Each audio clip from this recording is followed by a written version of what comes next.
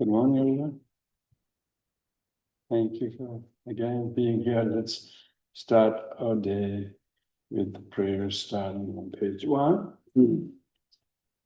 The paragraphs first 3 times each for the first 2, and then the third, and then read through the speech blessing after that. Me?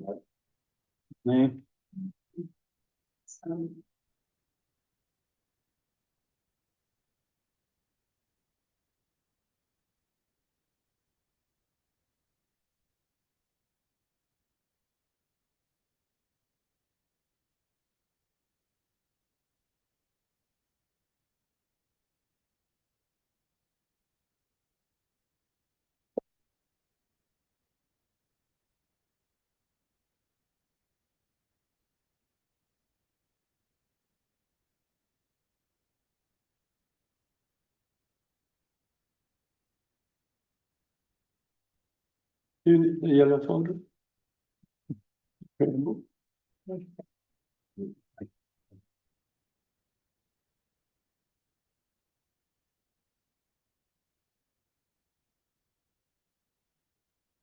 Page 1.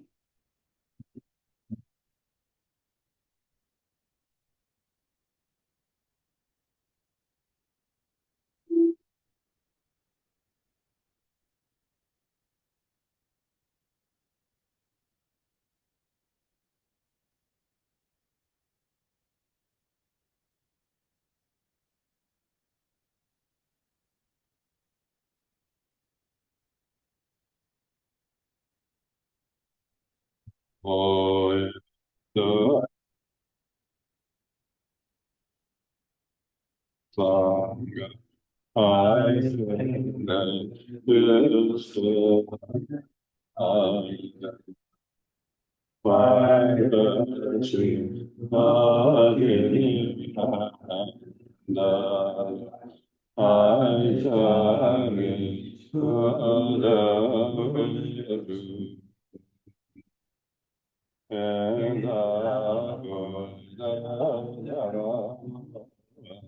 Sangha.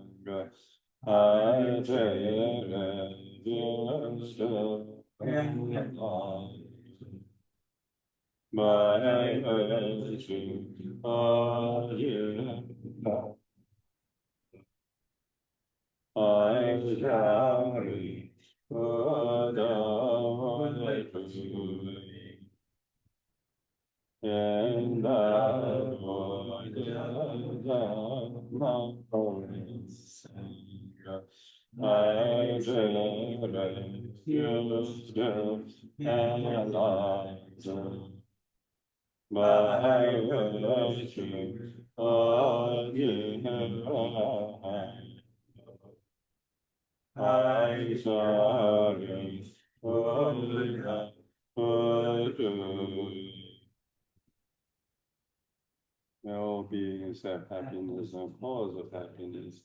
May they be free from suffering and cause of suffering. May they know a path of happiness and suffering. May they dwell in equanimity, free from attachment of others, those and path. May all beings have happiness and cause of happiness. May they be free from suffering and cause of suffering. May they know a path of happiness and cause of suffering. May the love with the mighty faithful attachment of God to us and Father. May all be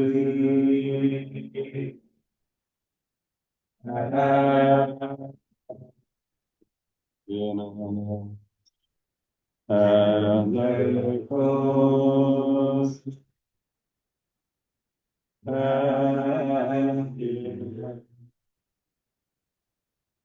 may across and the cross suffering and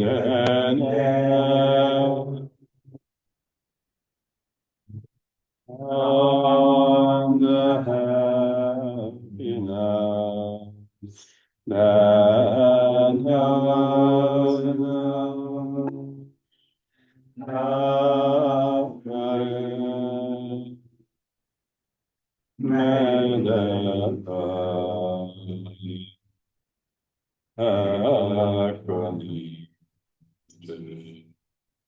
Free from the judgment,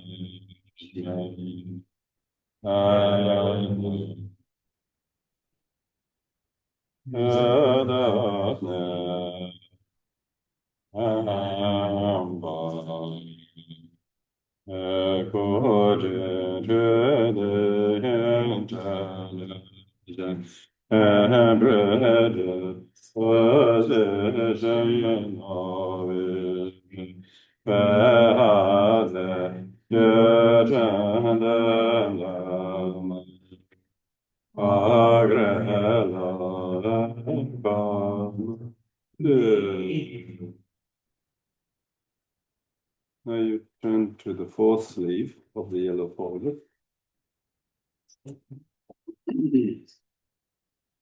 God's Manjushri speech blessing.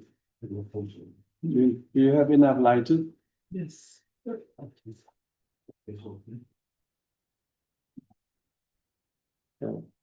In the center of my tongue appears an orange seed syllable D. The seed syllable is the bodhisattva wisdom. Represent the speech mechanism of the enlightened one. The syllable strings of many libraries to the member, striking all animate and inanimate phenomena and these and other universe.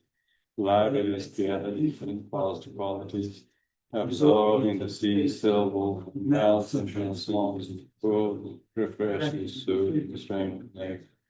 Just as the morning sun rises to the orange translucent stream of nectar, remove the negative overhabit patterns, and blesses my speech and becomes gentle, soft, and beautiful.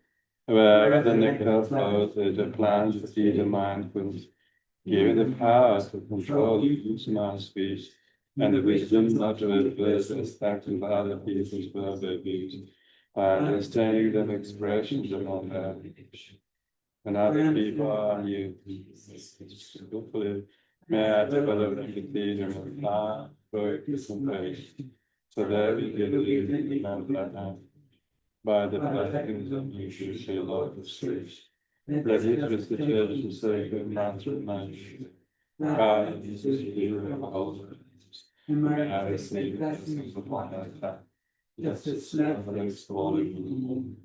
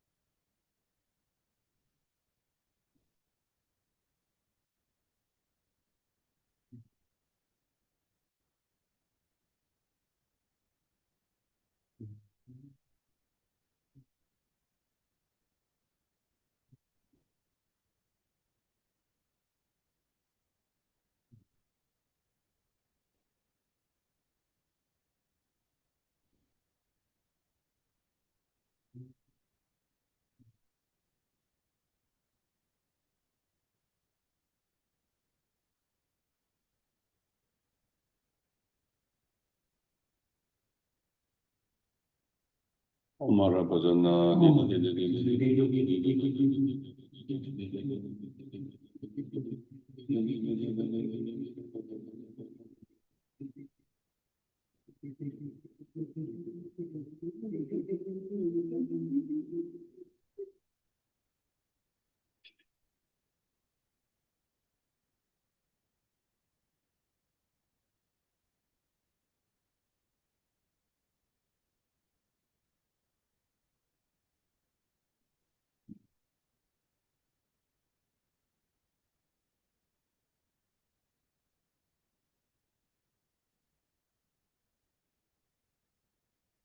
Page, we can read the reflection of my mind has long lost its Being unsatisfactions of those with you, I'm not in the line of the rest. Bring back most of the to religion and energy, holding families of the place of tranquility. I rejoice in for the joys that happiness is those in thoughts. Let us clear news of station mind, not the subject of communications, the election of calm, the seal, neither grasping nor soliciting, I feel as an indescribable grace to see my mind to be meditation, absorbing into patience down.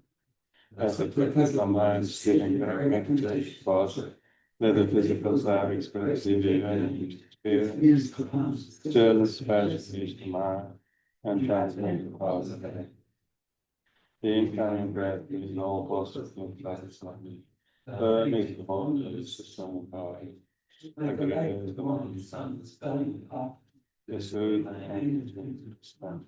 As the reflect the breath, let me sustain the energy in adding to the like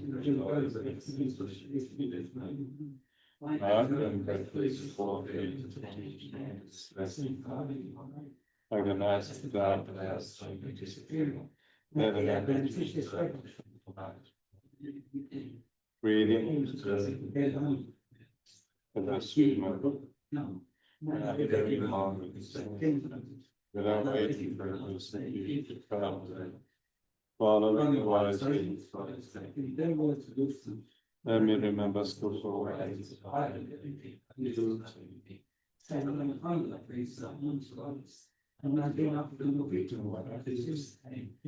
All watching constant those that are distinctly bad, having neither the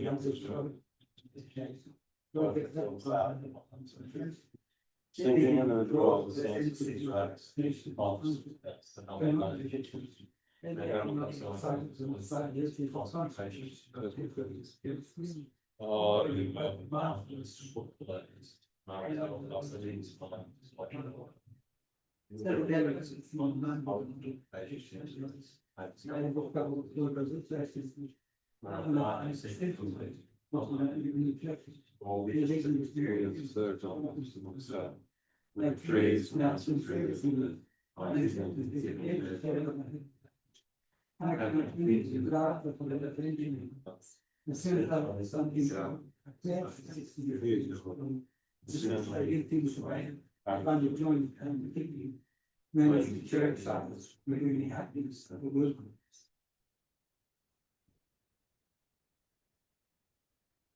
Now we do the meditation, the understanding of the importance of the Bible, to being able to not just calm the gross part of the afflictions, because the really calming is suppressing, but transforming them into wisdoms, so that we can actually see that poison is ununderstood medicine, as is the affliction ununderstood wisdom. So, but when we have the knowledge of the calm way of slowly doing the tool to transform the, remove the poison and turn and transform into medicine.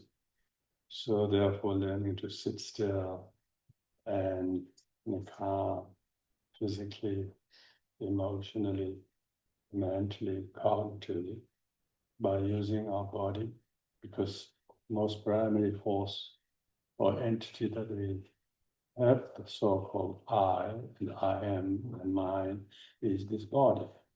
So if our mind can be delegated uh, to tame the body, to sit in a correct posture. The mind is I, mind is me, mind is what I am. But if it's so, can you sit in the Vairochana Buddha's posture, posture of the Buddha? The form embodiment of all the Buddhas is being able to sit like a Buddha in the 7-point meditation posture. So that's what we're going to do by observing the 4S: stillness in keeping the 7-point posture with the sincerity of the most beautiful emotion, which is clearly Akshobhya. Akshobhya is the transformation of all emotion, particularly hate, into loving kindness, generating this loving kindness towards self and all sentient beings who have misunderstood the body as self, not able to recognize as a Vairochana. So with this mind and body sort of combination, which are the two topics we covered yesterday, Akshobhya Buddha is the mind and Vairochana is the body. Body Buddha and mind Buddha.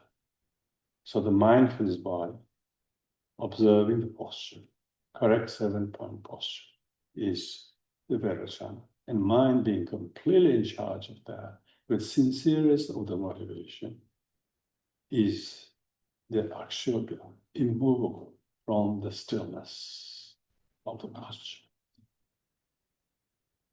And that also with serenity of attention. The serenity of attention is Amagasiddhi, the action, the actual action, the meaningful accomplishment. But what is sitting is accomplishment of all accomplishment. There's nothing need to be done. Simply guard the sit. And that is the wisdom of accomplishment.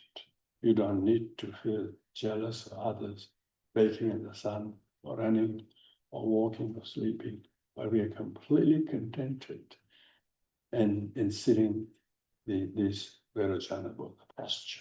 That's the wisdom of accomplishment, transformation of jealousy.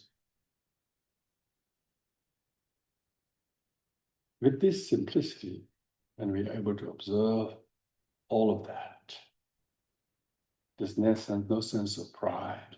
It's simple. There's a transformation of arrogance.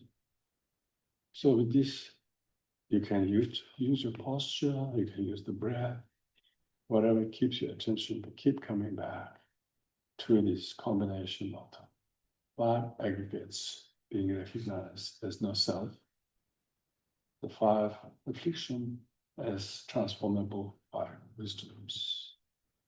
With this, all the elements, all the chakras, all the energy centers will be transformed on a cellular level. So with this in mind, we sit in meditation without any sign of idleness, forgetfulness, distraction, boredom, overexertion, doubt, but with all the qualities of diligence, mindfulness, introspection, clarity, equanimity, and certitude.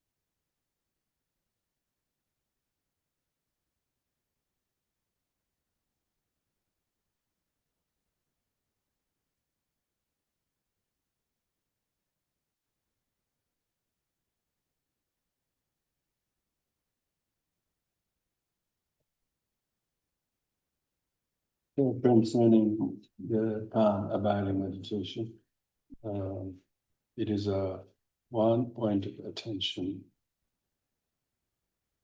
during which you choose a focus and try to keep your mind, body, feelings, and all somewhat a little bit pause from other interaction to everything else, but simply focusing on the technique of minding the posture or watching around the breath, and try to therefore choose one object of meditation is not so much as long as possible, but as clear and calm as possible. There's no point trying to sit long where that clarity, calmness lacks. So therefore, even say we set the duration at that, you are meant to have sub-sessions within a session, like a group situation. Don't try to make it long, during which the mind will lose itself to dullness, in the opposite of the 4S. Opposite of the stillness, you get restless and agitated. Still pretend you're sitting. That is not calm abiding.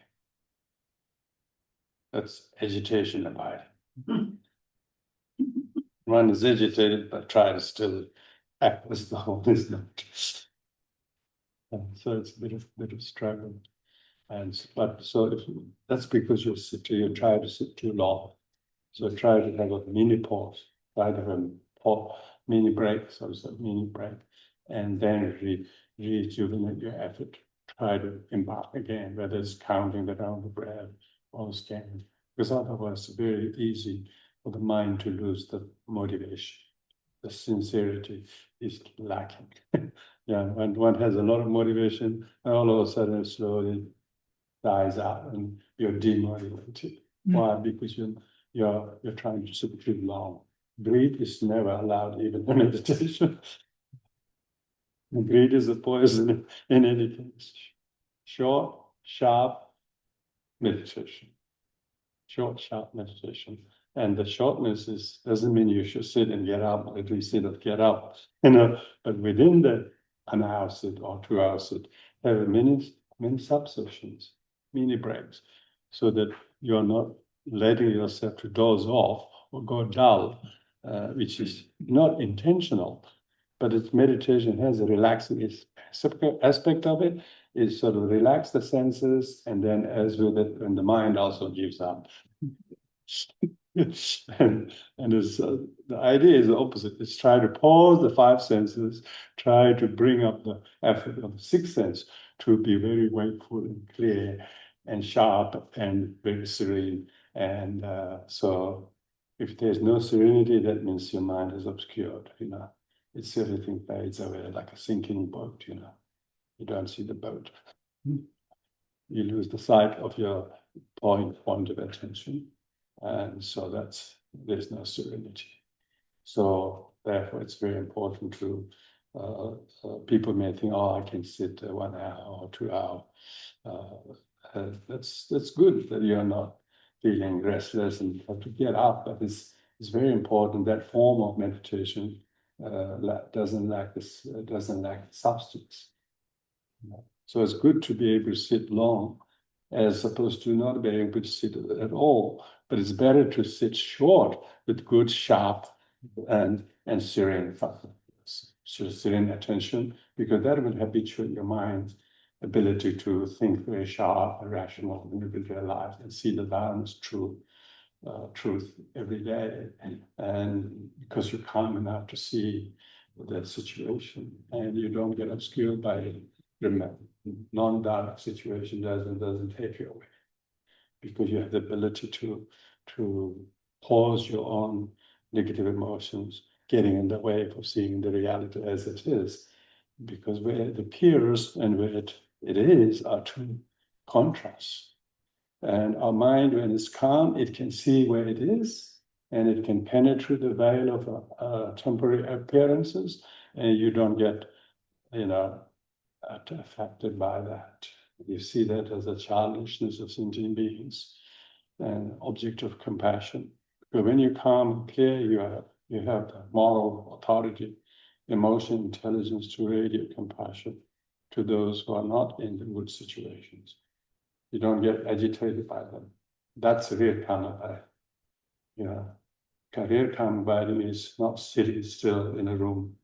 Real karma abiding is in everyday situations. Things that really provoke, agitates, doesn't agitate you. You instead remain very still and radiant and compassionate and non-judgmental, and have the power, moral and intellectual authority to see what they're going through, not treating them as wrong, we as right. That is powerful tool. This rescues problem, saves the people. There's no us and them. Problem is avoided. And still other people may have time it takes for them to be free of it, but that's lesson they have to learn. But we don't get muddled into that. That's real karma body. That's the power you have at the time to pause, control your thoughts and the word and actions. What is that? Patience. You practice patience not because you're right and they're wrong, because you have to be compassionate who don't know that at all. That's much harder to get. If you're only calm, you can have this discernment. And that's an awakening. That's like quite the anti-Buddha's quality we're trying to cultivate. Okay, so let's just try to bring you together what calm abiding and awakening of the five Buddhas is about. So now let's go back to our notes and to the five Buddha families. We covered yesterday of those two Buddhas, the Vairochana Buddha and Akshobhya Buddha, who, according to the mandala, Vairochana Buddha is white Buddha, is in the center, and his preaching gesture. He, if we really understand, the Vairochana Buddha is form body of all the Buddhas. So our physical body should not be recognized as me, I and me and mine, which we do because we are not awakened. We have no sign of awakening very soon, but but every now and then you should think that I'm not body, I'm not my body, but I'm conventionally labeled a name to this body, this such and such. Beside this, intrinsically, I have the capacity to realize form is emptiness. Emptiness is not a form, and so on. But due to my karmic habituation, I'm stuck in thinking I, me, my body, my feeling, my property, my failure, my achievements, my this and that. So all of the suffering stems from this ignorance of thinking I am body, or body is real, satisfactory, feeling as permanent, and thought as real. These kind of fallacious views has made me out of ignorance to grasp the body as me, even though from skin to marrows, from the top to toes, there's not a single part that is identical to notion called I. Whether it's a dry, solid, gas, liquid, temperature, whatever aspect of the body you look, there's nothing like an innately existing self. It's just merely labeled. Probably we are named after somebody else, like a bull or like a peacock. As people say yesterday. Some of your surname might be very interesting. The animals are really take the features a lot. Bull, peacock.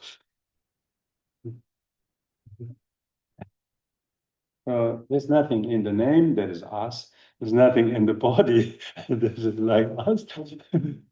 There's nothing in the hair that is like us. That's all unsatisfactory aging and sagging, and some of them need replacing, and parts are not available. They don't produce them in Sweden. So more of the parts that are missing and more of the joints that are not working, you can see how delinquent this body is, let alone innately, permanently, truly existing I. But yet by this mistake of thinking I am body, I am my name, we become so much caught up in the suffering of egotistically.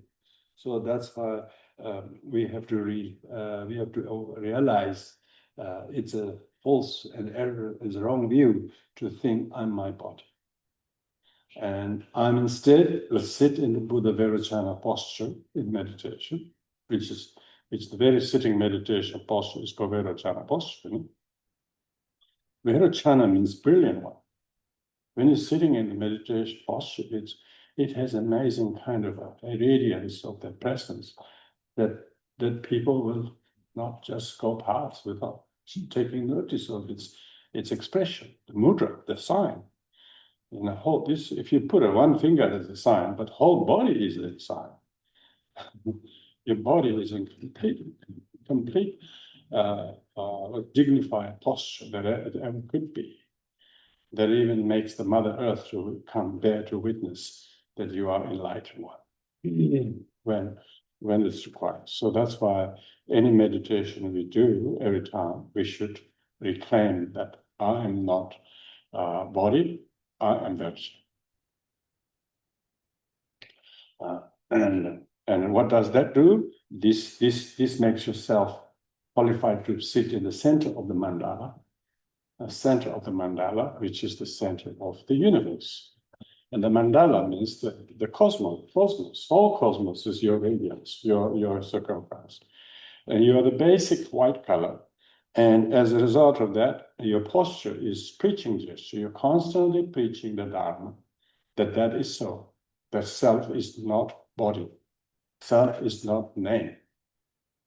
The body is composite, transient collection. Name is merely named after things. Maybe some people who lived in the 13th century or whatever it is. And the first name might be that. And the second name, I don't know. We don't even know how it was named after. And third name was a family name, which is a bull. Even you are female, they call you bull. Yes, what is that? What is in the name? There's not much in it. For men, maybe bull is okay. But even in the man, there's not much bull in the man for long, There is really nothing in the name, Just a merely label, first name, middle name, surname. So there's nothing in the name that is high, but yet people fight for the name. People try to clear your name. Incredible litigation because people go through all kinds of suffering to do that. So what a pity. So when they do that, they lose the center stage. So that's why not to lose the center stage, reclaim that you are in a Vajrayana preaching posture. Buddha Vajrayana is a preaching posture. His both hands in this posture. You can see the sun. And his hand gesture, the thing that he holds when he's holding in meditative posture, he's holding a wheel of Dharma, eight-spoke wheel of Dharma. The eight-spoke wheel of Dharma represents the eightfold path. He's bringing everybody to the way, not to fall off the path. And what is the staying on the path? Knowing that I'm not body. Because if you remember that I'm not body, when you have illness, you don't say it's my illness. You will see that my body is ground. My hired vehicle's ground. You just pay the rent, that's it, You probably can return it to the company and order a new one. For Buddhists, there's no difficulty ordering a new body because we believe in a new body. It's not a bad result if things are not working. Yes, okay, maybe this is time to move out of this body. No big fear, no big anxiety, no denial of death. Why fear when you get a new body? See, you're preaching impermanence. Are you practicing impermanence? That everything is impermanent. When you don't feel sad and you're losing grip over your influence, ability, memory, everything. There's a grace in letting go. There isn't suffering. You don't suffer aging. You don't suffer loneliness. You don't suffer death because you're not attached to the body as self. The body as a transient collection. Transient collection means there is always dropping. I'm sure we have all these places to put our droppings every day. And every day their body remains falling off. Whether they are body hair or scalps or whatever. Incredible. I tell that all these hoovers everywhere, all the bins everywhere, they are all collector of the transients, collections falling off your body. They're on top of your nose or the ears, or depending to what exposed part of your body is relinquish its skin. So we think the outermost falling off are not us, but inside there's something core that is so strong. Wait a minute. There's a lot going wrong inside. They don't come and ooze out of your ribs, but they have to go and surgically remove it. You know that, isn't it? There are a lot of them are going transiently, falling apart and decaying and inflaming and becoming tumor and cancer. They have to be cut. They have to be removed. They have to be put with laser. That shows how much. A lot of people have many things have already removed out of their body. They haven't got one of the kidney. They haven't got one of the whatever it is. There's hardly any parts that are really intact and strong. So we are to think it is permanent, to think it's real, to think it's me is an error of all errors. Brilliant one, Verochana is one who knows that and who's not affected by any force, anything that happens to the body, and whether to you or even to someone you love dearest. Even if they're falling apart, you don't suffer so much loss as ordinary people does, because they too are transient collections. You just have to calm, connect the affection to them as your son or daughter or mom or dad, but try not to extend it to all sentient beings. And then you wouldn't have a moment to keep your eyes dry. Because every day your past children are dying. So how much can attachment can be outreached? So we need to therefore stay very brilliant, and then our space energy is purified. Otherwise, our space is cluttered by Derek. If we are Derek, space is cluttered by Derek's things. Our space is completely cluttered by Derek. This is mine, not just physical self, property, car, yacht, I don't know, whatever. Everywhere we are carrying too. We are so cluttered, so we feel very cramped because we have so much possession. We are so obsessed with possessions. We're not able to empty the space of self.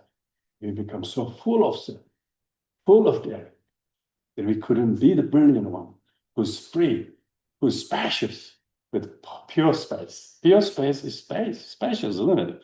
Pure space is not bounded like our fence, our house.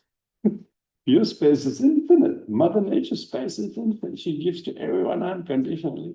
It's the human beings are who divide, put boundaries, and then fight over the fence. Whether it's between countries, whether it's, whenever my neighbor says something, I always give him. It's such a relief. When he thinks my tree is tall and should be cut, I say, yes, please do. I will cut it. Is it 1 week enough? He says, of course. He's so happy. That man is so happy. His friend ever since. Why? Because he just cut the tree because he likes. He thinks it's a bit of a nuisance for his pool. And so on. And that's all. You just do that. But if you don't do that, yes, it becomes a cause of suffering. And that's happening between countries. They're fighting. It's all about not being negotiated, not being dialogue, not listening to the other. What they really need is, maybe it's a good idea to listen to them, and what I've got to lose, nothing. It's a very, very, very important to practice Vedachan. Practice quality of wisdom of Dharma Dhatu is to keep your clear the space. Otherwise, then your air in the head is very good. You're oxygenating your head. Your head is very clear and heart is very pure. Otherwise, your wind element gets into the head. You have what a lot of wind disease, a lot of, as we discuss. And then you are truly, mounting on the lion throne because you are the Buddha Vairochana. And as a result of that, you wouldn't suffer anything body related, and the crown chakra. Your crown chakra is very, very pure. So that's a summation of what we did in the first Buddha Vairochana yesterday. And then also second Buddha is Akshobhya, blue Buddha. That the Buddha on the eastern direction is a blue Buddha. Blue symbolizes the immutable color, and east is the color. Before the sunrise in the morning, the sky is completely, the whole universe stays blue. Blue means empty. Blue means empty. The space is not cluttered, and you as Akshobhya Buddha is the enlightenment Buddha. Buddha that got enlightened. Buddha Gaya sits in the same posture as Akshobhya Buddha, and his hand implement is Vajra. He's holding the Vajra, and he's very conscious of enlightenment. He's not agitated by anger, hostility by others. Instead, he remained Akshobhya, immutable. He's not shaken by it. He's actually moved in tears of compassion how much hostility the other one is stuck in, and you feel your child, unrecognized child, needing to care for him or her. This is very good. That is Akshobhya quality. That is mirror-like wisdom. You are radiating your thought of kindness. When you see the thought of kindness, the other person's hostility becomes cause of your compassion. When you don't really have the wisdom of knowing it's mirror-like wisdom, meaning it's what you see in the mirror is not in the mirror, but the reflection or projection of you, then you don't misunderstand object with your thoughts. You recognize your thought and not identical with the object as it is. Object as it is, mode of reality, mode of appearance are non-identical.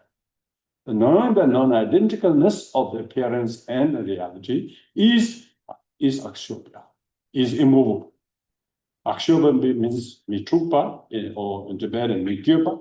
Migyupa is not moving, not shaking, not losing your ground. That's why when Buddha was attacked at the night before enlightenment by all the martyrs with great violence, he simply changed his meditative posture to the earth, calling the earth to witness posture. So Buddha Vairochana, Akshobhya is always in this posture. When you see a Buddhist image, you can tell them by not always by color, because even though Akshobhya is meant to be blue, they don't make blue statues very often, unless they can find a piece. Because blue doesn't really look very good with Buddha. So they all made with gold. All the 5 Buddhas are gold Buddhas. But from the hand gesture, you can tell which Buddha they are. And then they might also have the hand implement. So if Akshobhya is hold Vajra in his left hand. And Vairochana holds wheel of Dharma. So the Vajra family is Akshobhya. Akshobhya is Vajra. Why? Vajra means mind. Indestructible thing is the mind. He represents the mind of all the Buddhas. He has mind over mind. Of course, he's already mind over matter. Now he's completely realized indestructible nature, the Buddha nature that he has become aware of. Therefore, instead of hate by others causing hate in you, you are able to transform the hatred into mirror-like wisdom. You can see that as a projection of bad thoughts, but not truly existing in the object as it appears. Because of that, you don't react hostility with hostility. You react hostility with loving kindness and compassion. What I could do to quell and transform and pacify and calm their hatred. It's exactly. It's amazing medicine, loving kindness. Loving kindness to someone who's kind and loving towards you is not loving kindness. It can be accepted as one, but not really the best, highest loving kindness, that which overcomes hate of others by your loving kindness. Someone loves you, you love them, that's attachment. So, I mean, it's better to have some kind of mutually beneficial attachment than ill will, some for the time being. But in the long run, they turn sour. They turn sour. So it's very good to be able to overcome other people's hatred with your loving kindness, with your moral and intellectual authority. That you see their suffering, their misunderstanding, their suffering is their projection. It's not really truly you deserving or anybody deserving their hostility. But they don't know how much it harms and agitates and disturbs people. Thankfully, you are you are only able to understand it as is their perception, but you don't want to tell them that. Psychologists tell each other it's your projection, but Buddhists don't tell it's their projection. That's the difference. Psychology is now learning to tell its projection. In the 90s, they don't tell it's projection. They think it's bad people. How to avoid bad people. Nowadays, they don't tell to avoid bad people. They say it's your projection. You got to deal with your destructive emotions, which is quite an improvement for because modern scientists are very very genuine. They're always really studying what facts they can find as far as their research can allow them to find. They don't tell what they don't know. They don't go on belief. They go on validation through facts and understanding. And slowly they probably were probably encouraged by some Eastern philosophy like Buddhism that it is not that bad people that you have to need to deal with. It is the negative emotion that you have that need to deal with, that which is marring your perception of the other people.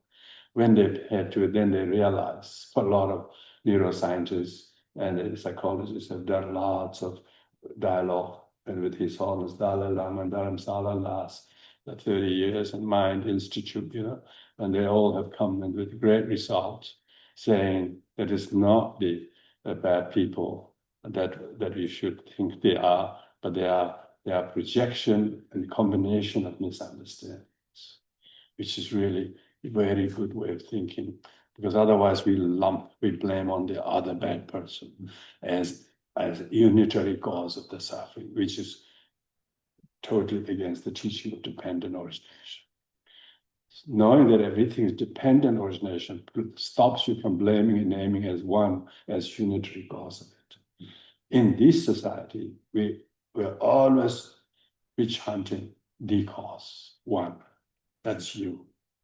And this is so demeaning to the growth of humanity. They never say, it's not your fault. It's there. You were just part of the mandala. That's why mandala is very useful. Sand mandala is very useful. There's thousands of stacks of sand dust and many colors. And when they're all meticulously arranged, they got beautiful designs. And then, but there's not a spoonful of sand when you pick it up. There's anything like that. And when you sweep it all, there's nothing there. Not a single speck of sand dust is sand mandala, is it? Not even one spoon of it. Not even a quarter of it. All of it. Even all of the sand is not sand mandala without the board. Even the board is not sand mandala. Sand on the board together not sand mandala, unless artist makes them, unless audience comes and says it's sand mandala. Unless it's merely designated by human being, there's no sand mandala in the tikka. There's a joke about Tibet, from my region. And then he goes to Lhasa, big capital city, where there's a lot of rich families and all have amazing rugs, and rugs look so big and so beautifully woven and so on. And one of the person from our area, from very, very far in nomadic camps, and they were invited in the rich families, big kind of ballroom or something, and there was beautiful carpets, so big and brand new. The guy invited him and asked the nomad friend to come and have a sit. And he wouldn't sit. He explodes this, he explodes the carpet. He says, "You want to fool me, don't you?" He says, "You think I'm a very foolish person from nomadic camp, but don't make me sit on a mandala." He thought it was so beautiful, it looked like a mandala. Because Tibetan wouldn't walk or sit on a mandala, because it's something to pay homage and make offerings, circumambulate too. So that shows that that there was no mandala. He saw one. And there was a carpet, he didn't see it.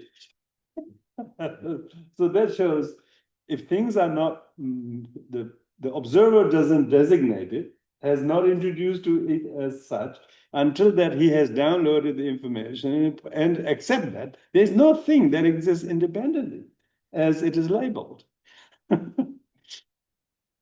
So this is very important. We misunderstand ourselves with names. And what people call us, we upset us, hurt us. This is a childish. So therefore, we have the ability to stay very conscious. So Akshobhya is about becoming the aggregate of consciousness. Is the consciousness is also not self. Why? Because if self looks like a very unitary, truly permanent existing entity. Okay, therefore, now consciousness. Show me the color, show me the size, show me the date, show me the height, show me the gender, and all that. You couldn't come up with any description, just completely speechless how to describe consciousness. Yeah, so that is the why you're able to water your mind with this knowledge. The knowledge is water. Water really hydrates you, and as a result of that, you are less likely to develop family disease. And because you're holding the vajra in your hand, and so on. And then therefore your mount is elephant. Mount of Akshobhya Buddha is elephant. Elephant is very formidable, strong, weight carrier, And if you can overcome hatred, that's the biggest accomplishment. There's no greatest accomplishment than being patient. Becoming patient means to overcome your hatred. That's like taming an elephant.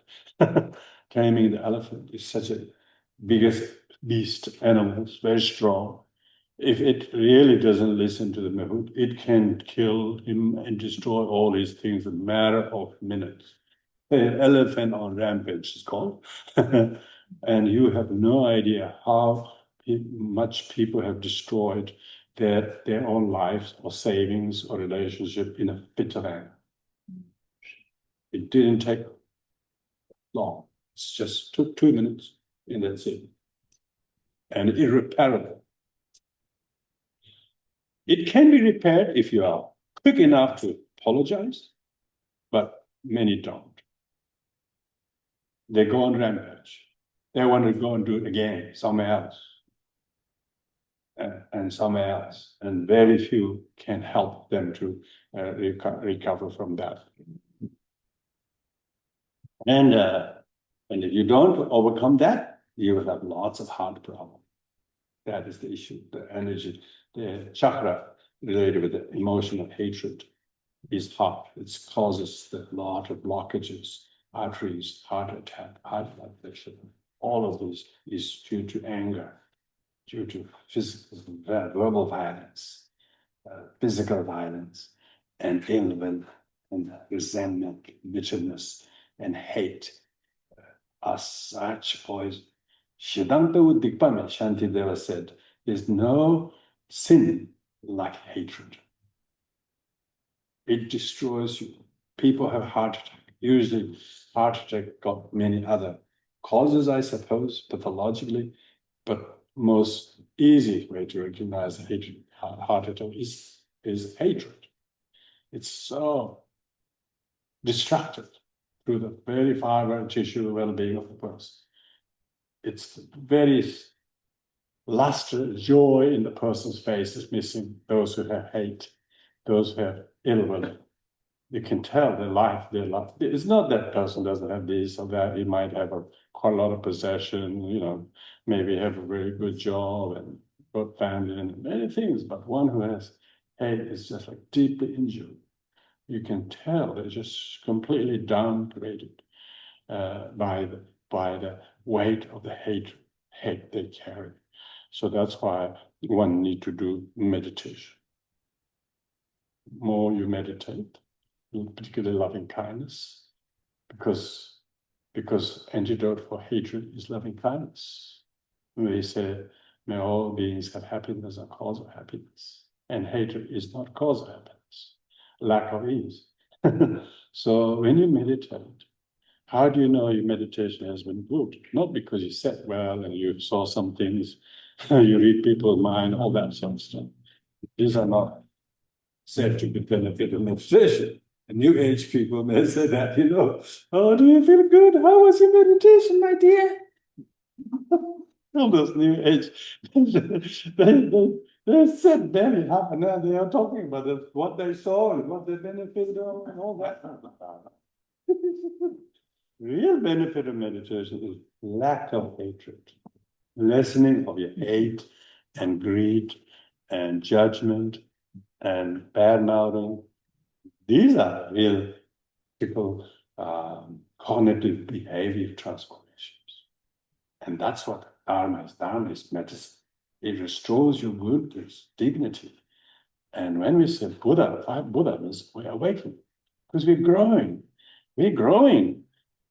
Our own sense of maturity, emotional maturity makes us not to do that, not to go there, not to do ill will, not to do afflictions.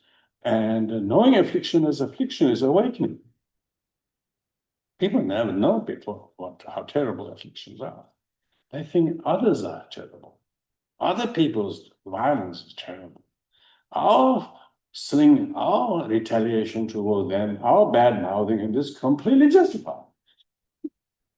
Don't realize these also came from the hate. Now, one who sees the affliction, knows the affliction, hardest thing is recognizing affliction as affliction. Second hardest thing is being able to control it. Third hardest thing is to transform that into wisdom. So what we're talking about here is the third hardest thing. So, because when we talk about third hardest thing is to transforming hatred, affliction into wisdom.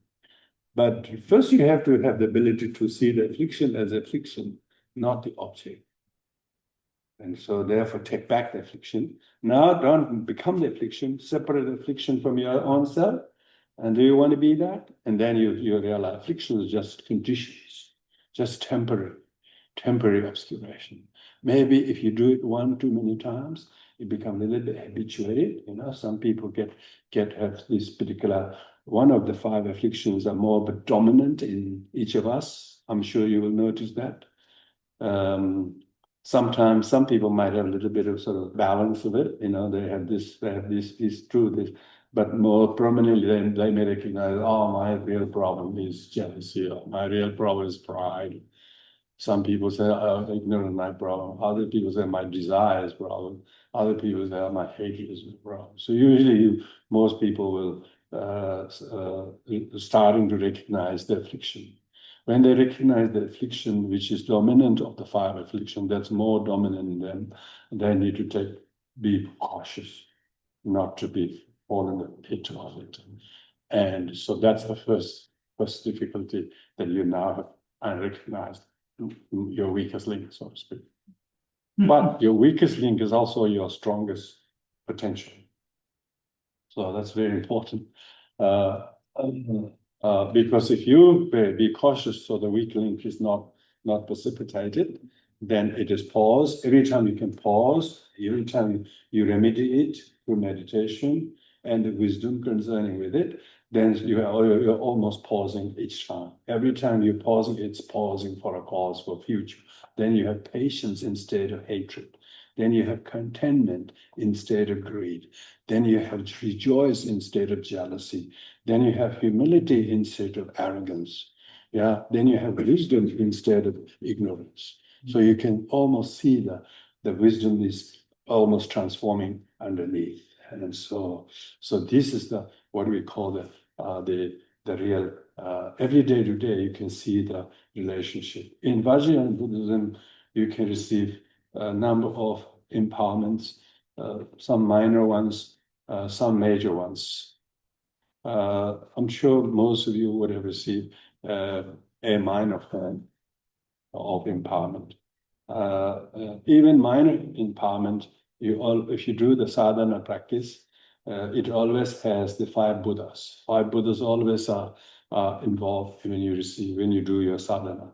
You invoke the 5 Buddha to give you blessings. If you are a Thara practitioner or medicine Buddha practitioner or whatever, you first invoke the 5 Buddhas to anoint you as Thara. And then one of the Buddha family to which is belong to always adorn you.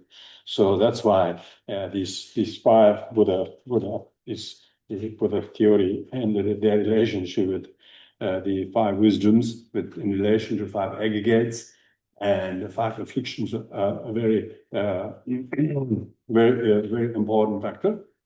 Okay, now we go. Yeah. This had some clarification on that process. Would Yeah. you mind if I ask now? Or do you want me to ask? No, later? no, you can now. So the steps to take is to first recognize the affliction as affliction, Mm-hmm.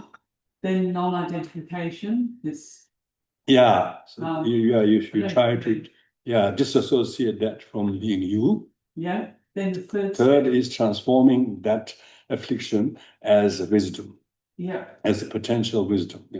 So Yeah, you're yes, not thank you. really disassociating it from you anymore. You actually is embracing it back because you nearly threw it away.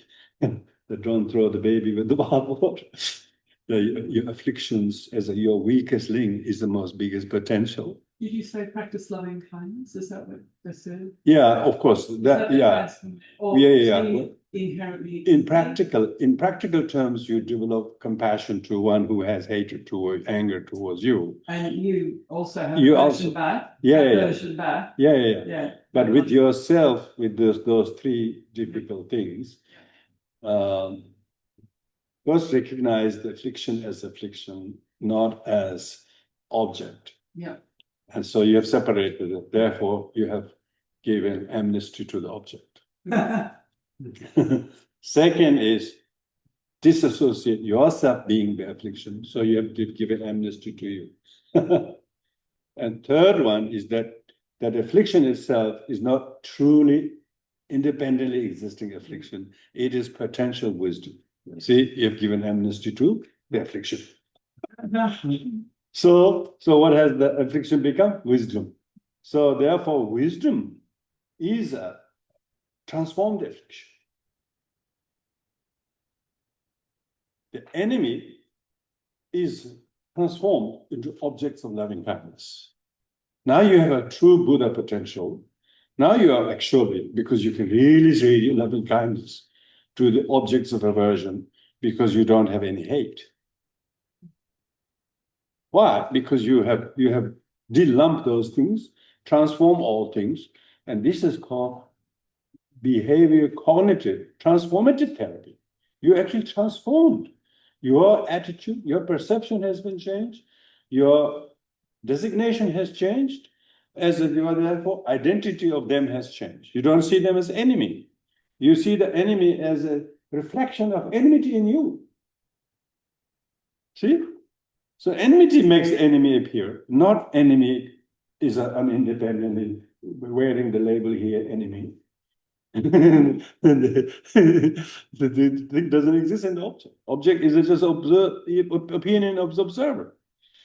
Oh, that's another clarification. Yeah. If you practice these steps as recognizing affliction in itself, then non-identification, and you said, recognize that it's not the object, it's your projection, then you disassociate from it. Then transform. Then transform. But if you for example, when I sit, I'm sure we all do, everything relaxes and calms down, and there's no longer the strong emotion, is there? It's calm abiding, it's Yeah. no longer Yeah. holding you. I've got a feeling it's not enough to leave it as that. You've got to continue all the way to practice loving kindness to the person you have aversion to. Yeah. You can't just go, I'm peaceful now, I'll just avoid them. No, Which that's is what right. I do. That's during particular meditation, these three things doesn't happen. During the calm abiding meditation, you're trying to suppress, relax all the sensorial overloads and try to bring the sixth sense awareness to contain them. Yeah. But in everyday situation, when we have this is the what everyday situation, analytical mind. Right. Yeah, analytical mind. Right. So you wouldn't bring it up in your practice and try and do it on the cushion like visualize. But when we are discussing the teaching like that, in order to understand, it's good to experiment how useful process this way it is. Once you know that, now you've got a tool up your sleeves. I see. How to do that in everyday life situation. Okay. It might be required even a few moments. You recognize it's not there, it's my projection. All right. Okay. And then what is your projection? Is that identical to appearance, or is it just a mere empty gas, and then you therefore see that it's just an affliction. So when you see it's affliction, then make sure that you do not lump that with yourself. Then you disassociate the affliction from the person, and including you, which is really graceful. So in that practice, Because a lot of people think, it's all your fault. They get to this level. They don't get to deep enough teaching. It's all your fault. Because they take up the mind on it's all in your mind, and ABC got a show for it's all in your mind. I think it's not good enough. You have to say it's not all even in your mind. It's not in the object, that's good enough. But to think it's all in your mind is not better, because then people think it's all your fault. And you wouldn't believe how many people have just received that kind of help. And then they think, oh, it's because I'm bad. It's all my fault. Yeah, that's right. Yeah, that's all your fault. There's no teaching on the middle way. There's no teaching on lack of inherent existence. No teaching on impermanence of that. It's just all in you. It's just completely unhelpful. Very, very irresponsible statement to say it's all your fault. And you've got a condition. You've got to go to special. You've got professional help. People say that. If you say oh, it's not your fault, my dear, you just mean it very well. We all get a misunderstanding, and you just had a dose of that. It could be completely, eradicated. So be gentle with yourself. It's not all your fault. You have quite a lot of stress. You have lots of other people who are truly stressed, and everything piled up and make it difficult for you. You want anything like that on yourself.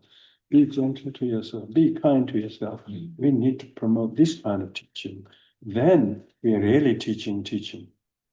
Otherwise, we're just preaching. Then they are wrong. They're condemned. They have sinned, and they will suffer. So why we talk of fire Buddha is awaken. We have to wake up, help people to wake up, rather than take on full blame and ground on yourself and then go home limping and never know what to do. They think it's all my fault. Maybe it's my gene. Maybe it's, people even think maybe that's my karma. It's not Buddhists don't think it's my karma. I mean, everything is karma. Wonderful things are good karma. And so it's of course the teaching of Buddha really needs to be understood, thoroughly checked how far it can go better, so that we're not worse off by listening to the teaching. Some people think that they're worse off after listening to teaching because they realize how deluded they are. And so we have to help them. Look, delusion is impermanent. It is not you, and karma is not permanent. It is not real, and you should be gentle to yourself. You should change the course of your own thoughts, words, action towards you. Don't be so harsh and don't club yourself as nearly as much you have been told to do. So that's why the loving kindness is very important. Self-hate is worse. The reason why people hate someone is they have profound self-hate in themselves. So the loving kindness idea and developing self-respect, that you have Buddha potential, you have Buddha nature, all people have one thing in their sincerest wish to be good and kind and giving to each one. Most people, everyone actually was that. Some people may say, no, Hitler didn't have any kindness. He didn't have a daughter. He didn't have a mother. He didn't have. You say this. Whatever he was driven by is one thing, but he was also a human being. He probably had. I'm told he was a vegetarian. So he had some things that he thinks the way to do, but something sort of hijacked him by his kind of powerful, greed for power, or what good he wanted to do, what evil he wanted to destroy. He too was driven by something. So there are such personages whose personality is completely thought as evil by the masses. But there will be few who really understand him as a person, not as what he became as a Hitler. The core person in him may be quite different. This is what the Buddha mind and the Buddhist spirit should view. No matter how terrible the person said or did, whatever, the Buddha, like one person who killed so many people, he embraced him in the Sangha and gave them, forgive him and welcome him into the Sangha. He never rejected anyone. So why? Buddha saw the gentleman called Angulimala, who killed 999 people under the wrong influence of a negative spiritual master, who himself, out of due to jealousy, made his student do all this notorious act, thinking that if you fulfill all the wishes of the teacher, you will gain the highest liberation. And he went and did all those things under the ill advice of his teacher. People don't know that. They only know he killed so many people. They don't know how, under what pretext he did all of that, and how much he was a plot of jealousy. He's a plot of seduction by his somebody else. When she didn't get to seduce him, she spread rumors about him, which is completely false. And then he went one too many sort of obstacles piled on against him. In the end, he was doing what he did. Likewise, if you look in everyday society where someone did terrible, like massacre or somewhere, and when you look at that, like the guy who did a shooting or knifing in some shopping centers in Sydney a couple of years ago, wasn't he? Yeah. He's basically knifing any woman. He every man he came there, he didn't want to do anything. So what did it? So there must be he has this terrible big problem in his personal life. You see what I mean? Hate against the gender. Whatever didn't go well with him, so if you go really back in the story, what must have made him. He completely misunderstood him and the other, and he became enraged by anger. And there was nobody telling him it's not all his fault,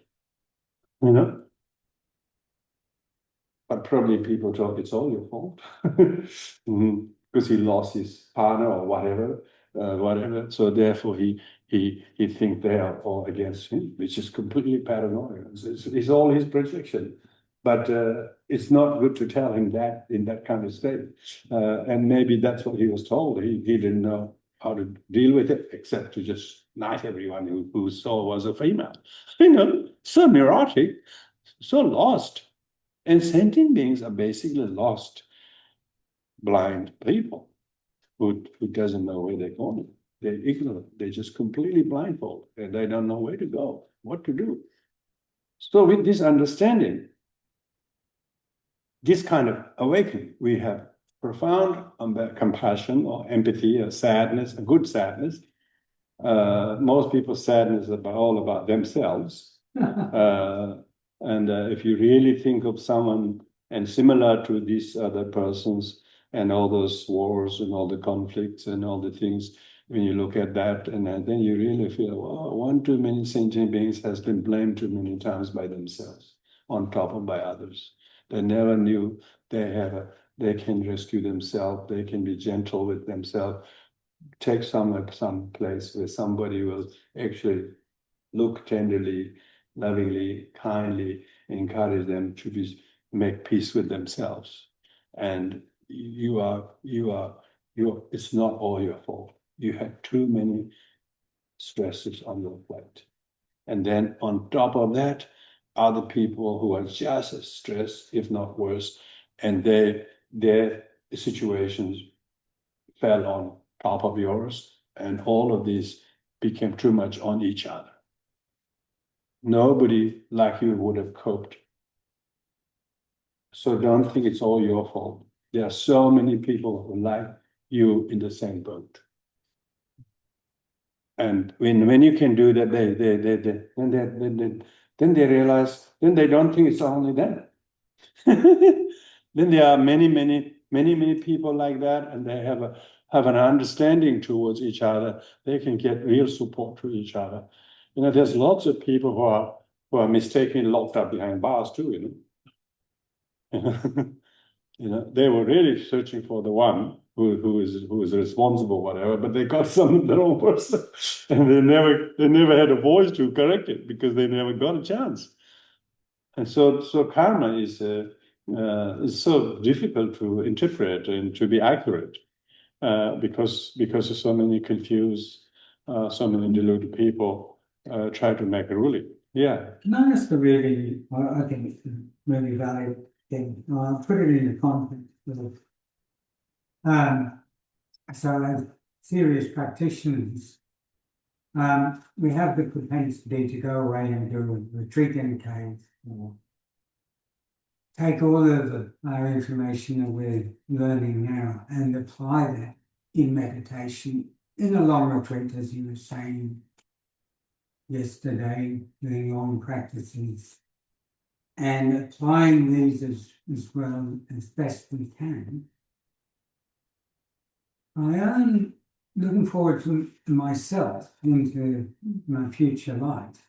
I'm considering I'm not going to go into Japan.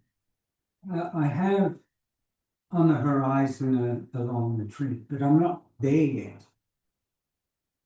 I'm going home to a situation where I have a wife who is a lovely wife and all that, and I have children. But that is my cave. To some extent, I think that my present situation, which involves all of the familiarities with family and retirement, it's still not it's still not enlightenment. It's more about my relationships with my immediate family, where I see that, okay, I've got a long retreat in mind, maybe, but I've got a bardo there between now and when I do that retreat, when apparently I might improve my understanding of these teachings that I'm hearing now. I seem to be always in a bardo. So, but that bardo that I'm thinking is true is my family situation, my house, my daily routine. To some degree, I can't see an answer to that. Guess that's why. The answer to that is another question. Who else is not? Sorry? Who else is not in your situation? Who else is not in your situation? But the fact that there is this identification of limbo, or being in a limbo, or not quite able to be there, but being in a real life situation of having family and their well-being and their own responsibility to them is just as important as what a right living is. But nevertheless, one's deep yearning to practice the way in a way without having to be so worried about these mundane, worldly family things is an ideal one that teaching seems to point the finger to. So therefore, you need to find a middle ground. The middle ground is part of living. You have to make the living meaningful, in spite of not being able to go in a cave. It's going in a cave is even more pardo. There's pardo of meditation. When you go into meditation, there's even more confronting pardo. You are physically there, but you're mentally at home. So sometimes we think it's better to go to cave. And when you go to cave or when you go to retreat, a lot of people aren't able to continue. Physically, emotionally, they quickly give up. We have quite a lot of people who start retreat and then, even if it's a 6-week retreat, they didn't finish 1 week. They just can't. They didn't have enough renunciation. They still think I should be there instead of being here, But when they were home, they went there thinking I should really be doing the retreat. And they have got an empowerment and teaching, they have a fair degree of knowledge and so on. But when they're there, they say, no, this is not for me yet. I should be doing this. I'm escaping real responsibility of me as a father or the mother or the uncle or whatever, the provider, whatever it is. So this is the pardo of meditation in retreat. Got a lot of retreatants are in pardo. Because they are distracted by care and responsibility they have to their children and family and wife and husband and field and chooks and dogs. People got lots of things, And they can't go to retreat, but they got a dog. And I told her, you can take the dog to retreat. And and yes, you buy all the dog foods, just as much as you need all the man food, all the food you need, just buy all the dog food and just feed him regularly and don't keep him in the retreat boundary, and feed him in daily time. And that's, he will be able to know that you are doing your thing and make sure that your meditation space is not sort of all of a sudden just by this big dog who wanted to lick you all over the place. Try to create a boundary between you and the dog and where he stays. And when you come out and take him out for a walk and feed him and do that. And she said, really, I can do all of that. I said, yes, you can do all of that. I said, otherwise you'll be always thinking of the dog in the retreat. So you will have a dog retreat. But when you take the dog with you, then at least you have no children, which is a freedom you have. You have no husband, that's a freedom you have. So when you're going to do retreat, if not now. Now, if you find a husband or something, you won't be able to do retreat. Because you're always thinking about him or, like that. So there's a lot of people are mutually sort of bonded, a friendship, and they couldn't part and like that, unless there are couples who are supporting each other, taking turns, they do that, which is very good. So even those people who manages to go to retreat, often struggling in retreat. So that's why, merit to do retreat is very, very limited. Most people don't have merit. They don't have a emotional fitness to make a time to go and make all the right necessary arrangements, space, guidance, and support, understanding. If you have understanding of your family and wife and children, and they have already told that, yes, go for it, Dad, we totally support you, and you know that you have that, and then you need that. If you don't get that, that's the problem. Their attachment, their wanting of you to be there doing this and this, and you know that's what they wanted, and then you feel guilty that you're not there, and that's that's why we talk about attachment. And one of the biggest hindrance of retreat is in attachment. Look at what Shantideva says in the back of the Elephant Taming Mind, says that most people's hindrance for doing retreat is attachment. And so remedy for that is non-attachment. It's not caring them. Buddha too had to do the hardest, most daring thing was to leave everything behind. And he had to wear the blame for a long time. People still think that Buddha leaving the family was not a really good example. And people still think that. And that's Buddha doesn't mind. He's enlightened. But you do have to do hard decisions to do good deeds. It can't please everyone. It never will. And if you can please 51%, is good enough, I'm told in American politics. Never mind the disgruntled 49. If you can just get the approval of you, then you do that. 49, And if you don't have the merit of detachment, freedom of time, fitness of health, not to worry about money, not worry about time because you are retired or you have the time. Lots of people do time retreat, saying, look, during these 6 weeks, during these 2 months, I will be gone. And you are gone. They know you're doing something good. People go away from family and things like that. People know, oh, you're away doing this. They understand. Sometimes you maybe have to tell a white lie. I'm going hiking in the Andes. Take some AI generated photos.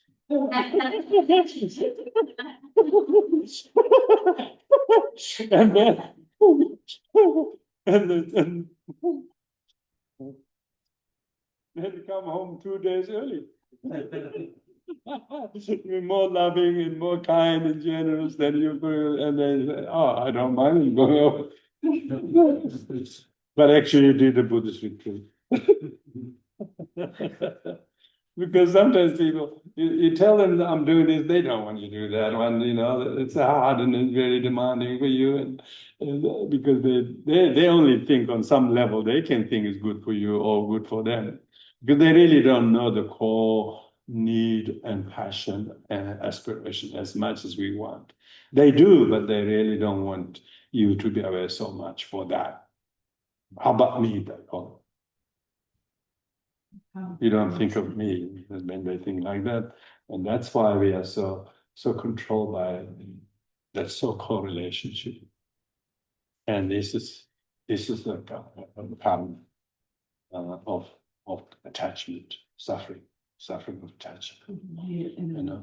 That's one of the near enemy. That's right. That's a near enemy. They call it that. One of the 8 suffering is that not able to do what you wish to do. You wish to do, but you can't do. And instead, all undesirable things happening to you. You can't be with our loved ones because he want to go away all the time. when you're away, they can't wait to be together. When they're together, they can't wait to be parting. Huh? So there's a nature of transitoriness of reality. So how near is good enough? How far is good enough? So we have to develop some kind of dispassion towards anyone and anything, including self and also one's life, important people in one's life. And if they knew if we can talk them into it, and they will support. There are people who are fortunate to have a very understanding partner, a wife, a husband, who will do that, who will do that. And I think it just needs sometimes talking.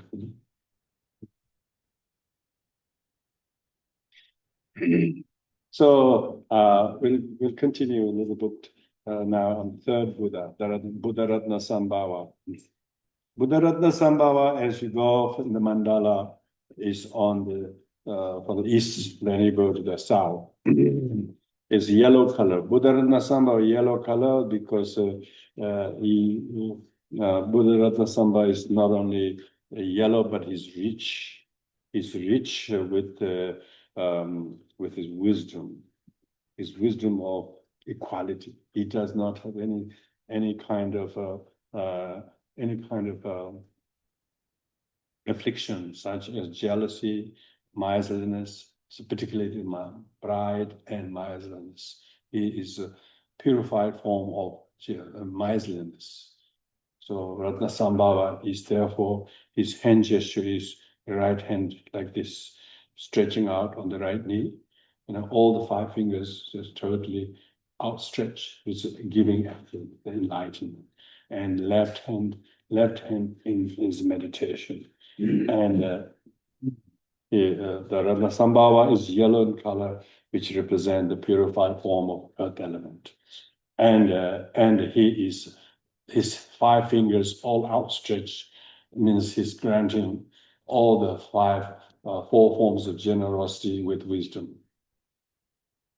4 forms of generosity of material, giving me things, money, property, objects, houses, food, clothes, all of that is one.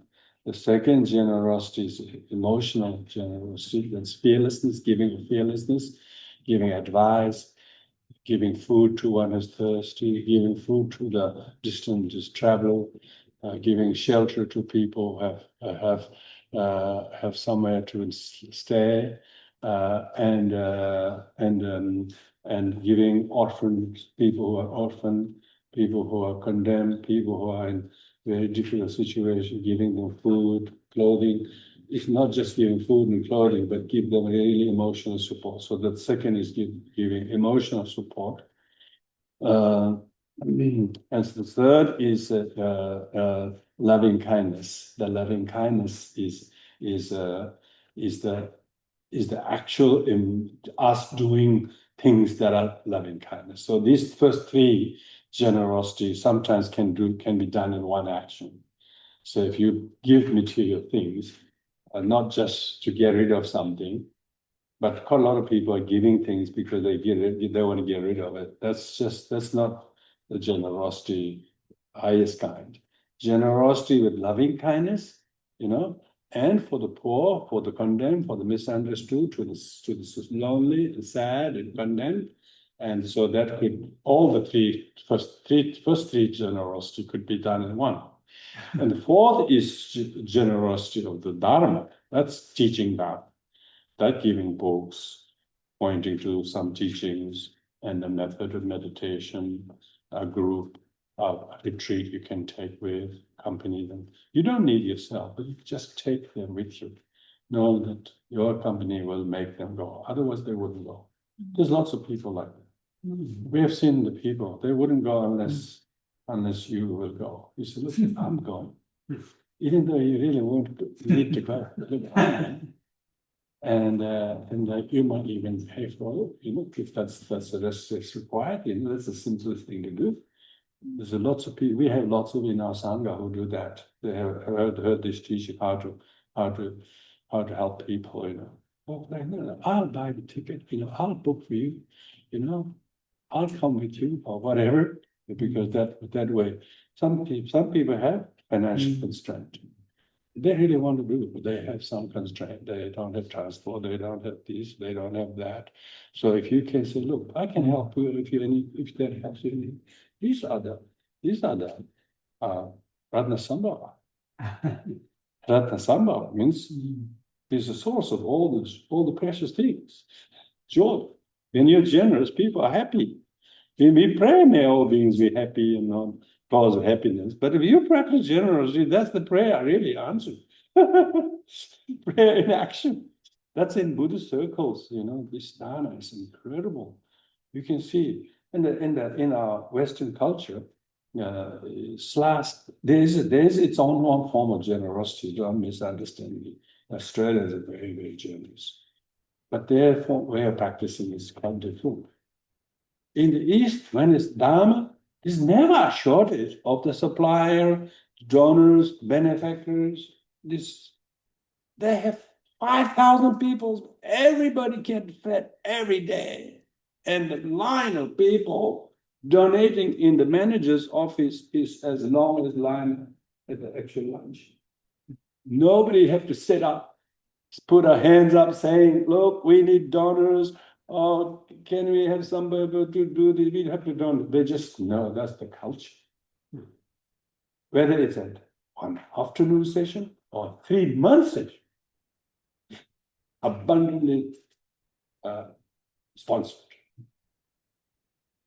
Monastery have more surplus left. The hosting temple have more surplus without charging anything to anyone.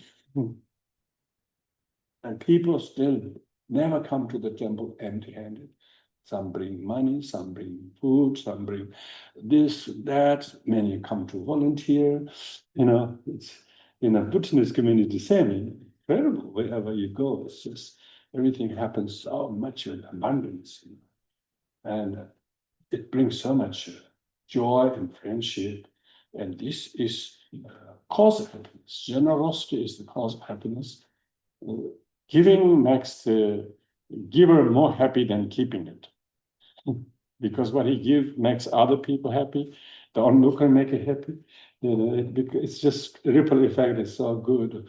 When we see other people's generosity, we inspire to do the same. And they're inspired to do the same, and then so on and so on.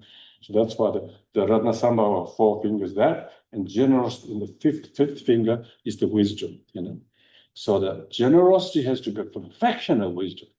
Perfection of wisdom is that the generosity you practice not impeded by the pitfalls of seeking the recognition, compliment, reward, and that sort of thing, and that those devoid of those pitfalls. So 5 fingers and the wisdom of giving abundance of Ratna Sambhava. He's the Buddha of the summer season. So because color yellow is a color of the summer, and also color of the midday. The mandala, when you go eastern one, and then go to the east, go to the south, that's the midday sun. And then go to the west, Amitabha, that's the sun setting sun color red, and so on. So here, Ratna Sambhava's wisdom is equality. His wisdom is equality because he has no jealousy, he has no pride, he has no miserliness. He has no miserliness and pride. He has no pride to the equal, to the inferior in front of the inferior. He doesn't have jealousy to the superior. He doesn't have the competitiveness to the equal. So that is the wisdom of equality. This is the amazing counteraction to cardinal affliction of miserliness, the meanness, the greediness. So when you are awakened meaning when you're wise, wise and wisdom cognate, wise comes from wisdom. Your wiseness comes from wisdom that you cultivate through meditation. Yeah, the meditation gives you wisdom, and the wisdom comes from the discipline of the meditation. If you don't meditate, means if you're not present enough to think like this, these things will not come to you. You don't read this in everyday headline and paper. You don't read that in those people Harry Potter books. This kind of thing come only in some teachings. So you have to be really lucky to get your attention to teaching like that and you really you heard the teaching. Thus, I've heard that call. You really heard. You really heard. It really made a kind of buzz into you. How much wisdom there is to share and give, and not to be the better because we got it instead of them. There's no wisdom in that. What must be like to the loser that you got? How much? What is the benefit of being the victim at the cost of other one losing it to you? To think it is a joyful is completely wrong. So winning is not a thing. Winning is not a thing. Equality is. Sharing what you have to the other is the wisdom of equality. That's a real generosity. That's a real humanity.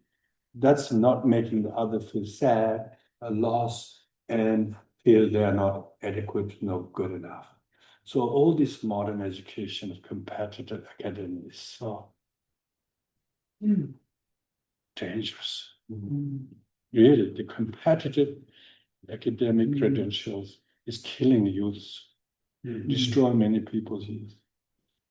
Of course, this doesn't mean there shouldn't be ambitions. There shouldn't be some kind of encouragement and some kind of a treat for improve their performance.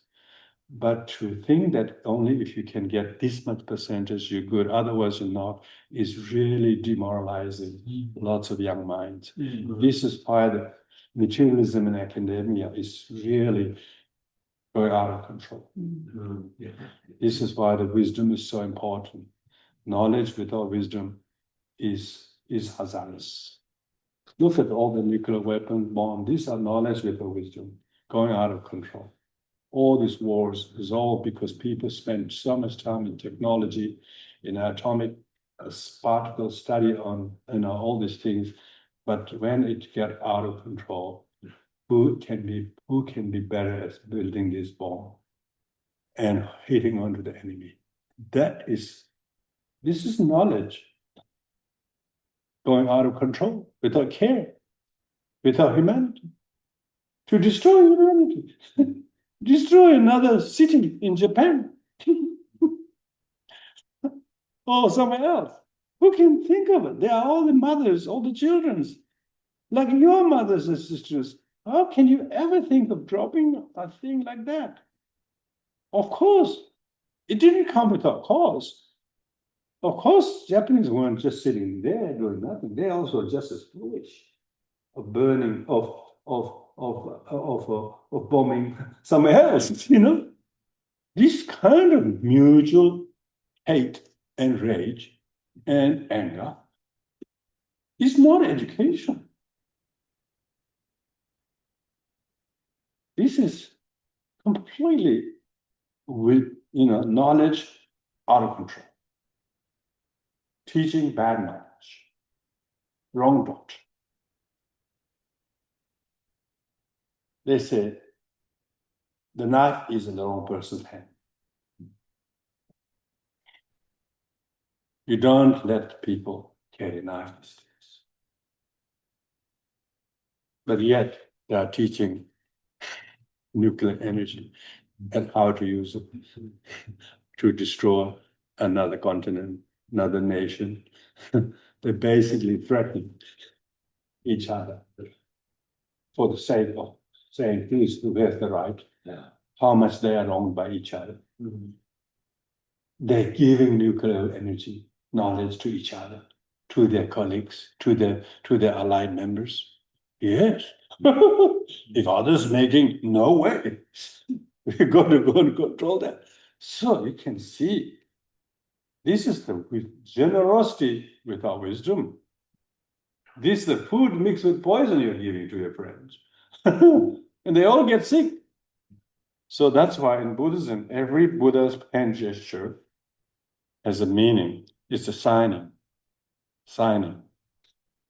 Giving the excellence. Excellence, this four is 4 types of generosity. This is ordinary giving. With fifth one is the giving with wisdom. Giving without wisdom helping without, patient without wisdom. People practice patience a lot of years, but without wisdom, one day it will burst. Yeah, there's a lot of compassion fatigue people, tolerance fatigue people. They don't see the lack of inherent existence of their generosity. It wasn't the humility of the other one receiving your generosity, and so on. So your generosity is not inherently, independently existing without someone assisting you to give and receive. And receiving is harder than giving, But someone who receives your gift really makes your giving really useful. So therefore, we have more humility to find receivers than thinking I'm the giver, I'm the generous person. And so the hazard, the pitfalls of generosity, thinking I'm the giver and you're the receiver, don't you remember me? People feel so, they think, he's so ungrateful. I help him this much and I don't get nothing back. And that's exactly what's happening in most people's interpersonal relationship is there is no jewel. There is a food mixed with poison that day. And as a result of that, they're suffering. They are too attached to the object, or the thing they gave, or the intention they gave, or the material they gave. In Buddhism, there are 32 types of impure generosity. If these fifth one, wisdom, without this wisdom, there's danger of all being tainted. And lots of people's relationship are suffering because of impure generosity. Impure by motivation, impure by material, because what you gave to the object was inappropriate, because of their situation, because they didn't really need that much gift. It spoiled them. It spoiled them. They shouldn't have been given that much. They never know how hard it is to make money, but you gave them too easily and spoiled them. So sometimes money is the least gift, this appropriate gift to some people. Some people, it is the most appropriate. Sometimes impure motivation, sometimes impure object, sometimes impure object because you're attached to them. Most people's generosity is, the cause is the object.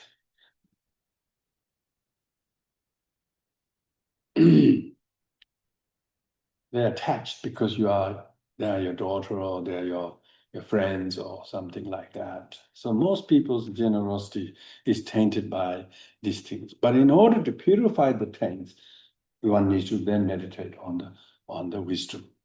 And that's why the Sambhava hand gesture and Tara is same, Tara's right hand is the same. Many deities, all the deities got one of the five postures, either by both hands. One is doing this, something like that.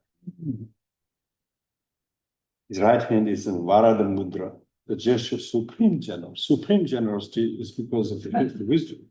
The ordinary generosity is common, very common. Supreme generosity is ordinary generosity tainted by attachment, all of that. With the palm turned outward, with fingers pointing downward, offering without reservation or discrimination, and attachment. Left hand hold a jewel in meditative posture. So therefore, left hand in meditative posture is meditating on the danger of lack of wisdom, and therefore not become swayed too much to either side by the wrong kind of scourge, but simply motivated by compassion. Giving out of compassion, not because of, if it's more giving out of attachment and hope, and there's sort of recognition and return or reward, and the hand is not in meditation, it will be lost. So you need to really meditate quickly that is not tainted by this. So with the hand meditation, posture or Sambhava posture. Jewel enough. Then that is jewel. How generosity you have given. People are happy. They have practiced pure generosity. The happiness comes from they're able to give for the sake of others. Whatever. For smallest thing, doesn't have to be huge, but that which is not tainted by any of the pitfalls. The affliction that Ratnasambhava transformed is pride and miserliness. There is no pride in the giving of the generosity. There's actually more humility. That's why Buddhas go to beg alms. He go to beg alms to people's doors in order to teach them, humility, not the pride. A lot of times giver has the pride of giving. But when the Buddha and the monks go to receive the alms, they are not going because they're hungry. They're going there to solicit virtue out of the devotees. Devotees earn more merit than the Buddha need to earn the merit of filling his tummy. He can easily go and fill his tummy without any trouble, but he also goes there with such humility himself. You can't teach humility without you having that. You don't tell you have to have humility without showing the humility yourself. So that's why it transforms pride into humility, miserliness into generosity. How? The person who receives and the person who gives you is very generous. It is not so much what, how much, but the fact that he gives is generous. With this kind of appreciation when you receive, then you don't have a feeling what he didn't give, what he gave is not good enough, not big enough, not early enough. You don't think like that. If you do, it's miserliness. So, tendency to rank, compare, place oneself of others. You don't do that. You don't compare others with yourself. You just try to see them in their own situation. Don't compare with you or some other people, because everybody is a different karmic set of situations. So we cannot compare everyone in the same way. And to hoard recognition and resources. When pride opens into its natural state, so that's what it means. Because as a Ratnasambhava, Buddha Ratnasambhava, is actually transformation. Buddha Ratnasambhava, transformation of aggregate of feeling. So when your feeling doesn't become topsy-turvy or up and down, like pleasant one moment, unpleasant another moment, neutral one moment, that's usually our feelings are, isn't it? The heat or cold, or hungry and thirsty, or comfortable or uncomfortable, easy or not easy, or hopeful or unhopeful. Your mind could be going really, really. It's like very unbalanced. The feelings are very, very transient. It's like turbulent. It's never even-minded. Never even-minded. Very uneven-minded. Very unevening. Very uneven. Always up and down, up and down, up and down. So the meditative state, what you're trying to do, is the wisdom of transforming the miserliness into the even-mindedness, wisdom of equality. It becomes the recognition of equality, a generosity so spacious it makes no distinction between the worthy and unworthy recipient. His mount of horse, because the mount of horse, the Ratnasambhava's mount is horse. What does horse represent? Symbol of beauty, freedom, speed, and inexhaustible energy. Yeah, when you have generosity gives you a lot of energy that actually depletes. They usually get depleted by grasping and hoarding. Hoarding is so exhausting. People who have cluttered rooms are so exhausted by looking. Not to mention the acquiring, not to mention the worrying about. Every time they look at, they say, what am I going to do with it? They don't know how to stop. To declare, so exhausting, so cause stress. But if you can give them away, it's so energizing, like a ride on a horse. You will take off. Yeah, you have surmounted your worst problem. Why? your gift to the Smith family, your gift to the Salvation Army, your gift to the worthy causes, not only help to declutter your room, but also enable them to do many things. Enable them to distribute to good causes that they would do really wonderful things. Yeah, giving swiftly alleviate poverty caused by pride and violence. The jewel held in your hand grants the grace of contentment. Yeah, you are so more contented by giving it away than by hoarding it. You see? This is the wisdom. Talking about wisdom is a practical transformation of your conduct. You're hoarding, you're grasping. It's in the sign. Instead of tight-fistedness, instead of grasping and holding to things, just let go, share, give. There's more joy. It's jewel. It's a gem of a gem. What's the point of holding a cold trophy and put it in the room? Have a real trophy of joy, real trophy of joy from giving things for a noble cause. Yeah, contentment to all who sees it. Not only you who does it, one who receives it, sees it, and in the third person, onlooker who sees it, they will be relieved with joyous. They will find hope in humanity.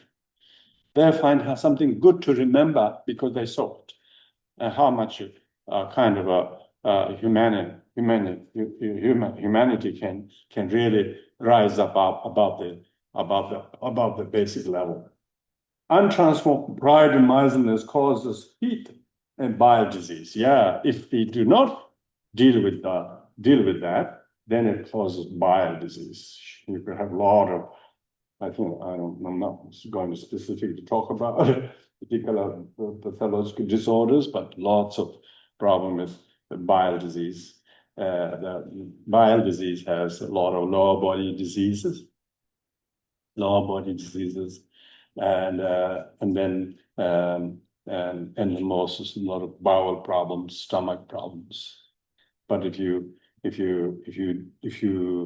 transform them, then you have very good digestive system, good metabolic situation, and your gut condition will improve in this temporary body that we are living as a hired vehicle. You're most likely to enjoy. So this kind of wisdom are associated with it.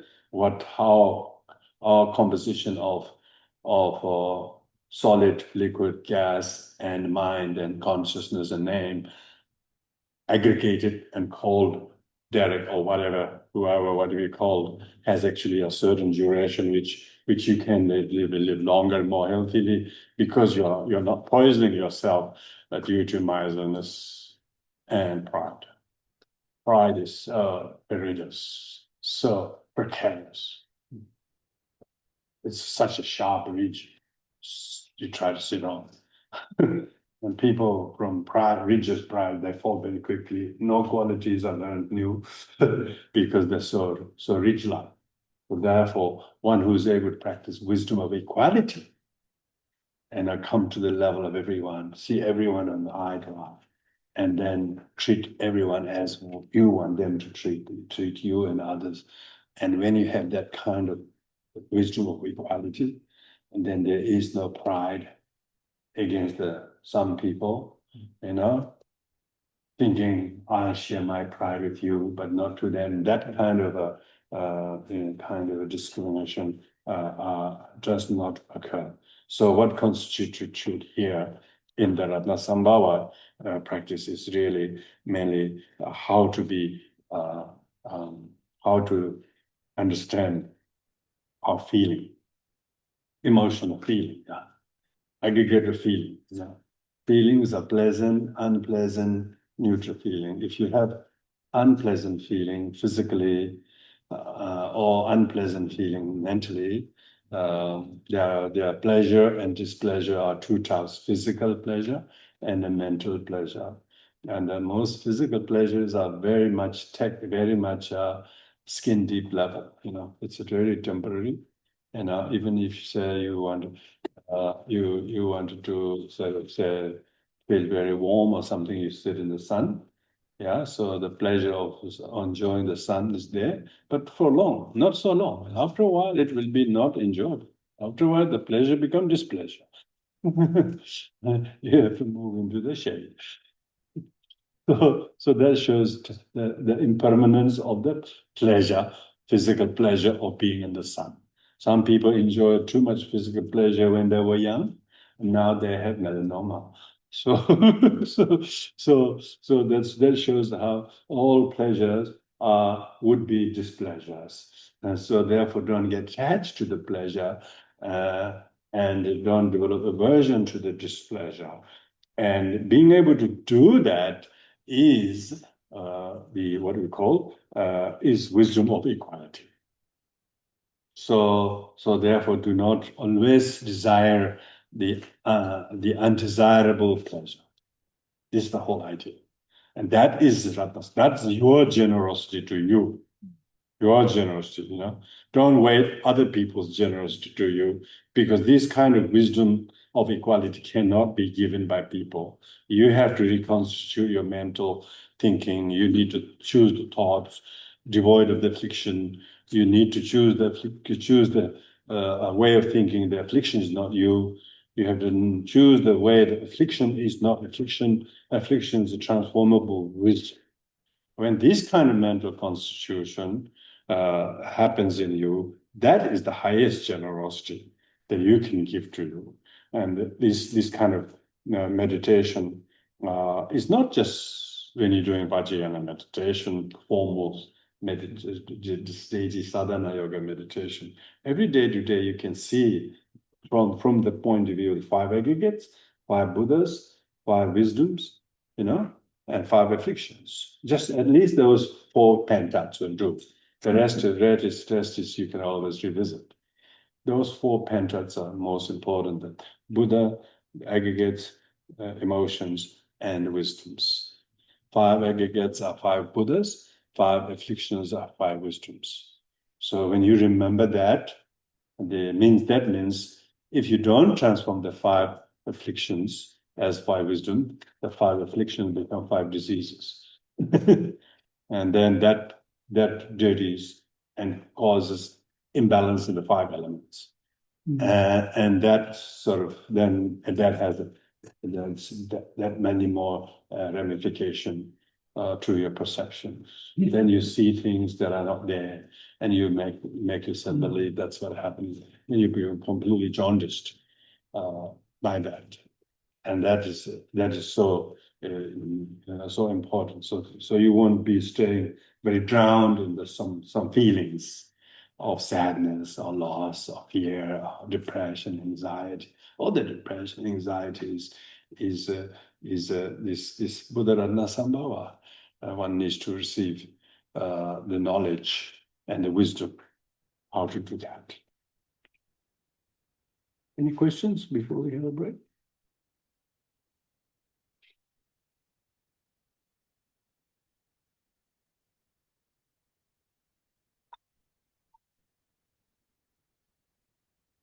Can I ask a question about the relationship to the affliction of the body, disease, and the chakra? That link was that was the navel chakra. And then instead the disease is digestion and bowel, which is around the navel. But in particular, I guess I'm confused, wondering what it actually does to the chakra. Like, is it depletes its energy, or I'm not sure. Yeah, navel chakra is an emanation chakra. Means many things manifest from there, because that is the earliest center where our bodies start developing, as we mentioned. So here, the feelings feeling permeates from navel chakra. Not just emotional feeling, but physical feelings.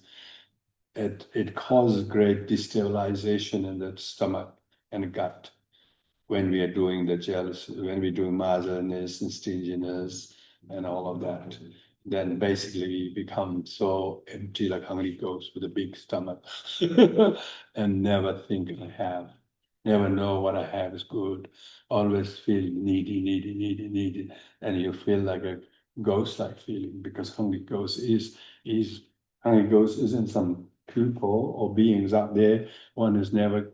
It's always discontented, always wanting, craving, and what one has is one's very miserly. Whatever people give is never good enough,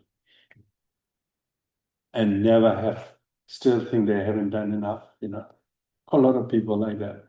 They actually think the one who has done most to them, they think they have done nothing. And some people even say to each other, "You've done nothing to me." Actually, they have given whole 30 years, but they say that to each other. Huh? Our delusion is so difficult. So yeah, and people don't realize how blatant lie that it is. And that causes huge permeation of problem in the stomach and the navel chakra. The chakra is where the navel chakra is the beginning of your body. It causes a lot of problem in the gut and the metabolism, and your earth element suffers. And with that, your fire element, because fire element can't keep digestive system. Digestive system is a lot of bowel problems. Yeah, these are all related with medicine too, because when we say poison is not knowing how to understand the poison. If you know how to balance, because medicine is all about balancing the elements. This is whole principle of more traditional medicines, whether in the East in China or in India or even herbalism in various parts of the world. It's all about using various herbs to balance the elements. We're talking about physical elements. Now, when we talk about wisdom, we're talking about how to internally change it from psychosomatic, how we can be a good receptor to those external nutrition, food, behaviors, conduct, weather, and so on, what one does, how much one doesn't do, and types of food also, because lots of people are very, very food intolerant, physically speaking. And you can see how your body is, and that's mainly why your body doesn't is intolerant to some food. It's definitely to do with mental. Because that's where everything is processed. It's supposed to be digested there, and it sometimes doesn't want certain things. It has certain weak links, and who has the best stomach without any rejecting any food? Some people are blessed with that, not others. Not many are, because the practice of generosity and supreme generosity is a higher order of virtue, and that's why it has to be practiced, and they say miserly are not the people who are poor. Miserly are miserly is not a problem of the poor. Miserly is a problem of the people who are rich. They're rich. They're so rich with miserliness, they dare not to spend anything, but they keep wanting, hoarding. Never is anything enough for them. That's the miserliness. Miserliness doesn't mean, we have a saying, the rat actually has a lot of things he stole and everywhere, and he's hidden somewhere underground. But he doesn't have any time to eat them. He just maybe choose something on the way out or on the way in, but actually he's honest.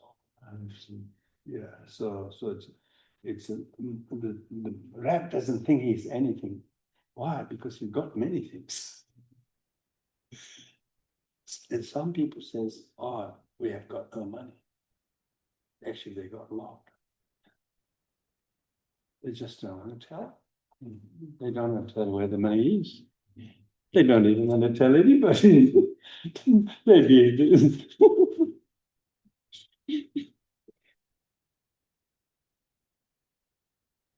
we heard some monks in a monastery died, and under his pillow they found a couple $100,000. So it's not good sign.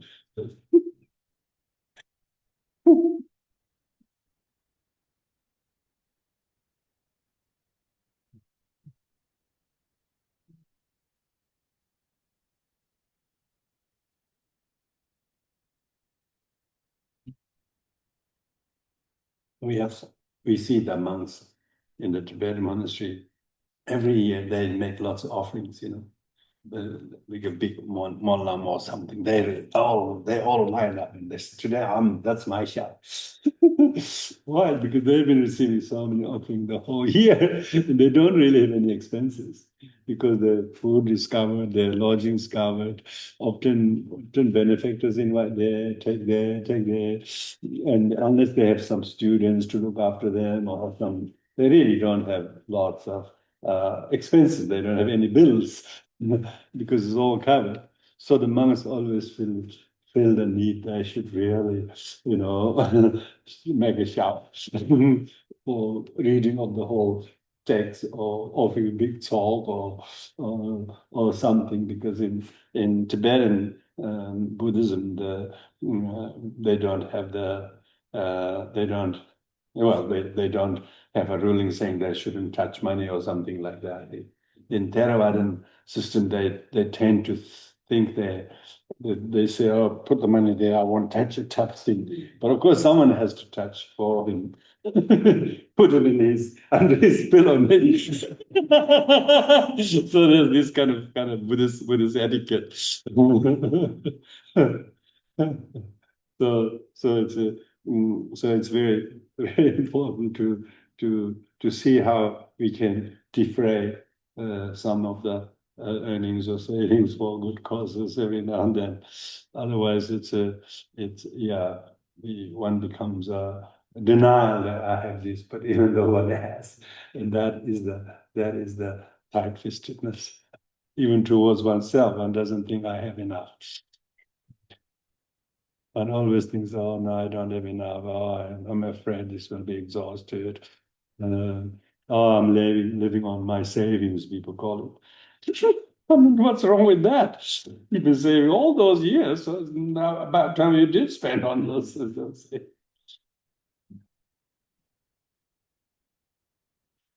Okay, have a break.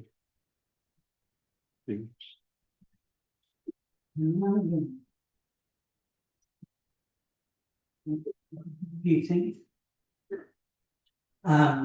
So Sakadawa is coming up. So the month started a few days ago, and the Sakadawa day was, I think, on the 30th of this month. Sakadawa hasn't started yet. Hasn't started. Okay, in a couple of days it can be started? No, still a week away. Yeah, on the 17th. Okay. So on I think the 30th is the day of the Buddha's enlightenment. 30th. So on that day, we'll be doing some activities at the market centre. And one of the activities I was thinking could be to review these teachings and to, bring our own understanding of them that we've worked on up until it'd be a lovely day to review them. Whether we can do it on Zoom, we'll have stuff going on in the centre as well. So yeah, if you can think of maybe your reviews of this teaching. So there's that opportunity, but also if we have the newsletter, the Martin Central newsletter, the contact. Maybe you can put your thoughts together on what you've disseminated from these teachings. I think they're just mind-blowing. If you can pull your thoughts together, put them on paper, send them through by email to the email, and that will go in the contact newsletter. It'd be good to have a photo today So maybe we can do it now, or do you want to do it? I think Norbert, you'll be leaving again. No. Oh no. Okay, I'll trip it. We have that Good. after, right? After the break, we feel a bit, yeah, more, yeah. Let's go. Let's go to someone. Maybe here to and the other thing, anyone who'd like to make a donation and hasn't, that will be here.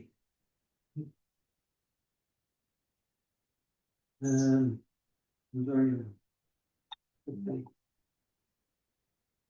good. Yeah, and before we go, we will be doing the outdoor and on the thing for there. Please take a part of it, only if you haven't got one. We've got plenty. They don't work for the song. So these are cards. So generally. People really look at the act, they didn't have one. But it is idea. Offering the better ones that do not use solutions. We offer lights, the fans, and there's a whole array of options that are even making. And we go up between we give these to the teaching. And then we can give the Jesse partners, or we can do it for an envelope with that is for the pictures. So there's. So one not here and one not there. Yeah. Okay. Yeah, you guys. Let's keep it simple. Sorry, yeah. For different reasons. There's a lot of backgrounds to everything. If you want to do that. It's a beautiful tradition. It is, isn't it? Beautiful. And the top things and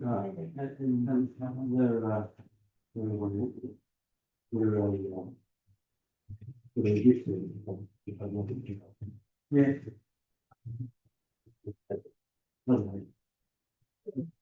Well, we love it. Yeah, exactly. What good perspective that. People are the you do, you need, yeah. That's the personal determination. Oh, yeah, because one of the most soft little locations I think of it. I was crying for baby. Yeah. It's lovely. Would be living. Absolutely beautiful. I think that's to do with, it's to do with the whole that come to your project and the group. Yeah. It was good. It's remember this level. Another word? Well, yeah, it's yes, I saw. You take the words and the words that is so much. Yes, it's. Yeah, that's so good. Thanks, you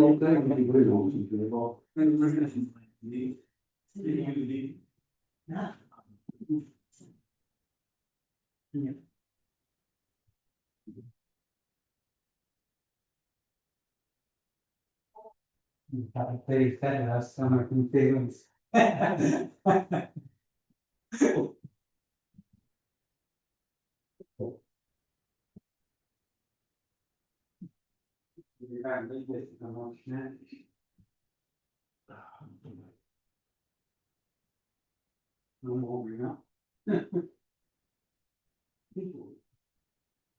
The donation for Martin Center or for the It's okay. I mean, the staff and doing that stuff. yeah. We're getting to the. About infrastructure. Yeah. Well, thank you. Yeah. Actually, it's gold. There's not any else there. Because there is a way we've never gone to status. Having I recognize you just trying to I was thinking that so only like that. Very distant. I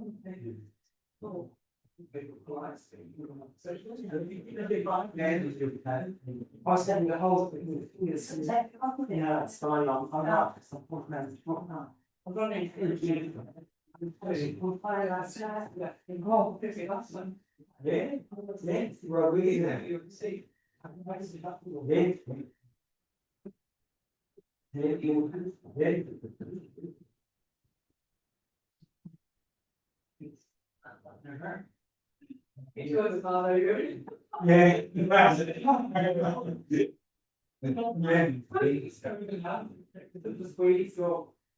family life from straight like this, like 2 weeks here, come back.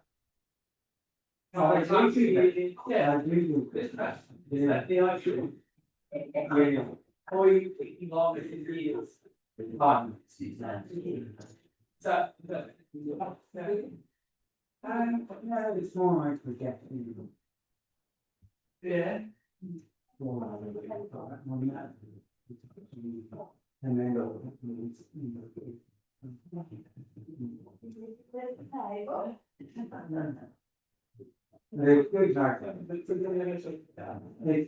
good to and real well yeah,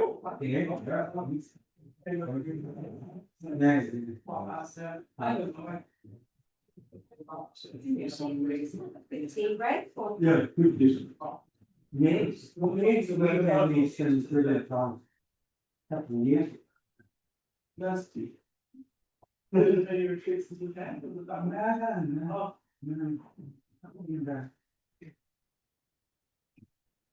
You know, want to be away. You know, this.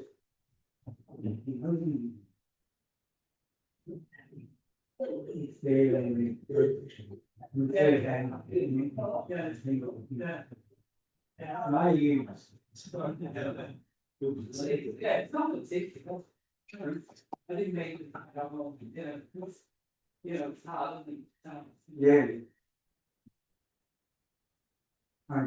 I guess through these teachings, we back in between around the form, and then the teaching on so we're in around with this. Yeah. There's this around it, it's 6 months and then when we go into meditation,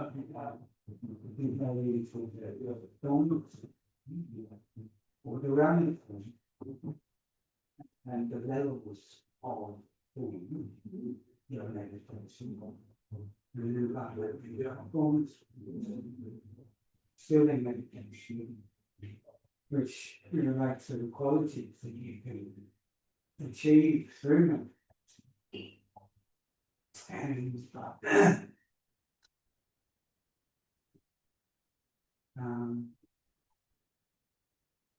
somehow we need to sort through one of those relatively one of the realms of existence or in one of the states in meditation provides sort of say either levels of form or forms meditation. That's the well, yeah, it's that the scheme, I think, and it's not the seeds, the other teachings.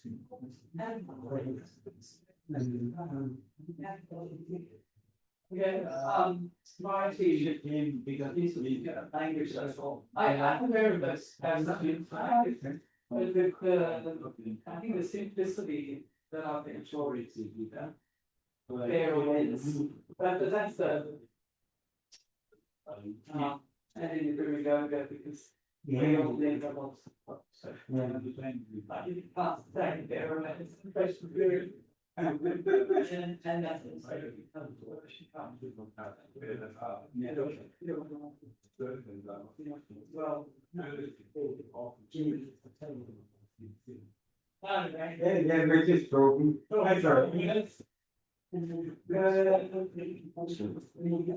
We're all brothers and sisters. Yeah. Sorry.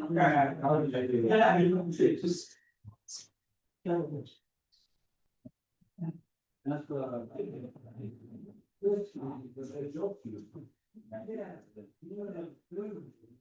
yeah, a lot of we obviously especially like the East and yeah, make that, but like really less that.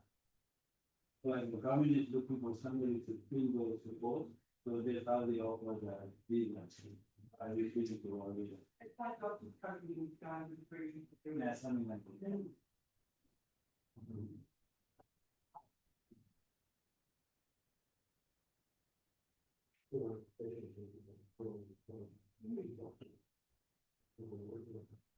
We went to the church. They had to go minister. They didn't minister. They are tough. Yes, yeah, yeah, yes, yeah.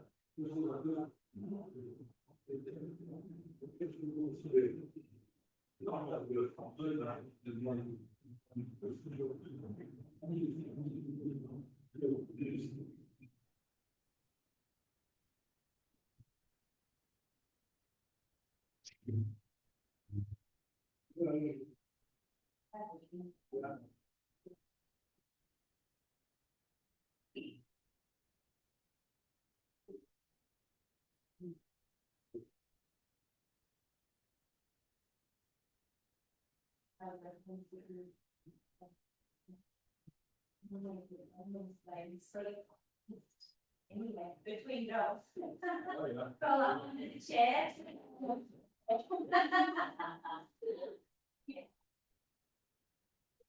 Thank you for now. Thank you for putting it in. Thank you for now.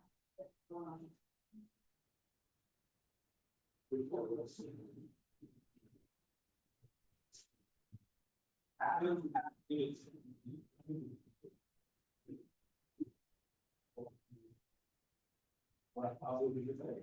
Yeah, therefore, country is.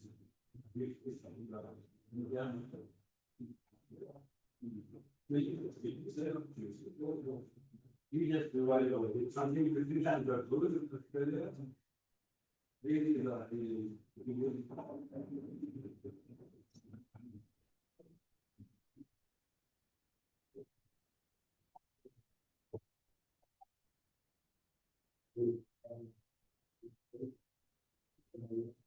so that's what it is now, it's so good, it's all. I'm not really sure with all sort of the ones on the like, it's filming a little. That's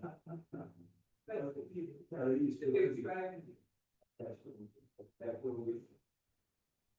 I was thinking, you could say, hey, high time, post 20,000 in fact, it's not a form of. And I know that's a living way, and people all the God. That form of, and I did it. You can basically the work that we did, and we don't mind how much they take.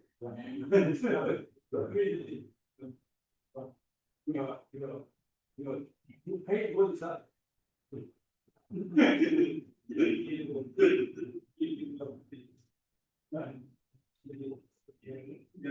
Yeah, somebody did. You don't really genuinely getting your heart, it's it's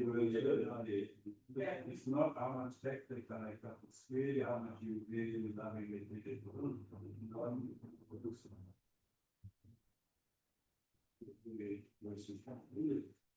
We can feel anything where the word. It's a little morale, how much people put in. Everybody said it was not hard, but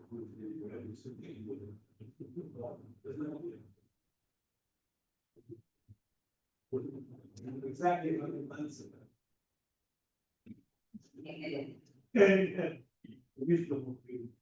Keep waiting on that. But then some days the frontiers and people and some point going and frontier part of the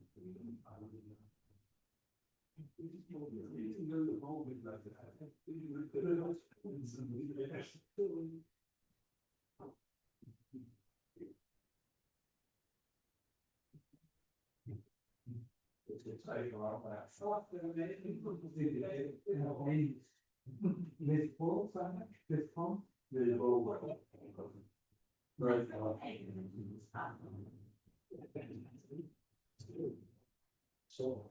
Yeah. I'll go with Alice. Alice. Oh, never. But I think that is. Yeah.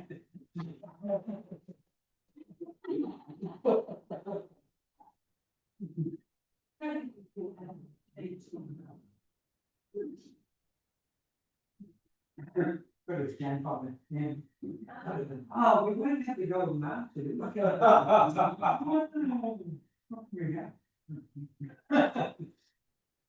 Relative.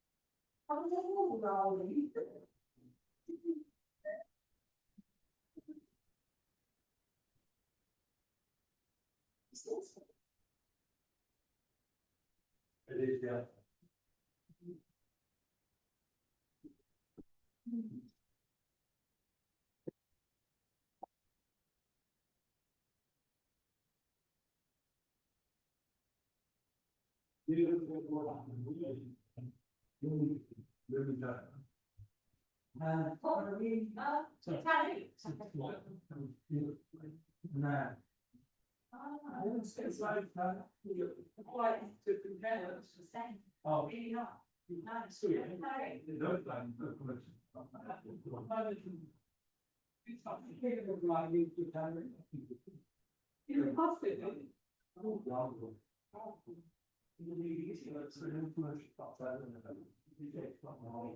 It's what first? It wasn't fast. That's good. No, it was by reduction. Yeah, I know the product in. There's an airport on, Swallow Farm. You can have your Yeah. 100 really fast bit from hospital, when they're doing, Yeah, I was a kid, I didn't fast. yeah. On holiday. Was I? Yeah. Was that 95? Was that 5? 5.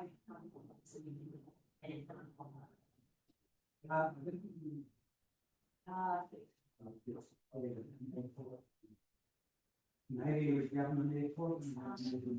With that target company. You could have anything self-alone. Yeah.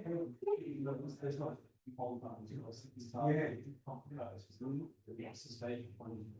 Still operating. That's good.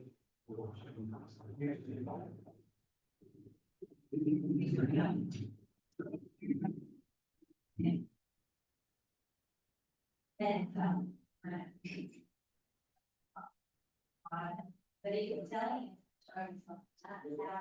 you, what area about you, I see you. Obviously,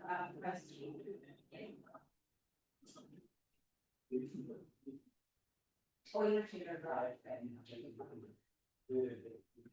bypass it.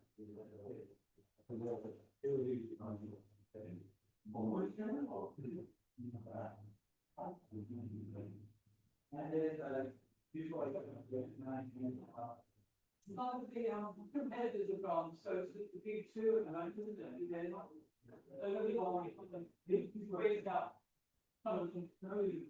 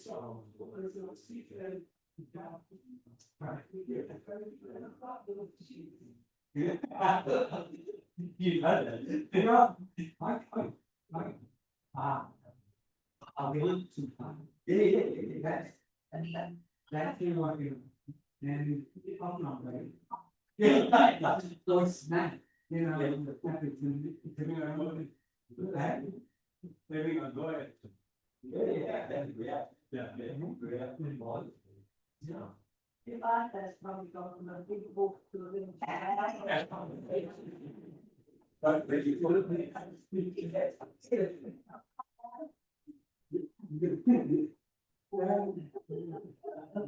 that we have to our meditation.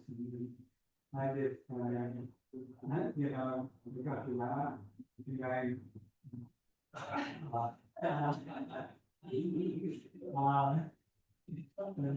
You know.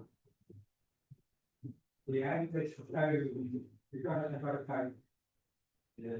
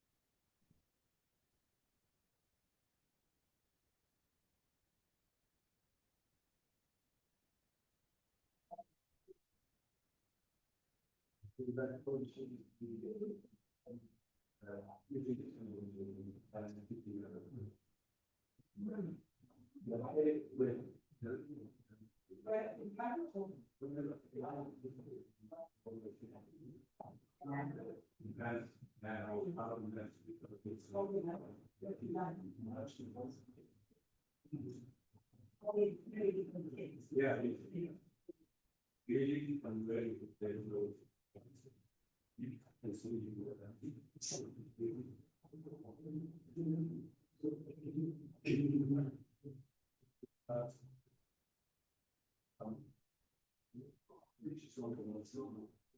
That's not really my and then they learn about fishing. Relatively narrow,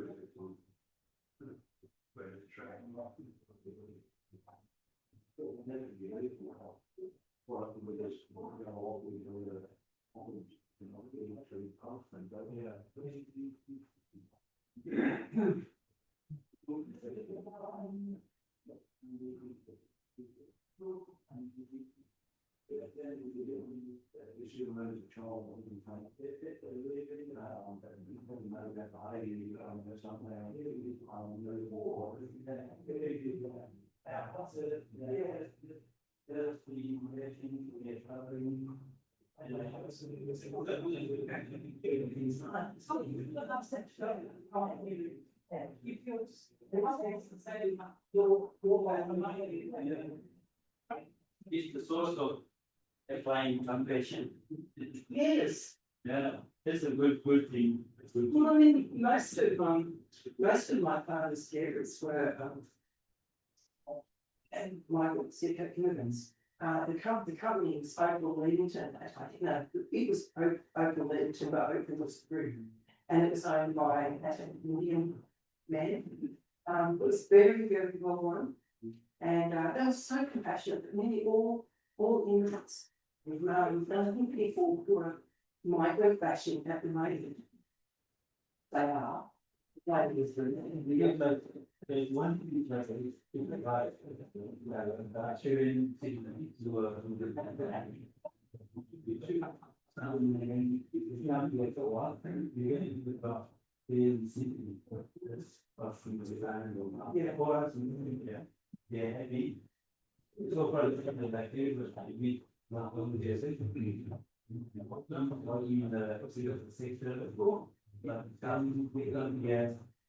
because money, so they don't use it.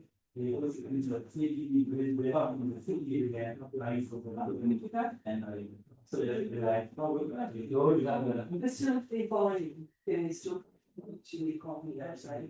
But it's hard to leave the environment. It's provided by this. Because we haven't got our own, so, but you don't feel that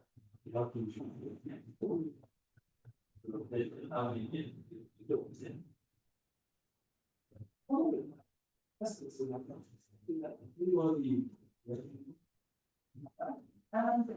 my first qualification is in and so I did that sometime in that, and then I worked in the health centre with kids. So I took time to actually have kids and we trained with teaching. So my teaching, all of my teaching was the I really specialise in kids. And yes, I'm trying, yeah. Yeah, everything I did was always, I guess it was always good. I really used that word of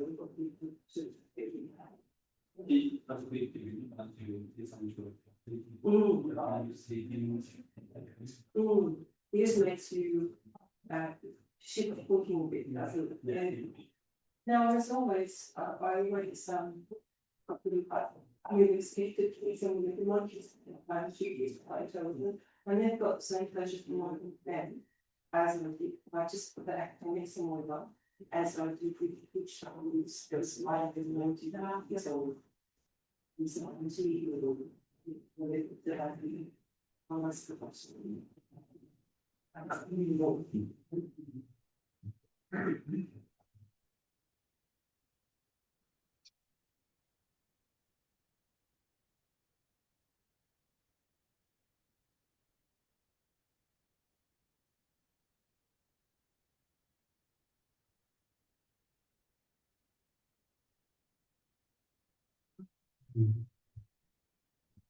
Yeah, you can turn off. Yeah.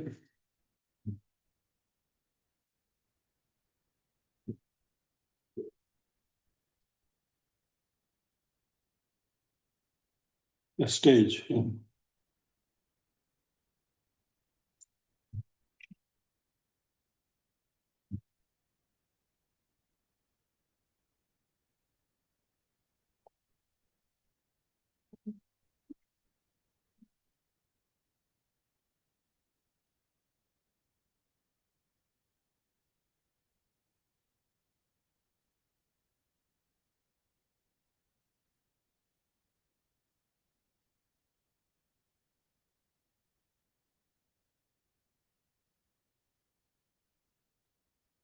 We'll come back. We'll start with the meditation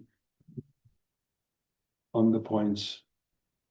We have looked at the teaching, try to contemplate on the qualities that we need to cultivate from the very faults or flaws or afflictions that we think is not what we want to be part of, but they should not be discarded as a poison itself, but rather understand it and transform them, how to make better use of it.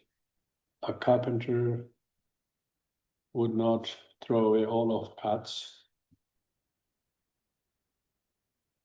only when he is doing with big work. Maybe small pieces wouldn't be so useful.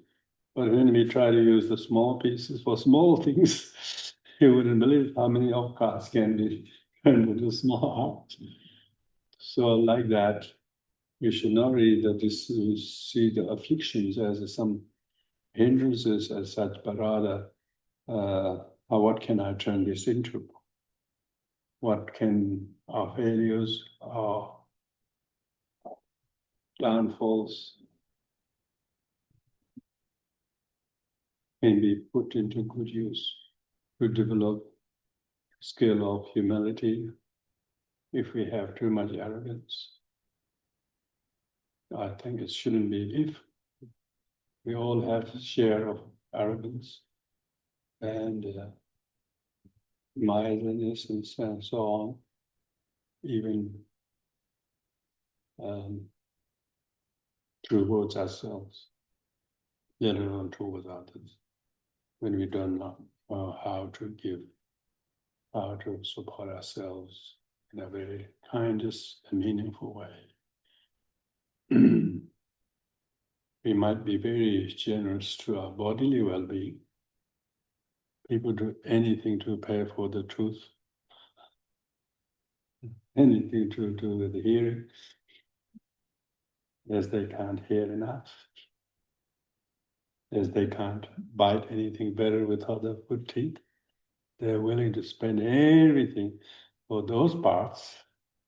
But when it comes to for true spiritual upliftment or true growth of humanity or healing and with the people and so on, how generous are we? What are we truly doing? So these are the sort of things. We notice people coming from the very developed countries when they travel. First priority is a good hotel.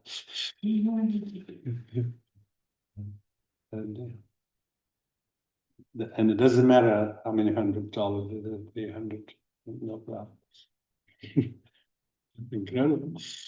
But with other things, really careful. So you can see we're very, very sort of biased to spending on one and not on to others. In our home also, the things we have for various entertainment, they're abundant. For spiritual upliftment, probably very little. For spiritual, paraphernalia, it's almost, isn't got even space for it. Let alone a dedicated space. But where there's more balance, there is, people do emphasize how much balance, generosity, wisdom of equality.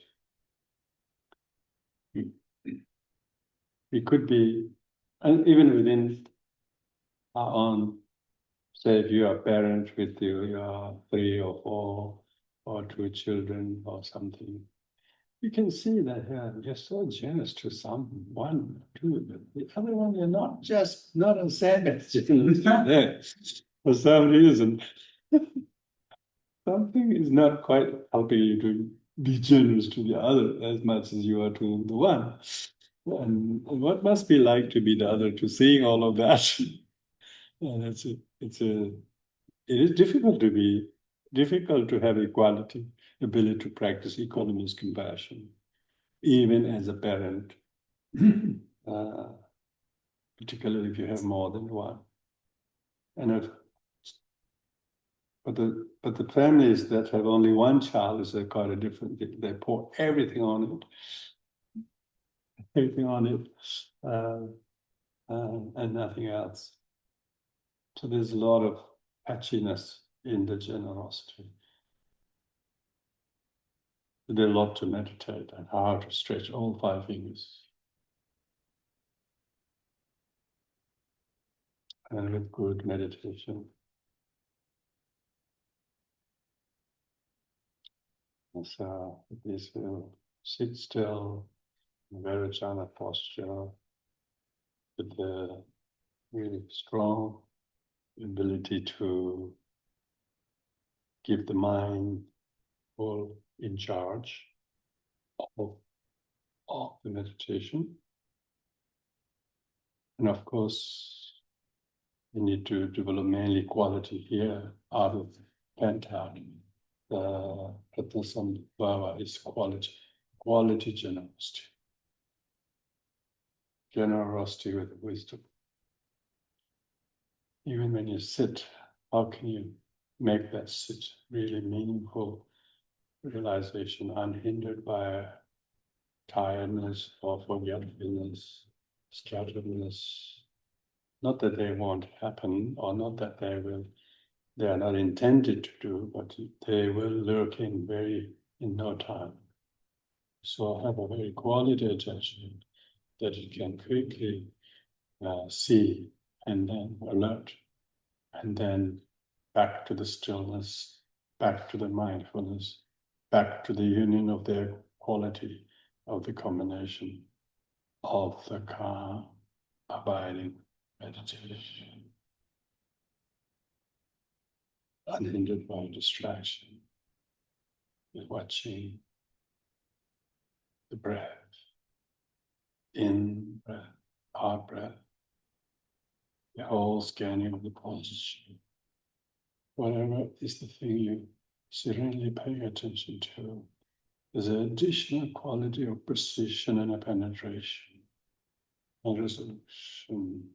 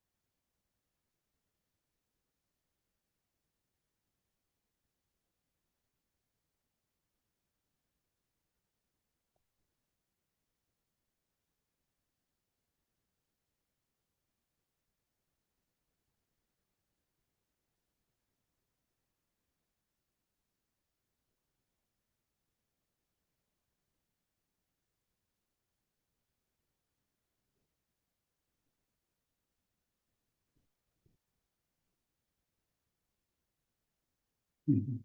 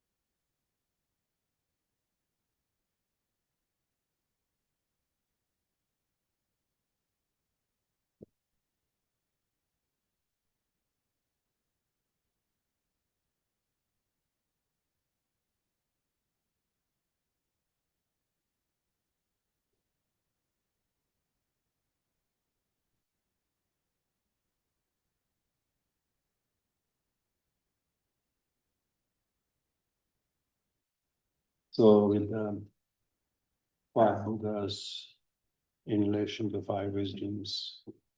We also looking at the various pantats, sets of fire, and in relation to the pantats of the body, mind, quality, speech, and activity. So we have covered the first three: body, mind, and quality.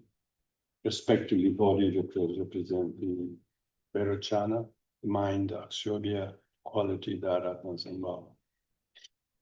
And now we come to the fourth one, which is the speech, which is related with the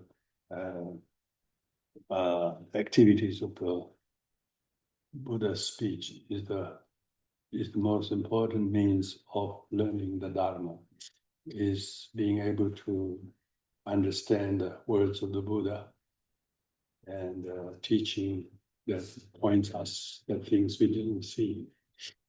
And we found a new sight, new way of viewing, because we usually perceive something visually, or we hear someone say something about someone, and we think that's them. We usually are so dictated by our perception without checking that our perception is colored by our judgment or whatever. So therefore, Buddha Amitabha and agricultural perception are the two main factors here, perception. It's incredibly important of the five aggregates. You cannot see any of the five aggregates less important, but when you really look at the aggregated perception, usually we are deluded, holding deluded perceptions, and we do not know it is. And because we don't know it is deluded perception, and then we form our opinion on the basis of that, we judge others. We believe what you heard, even though what is said is completely motivated by jealousy, anger, and you think that's the fact. And we form our opinion based on what you heard. Hearsays, for instance. So this is why Amitabha is related with speech and perception. And it is through speech, perception, what you hear, we often misunderstand. We often hear it wrongly. Particularly if people's accents are different. We always heard the wrong thing. So much misunderstanding and miscommunication, lack of communication. Amitabha means boundless light. So if you look in the mandala, we are now coming to the western direction. Buddha Amitabha is red in color. The color red symbolizes color of passion, because the main affliction that one needs to transform through Amitabha is our desire or passion. Desire is the kind of predominant emotion. Particularly those people who live in desire realm. According to Buddhism, we all live in desire realm. And there are other realms that are called form realms, formless realms. They are semi-divine realms. They are divine realms in the sense they don't have gross desire. Because they are totally in bliss state. What other non-Buddhist religions call them heaven. The heaven in the sense they are deprived of hunger, thirst. They don't have hunger, thirst. They don't have also gross anger. Some of them has jealousy, like the same demigods. Yeah, they are nearly God, but due to their jealousy, they're not quite God. So demigods are very jealous gods, they call it, because all the gods are not jealous. They're just totally contented, and they think they are perfect. That's the problem of the gods. And we also think that they're in heaven. Buddhism don't call them heaven. We call them transient God realm. transient, because other religions, they think they're permanent, they're eternal heaven. Buddhism says their life as a pleasurable gods are long, but not eternal. So they can fall down and have fallen down before, and many are falling, and many on the way, and few are going up. So the God realms are really few population, and population decreasing, and beings in the desire realm population increasing. We have 8 billion plus. So why desire realm is very, very difficult realm. It's so much gross suffering is caused by desire. So Buddha Amitabha is we have to transform our aggregate perception, and we have to transform our desire into wisdom of discrimination. Right now, we don't have wisdom of discrimination. We have the craving of discrimination. We are discriminating things dictated by our craving, and then we got drawn to the very thing that we least need, like the moth flies to the candlelight, thinking it is the very thing that it needs. It looks so attractive without knowing what is the flame. And so most people are craving the very things without even the craving they do, they think they desire that most. They can't see good in anything else but that. They're so addicted in thinking that's it for me. Almost thinking this is the right thing, as if that is perfect, that is independent, that is permanent. They have all the erroneous views of things. It isn't saying they are temporarily good things. It isn't saying that there are things that has reasonable good thing now, but it's not. It is propped up by something. Something look beautiful, but it's cosmetic. It is made look appear, but inside is exact opposite. So choice is yours whether you want to choose the inside or outside. So because of that, what does it do is that when you have wisdom of discrimination, you do that. You see the appearance and what's not, what's inside of it, what's really like it. Like most of the product these days, outside looks very smooth, looking like a timber or looking like stone, but inside just a very thin layer. Thin layer looks like timber in a veneer, but inside is chips, wood chips. Wood chips. So they only look alike. And the perception looks very good, what they call window dressing, but inside is pretty much really, really just wood chips, chip rocks. If it hits a hammer, comes very sharply. It hasn't got a strength of those one piece of rock. So we don't have discriminating, penetrative wisdom to see the way it is. We are lured and confused by the way it appears. So that's why the Amitabha means boundless light. Boundless light is Amitabha is probably most famous of the 5 Buddhas. Do you know that? Amitabha is they have school called Pure Land Buddhism. Pure Land Buddhism is all about Amitabha. That's in Japan, that's in China, it's Korea and Vietnam. 4 biggest most populous Buddhist nation on earth. They're all facing west. They're all one Amitabha, and they are worshiping Amitabha as a theistic Buddha out there. He will rescue you to go to his realm as long as you get a ticket, and he's really hard to issue. You have to be damn good. You have to be damn good. So most people pray for the deceased to go to Amitabha realm.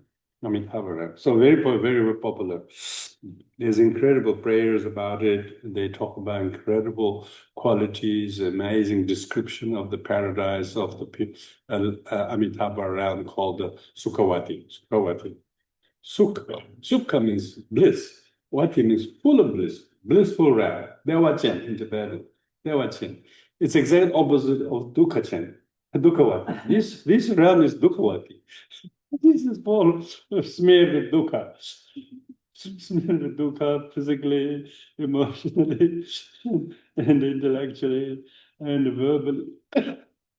You can see when people saying things, how suffering must be like to be in that mind, to be speaking that language, isn't it?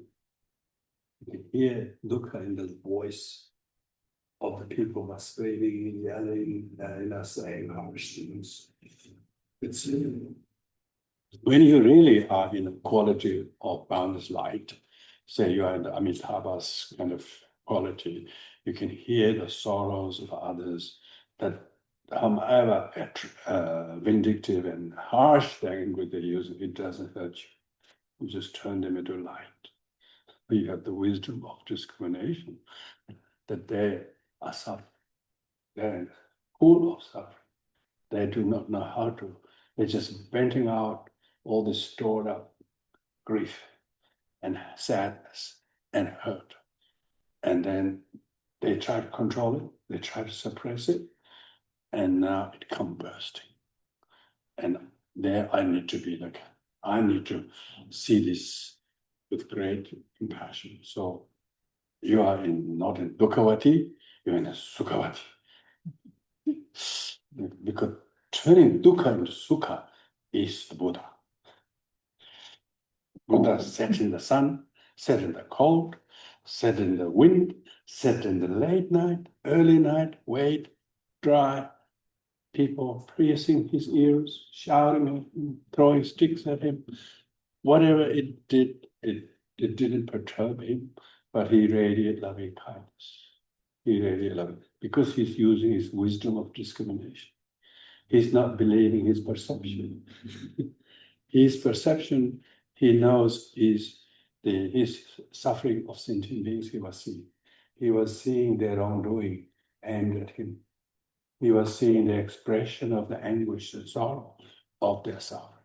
And that is that we need to try to develop the understanding of how to develop the quality of Amitabha. And we need to be communicating that, because Amitabha is speech, pure speech. So we need to, pure speech doesn't need to speak, sometimes silence is best. You understand, you understand their suffering.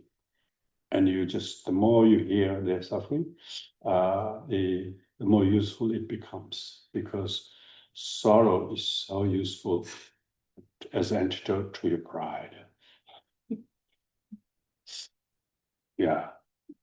And then Shantideva says, if it wasn't the sorrow of sentient beings, where would my virtue bodhicitta can be praised?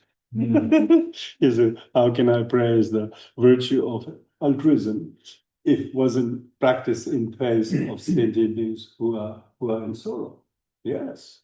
So this is the communication. This is the right speech. The right speech means it doesn't have to be necessarily vocal. It is communication. Sign. You have to show. To show. Sign means you have to show through your understanding that you are not upset or hurting or agitated by the description, the sorrow, the melancholic expression of the anguish. Dukkha. We need to be with dukkha. Dukkha must be understood. Its origin must be sourced. Dukkha is prevalent. Origin is affliction. And dukkha is prevalent, means it's prevalent, it's everywhere. So therefore you have no point trying to run away. If you go back, so there, you're right there, never left there. This dukkha is everywhere. Just question is whether someone is spewing out there from the mouth or whether they're spewing out through the other kind of means of expression. So when you understand, when you become present with this perception, that is the wisdom of discrimination. You're not believing that they're attacking you. Oh, how dare you speak to me like that? Become me and mine. Why you to speak to me like that? Why wouldn't you? Because you have a bodhisattva vow. You have worn the armor to go on the war to fight the demon of selfishness.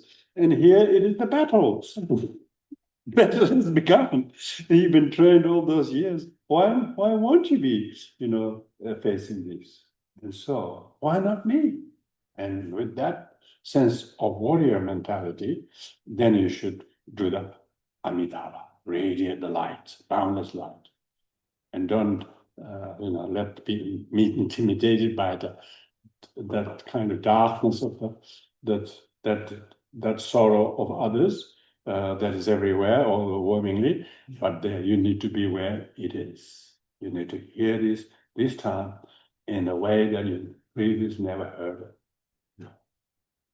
We usually hear the abuse and that sort of thing. We never hear the real sentiment of the poor sentient being who never got listened by anybody. Really? I mean, why you have an earlobe for? Long earlobes of Buddha means you completely listen unconditionally. You don't judge them and then accept them and bear whatever it is, because Buddhas wouldn't reject hardships anyway. For them, any suffering of sentient beings is the cause of your growth, cause of your compassion, and your command to benefit to somebody is when you understand them. If you don't understand sentient being suffering, you can't. That is the wisdom of discrimination. And both hands of Amitabha is a meditation posture. To have the wisdom of discrimination, you have to be in a meditative state. The meditative posture of the Amitabha is both hands placed on the lap, and his lotus family is giving lotus, giving a flower to every sentient being. Whatever they say, do, you just say really loving kindness, I give a flower. And if you give a flower to somebody, it really makes them happy. It straight away makes happy. It doesn't matter whether they believe it or not. Even communists give flower. Can you believe it? It's not a religious symbol. It's a kind of universal symbol of care and love, and in sad times, condolence. In good times, it's appreciation, gratitude. If it's a difficult time, means I'm your friend. Metta bhavana. Metta bhavana, metta means friendship. You give flower to a friend to say that you love them.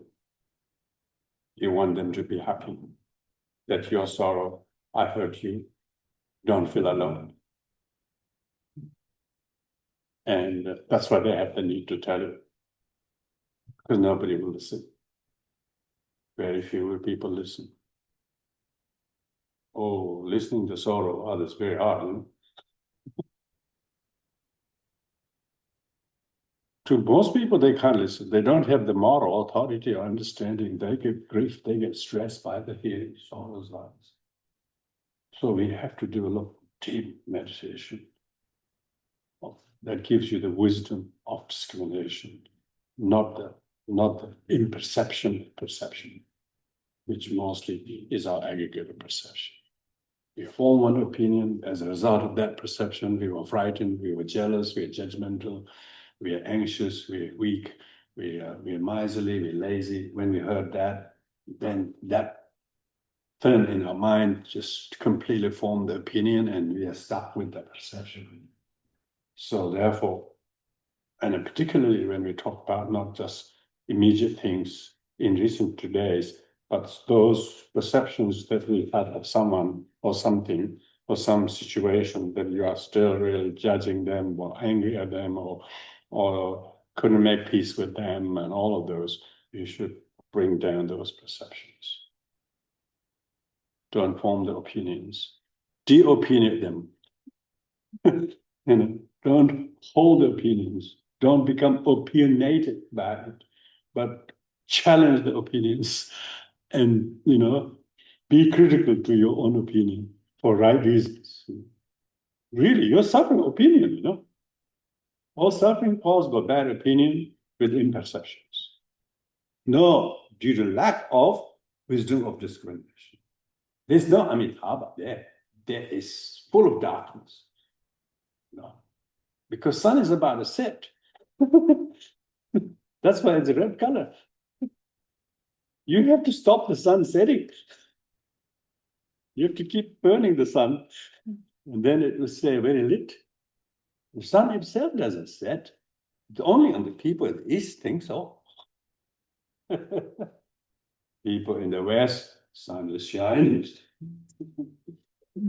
No time the sun goes down. No, it's only the people in the east can follow the sun. So therefore, do not let the darkness, redness go black. Make the redness to turn bright. You know, the Tibetan flag has that sun. Is it, you know, the flag has the sun. Yeah. Is it the setting sun or the rising? I think rising. Oh, yeah. I always think that's beautiful. Yeah. Rising sun. Yeah. Amitabha. A lot of teaching. And if you are practicing wisdom of discrimination, then your fire element, your fire element becomes very, very strong. Your passion for the well-being of sentient beings, not passion for yourself to get someone or do something or for yourself, passion to serve sentient beings. So much so he will give a flower to everyone. That's the one lotus flame. Lotus is untainted by the soil of samsara, selfishness, but nevertheless have to depend on the mud of samsaric problems. Without the mud, without the soil, there's no flower. Yeah. So the flower lotus does not spring in the middle of the space. Flower only grows in soil, mixed with the mud, soil, and the fertilizers, yak dungs, cow dungs, chukpus, you name it, they're all in the flower. So don't ever think that loving kindness is to be practiced while you're on in good time. You should practice loving kindness in the worst time. In the most, when you are going through the roughest and toughest time, and you are mistreated or misunderstood, that time you must really love and kindness. Then the fermentation works. Then all the compost works. The compost is not really odorous. Your compost is smelly, but it's good compost, a good soil, that's where the flower grows. So bodhisattvas are grown, developed amidst the many unreleased sentients. Bodhisattvas are not popular among bodhisattvas. Bodhisattvas are popular and shines among the unreleased sentients. Like the flower growing in the middle of the paddy is so beautiful. But the soil is not soiling any of the petals. Soil is background of the soil, and everything is just make it grow. So therefore, our lotus-like radiance of love is totally made by the understanding of the soil, like samsara. So we shouldn't be soiled by samsaric flows of sentient beings. We should be motivated by the soil, like sentient beings' flows. And smell of the fertilizer and the soil. People don't want it. People wear gloves when they're working. But they do it so that they can see flowers. Incredible. Yes. So Buddhism is incredible in terms of using analogies and parables in illustrating the teaching of the visual Dharma. That's why when loving kindness teaching in Mahayana and Vajrayana particularly skillfully is depicted by the lotus flower. The symbol of Buddhism, lotus flower, eightfold spoke wheel of Dharma are often shown. So that's why we call Amitabha Padma family, Padma family, lotus flower. If we don't do loving kindness in our life towards people who harshly treat us or hostile towards us or whatever it is, they are the most appropriate object of your loving kindness. People who are hostile towards you, because lotus flower should be given to one who is neglected, who's misunderstood, who's down, who doesn't get what anybody give that flower, so don't take a flower just because everybody takes flower to Diana. Take a flower to the local Diana who's misunderstood by everybody, and nobody takes a flower to her. So the Bodhisattva has to do the unusual thing. Worshipping someone, honoring someone because everybody does is neither here nor there. One too many. What's the benefit of that? How many flower is needed in Buckingham Palace? I'm not suggesting it's a bad thing to do, but we're talking about the Bodhisattva need to, where there is the mud, there the flower must grow. The soil, the sorrow, the hardships, the difficulties, misunderstanding. You need to then listen to them. And just don't judge them, just hear them. And therefore, the pentad is speech. Pentad is speech. Because Amitabha is speech. You usually think of syllable R, the throat, red R, red because Amitabha. R, because the sound of the mother of all sound comes from the throat. R. Can't say R. Even people who are deaf can say, mute can say R. R. They can't say any word R. R, they can say. So that's because they got throat at least. But most other things are not working, like because they are mute.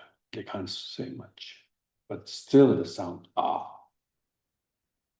And you need to hear the sound of sorrow with this sigh of how to give them a relief. By your listening, non-judgmentally, not reacting, and hearing that as just an echo, a sorrow of their story. And it doesn't make you to have to react to it, but you really need to be the soundboard through which they can at least pour out their grief. This is Amitabha. Amitabha is turning dukkha into sukha. But we see the suffering of others as the soil and compost to grow out. Exactly, yeah. And light flower. Yeah. Because without the facing of the sorrow of sentient beings, you don't have the compost, you don't have the soil. How could you possibly develop the flower? And we embrace that. We actually look for it. Yeah, exactly. Bodhisattvas, when they meet someone like who's aggressive to them, they say, what an excellent opportunity. Here comes the benefactor with all the compost. I was looking to grow some flowers. Here somebody delivers compost for my backyard. Thank you very much. Now go on. The Bodhisattvas, instead of feeling upset or worried and try to flee, they will embrace it. And the practice of deep listening is taking that exactly soil and composting. Exactly, yeah. And then the Shantideva's writing says, now let me mount the horse, the steed of my courage. And here the task of meeting the sentient, Lord sentient beings have now arrived. You regard the sentient beings more important than the Buddha. The meeting the sentient being is yourself becoming the Buddha. And otherwise you're worshipping Buddha only religiously, culturally, but you are not really Buddhaing yourself. You're not budding yourself, you're looking for Amitabha outside. The Amitabha upon you is radiating with this understanding and pure understanding of speech, what they're coming from. I mean, this good level of communication, not just linguistically, but cardiolinguistically, feeling the heart. We don't bring ourselves into it because I think even in listening, sometimes people, quite often you'll hear, if someone's, if I'm telling you my my pain, then people are automatically relating that to their own and agreeing. Yeah. Oh yes, well this happened to me as well, but to truly deep listen, we should completely let go of any of our own. Exactly. Just Because if we are take on the personality of Amitabha, this is what it is. This is why we need to be meditative state of Amitabha's wisdom of discrimination. We need to role play the Amitabha. If we are ourselves the conventional person, try to be the Bodhisattva, we are not caught yet. That's mystical. It just wouldn't work, you know. A lot of people try to do that. I can listen to it, but they become so deep grief stricken by hearing that they can't handle it. On top of their own grief, they got more grief, and then grief upon grief makes it really. It's a cause of depression. Yeah. So therefore, with the word Amitabha and wisdom of discrimination, is we need to switch off. The desire is misuse of discrimination. People who desire actually desire something, but what they desire is not the thing they should. They're not using discrimination properly. There's a lack of discrimination. If you have discrimination in a normal word of discrimination in this society, oh, I'm just discriminated against that. Now this is discriminated for you. You're discriminating for you, for the other, for everyone. This is not just discriminating against somebody so that you and some may benefit. So that's what the discriminating wisdom, the word discrimination, without wisdom is not a good word, is it? In this society, oh, you were discriminated against your age or gender or color or, you know, whatever, isn't it? So we are discriminated normally by ego. By our ego discriminate against our own well-being and well-being of anybody else. It completely makes no weight. So this wisdom of discrimination, Amitabha, why? It's boundless light. It makes everything illuminated. That's what boundless light is. Everybody enjoys the sunset. They say, look. If they see the sunset, they all say, wow, it's so, the color is amazing, how it looks, the whole horizon get lit by the red color. So therefore, one thing is that if you don't develop the wisdom of discrimination, the sun will set. That means darkness will manifest. Discrimination will make you form an opinion, and you will hold the opinion ever since, and you will grief stricken. Question. So in meditation, the five Buddhas, or one of the focus of meditation is to, for me, I'm asking, is that to think of whether you meditate on Visaga, and so therefore the views you're looking at as you enter into the meditation is the views of the Buddha, and then from that helps you look at your own discriminations. Yeah, in this case, when we talk about the qualities of the five, but say you are all sitting calm about in meditation. You could be watching the breath, you could be keeping your posture, you could be focusing on the flower or a Buddha image or loving kindness. You could be meditating on things. But these five qualities are all there. You need to intersect all the five qualities. Why? The five qualities are the pentypes of body, speech, mind, qualities, activities. The body is the Vairocana, form that you sit in a Vairocana posture. The meditation is 7-point meditation posture, and the aggregate is form, that your body has to give form that is like Vairocana's qualities. So you should not lose that posture.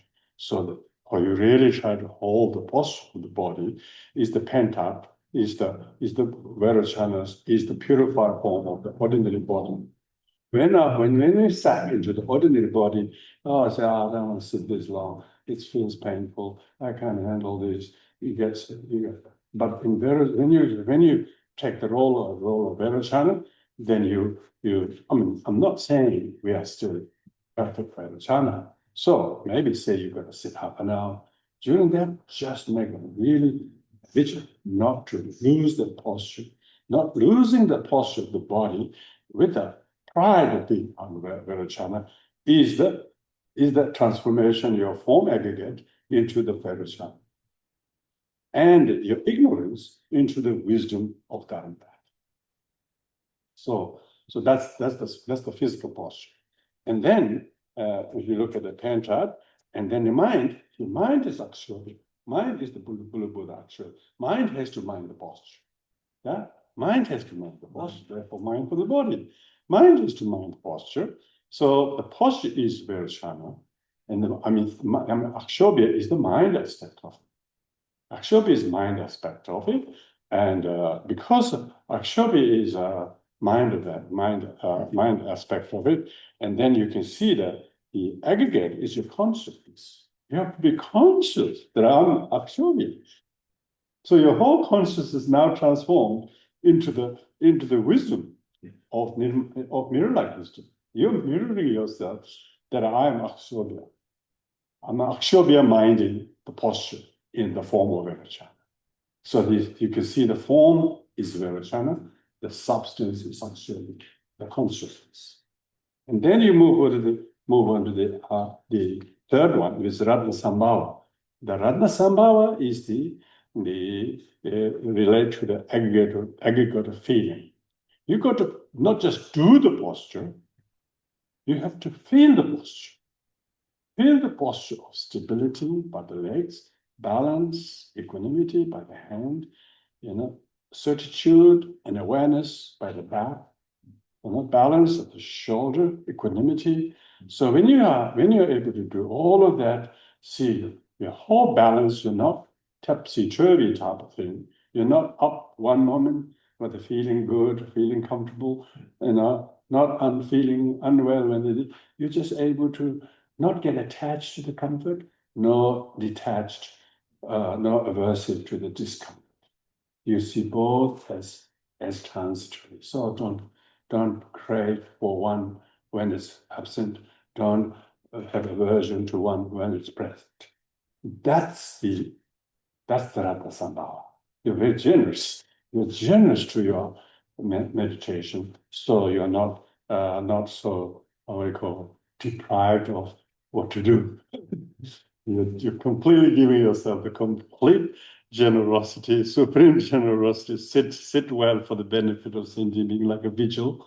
Therefore, you are not feeling drained, while your aggregate of feeling is transformed into the wisdom of equality.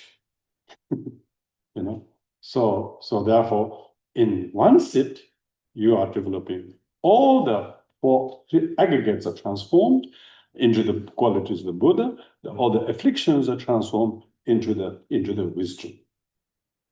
And same goes now when you go to the perception of your meditation. Perception of your meditation, breathing or whatever it is, you need to have the wisdom of discrimination of Amitabha. Amitabha is deep meditation. So on top of Vairocana's meditative posture, Amitabha's two hands on the left. So because you're already in meditative posture, that's exactly Amitabha in Vairocana. Amitabha's perception helps to maintain the form. The form of the meditation is Vairocana, and Amitabha's perception comes to aid, to augment. Not that it needs augmenting. But remember, all the five Buddhas are not some separate monolithic entity. They're all five in one, as the five aggregates makes us to think we are we. So five Buddhas are not five brothers. They are one person. They're like the five fingers of the one hand. So when you grab this glass, like this one, let me have a look. I can't grab the glass with four fingers. It needs all the others. Like that, your five aggregates has to all come together. And then this harmonizing of these things, so the perception of Amitabha, aggregate of perception is transforms into the Amitabha. Yeah. What is the aggregate? So to say, see the aggregate of perception becomes wisdom of discrimination. So you're not losing to the perception of you, saying, I'm cold, I'm tired, but instead you check carefully, why shouldn't I be tired? This is good tiredness. I've been wanting to do this quite a while. This is the reason I'm here. Think like that, straight away your argument falls apart. See, wisdom of discrimination. Yeah, see, your perception is just completely penetrated through the wisdom of discrimination, because you're discriminating for right reasons. See, therefore, your affliction of desire is transformed into wisdom of discrimination, and aggregate of perception transformed into amitabha. So that's whatever your forms of meditation. And then the last one is Amoghasiddhi. For instance, Amoghasiddhi is the green Buddha, which is the very volition is aggregate of volition. The volition is the very effort. So when you're in the penta, it is the activity. Volition is the very activity. Keep the body sit up. It's quite a big activity. Don't tell me you are sitting doing nothing. It's a hell lot of work to sit and sit well. Wait until you sit and then see how it is going. Yeah, sitting still is harder than running or jogging or doing many things. That's why sitting is such a meritorious act. It's just like a glass full of water, and then maybe put a paint in it, and paint in it, or sand in it, or dust in it. And if you keep stirring the glass with the thing, then the dust will continue to muddies. But if you same water with those dust, if you left it there or sit there for half an hour, all the dust will settle down. Okay. And then the top half, or maybe 1/10, more than half of it, top is totally clean. Yeah. That's the benefit of sitting dust, the activity of sitting. So, because sitting is not an active action, people think it's passive sitting. You should be active sitting. Scan the posture, up and down. And this is very, very challenging. Marpa, the great famous Tibetan master, said that the merit of his posture, merit of he learned the correct posture after having went to India, is his little boastful. So he said to Tibetans, he says, the Tibetans have very bad posture, he said. Why? Because they're so cold out there. They're all wearing these rugs, a small tent, and they're all really, you can tell most lamas are really hunchback there. Posture is so bad. Why? Because they're cold. They can't really sit up like that. But Marpa went to India and he studied long enough, and his Indian teachers. In India, you have to sit up. The weather's so hot. And also, they taught him the right posture. So he came back to Tibet. He said, the merit of my posture, correct posture, and keeping it that way outweighs all the merit of Tibet and other practice, he says. He told them, that's not arrogance, but he's telling the importance of the posture, the importance of the activity of keeping the body in correct posture. So it's not why you have to stop yourself going down. You have to stop yourself going distracted. You have to stop yourself becoming bored and doubtful whether I should sit or not, particularly when there's a little pains or needles or discomfort. People usually quickly give into it. So you have to be unshakable. Sure, you have to be solid form, like virtue. You have to be wise and discriminating wisdom with Amitabha. So if you bring all of those 5 Buddha qualities in the posture, it's a hell lot of activity. It's not a passive sitting. It doesn't mean sitting longer is better, but even it might be short, but you must bring all those resources together. So that's just the activity. So Amoghasiddhi is activity. Amoghasiddhi is Buddha activity. activity of all the Buddhas. Amitabha has light rays coming from his. Yeah, and Amitabha, when you going back to the Amitabha is the Amitabha. If you have the qualities of Amitabha's wisdom with discrimination, your perception is transformed into the radiant light, because normally our perception is not radiant. It's very narrow, very lopsided, very biased. It doesn't have the correct picture at all. It's deluded perception. Not even questioning, that's just my projection. If you question is my projection, that's a step number one. And then when you look at the projection that is deluded, it's not identical to the mode of reality, it's just projection in the mind, then you just, what's wrong with having this projection? Why is it so debilitatingly harmful for me to hold this? And then you try to see that as an affliction. When you see that affliction as affliction, that becomes the wisdom of discrimination. Not, otherwise, you think that your affliction is the object. What you see is the object. It's not your affliction causing the obscure perception. So the difference is very, very clear. You are actually using discriminating wisdom to analyze the facts from fiction. And when you have the advantage of clarifying things, so you dismiss that fallacy, and now that the projection is tainted by our own karma, negative habits, lack of wisdom, and so on.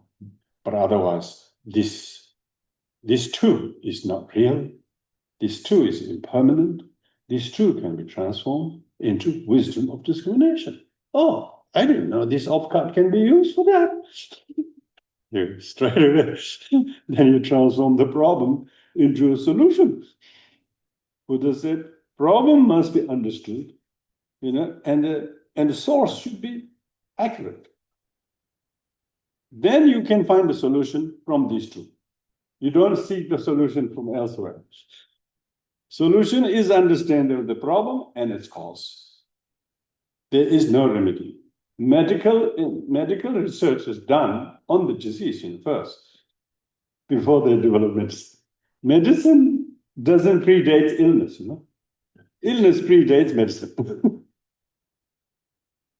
That's why it took so many months to develop the vaccine for COVID. COVID came first. And then we say, oh, what are we going to do with this? Oh, we haven't got it. We didn't understand this. So it'll take 18 months, 12, 24 months to develop the vaccine. Same principle. The Buddha said so, Suffering must be understood. Its origin must be established. And then it can be stopped. Incredible. When the vaccine came, then of course, it definitely helped to stop from spreading the virus. Otherwise, every contact was a danger. Likewise, people are contacting wrong views, misperceptions, desire, craving, righteousness. All of these, they are contacting these kind of afflictive thoughts, and then they get tainted by it, and their perception is marked. And Amitabha's wisdom discrimination sees that it's penetrated, it's the medicine, it's the wisdom, it's the cure. And when one is able to do that, then you wouldn't be subjected to get dual illness. Dual illness means either heat or cold or wind, bile or fan, either of the two. Therefore, the two elements are fighting. The digestive system or the water or the fire, they are fighting each other. There's no balance. So then you have a problem in lots of people have some people have a lot of throat and vocal problem. Usually you have a lot of vocal problem. Not only vocal problem in speaking, but even no matter how well you speak, nobody believes you. You have a no verbal command. People don't believe you, trust you, no matter how true you tell them. The karma is incredible. Some people who are the opposite, their words are regarded highly and loved because they must have some stock of merit, to say so little. And they don't need to say anything. They just say a little bit and everybody heed to it. This is why the throat chakra, we need to purify throat chakra. Amitabha is to bless our speech so that we are mindful, to control our thoughts from becoming words, and words said at the wrong place, wrong person, on a kind of over a small thing. When we can see this with wisdom discrimination, we can mind our speech, mind our throat. And that's why Amitabha relates to the pentad of speech. You can see. So when you're meditating also, you may be not saying anything, but your mind is still thinking, you're monologuing. You're saying things in the head, talking things, monologuing, and you've got to really stop some of those rubbish that you are talking in the head, and that's the distraction. Distraction is your thoughts. It's not the door, not the light, not the street. Distraction is what you thought about the door. It's good to know that it's your thought about the thought object is the more distracting than the thing that bangs the door. The door only banged once, but you haven't stopped thinking about it since then. Yeah. See, this just shows which is distraction. Is the thought is the distraction. This is the wisdom of discrimination. Instead of who banged the door, who must be that? Why did he do that when we are meditating? So annoying. You just go on like that, It doesn't stop. Now, not seeing that as the distraction, but thinking the banging of the door is distraction, is not discriminating awareness. Saying that banging of the door as a noise is only noise to one who's meditating, but not to the one who knocked the door. He must be lost his way, poor man. But when you have discriminating awareness, you can think, someone must have lost their way looking for something. Pity that I can help the guy I'm meditating.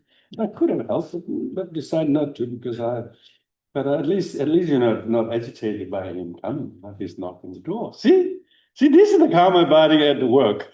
When you karma body at working, you are rationally thinking like that, and don't let become thought about the thought. And your thought calm the neurosis or worries about it, and then wisdom of discrimination become completely happily utilized in that kind of understanding we call understanding of the other. When we didn't understand them, we think they disturb us. We call it noise pollution. But when we want it, we call it musical band. When other people are playing, it's a noise. When you play, it's a music. So, if you have wisdom of discrimination, you can think like that and don't get polluted by it. You rejoice they're having a good time. You rejoice that they're having a party, and don't mind, how loud it is. Really good karma for you. See, this is the Akshoba, this is the Amogasiddhi. Amogasiddhi is Buddha activist, the wisdom of accomplishment. You don't have to hire a musical band in your backyard. Others are doing it for you. You can tap your dance inside your living room, or you can join them. If you rejoice, see, that's exactly the opposite of jealousy. Amitabha's afflicted related to Akshoba is jealousy. You are not the green color. The green color, you're not envious. You're not envious of jealousy. Envy. You're not envy. Green color associated with envy and jealousy. So you transform that. So what do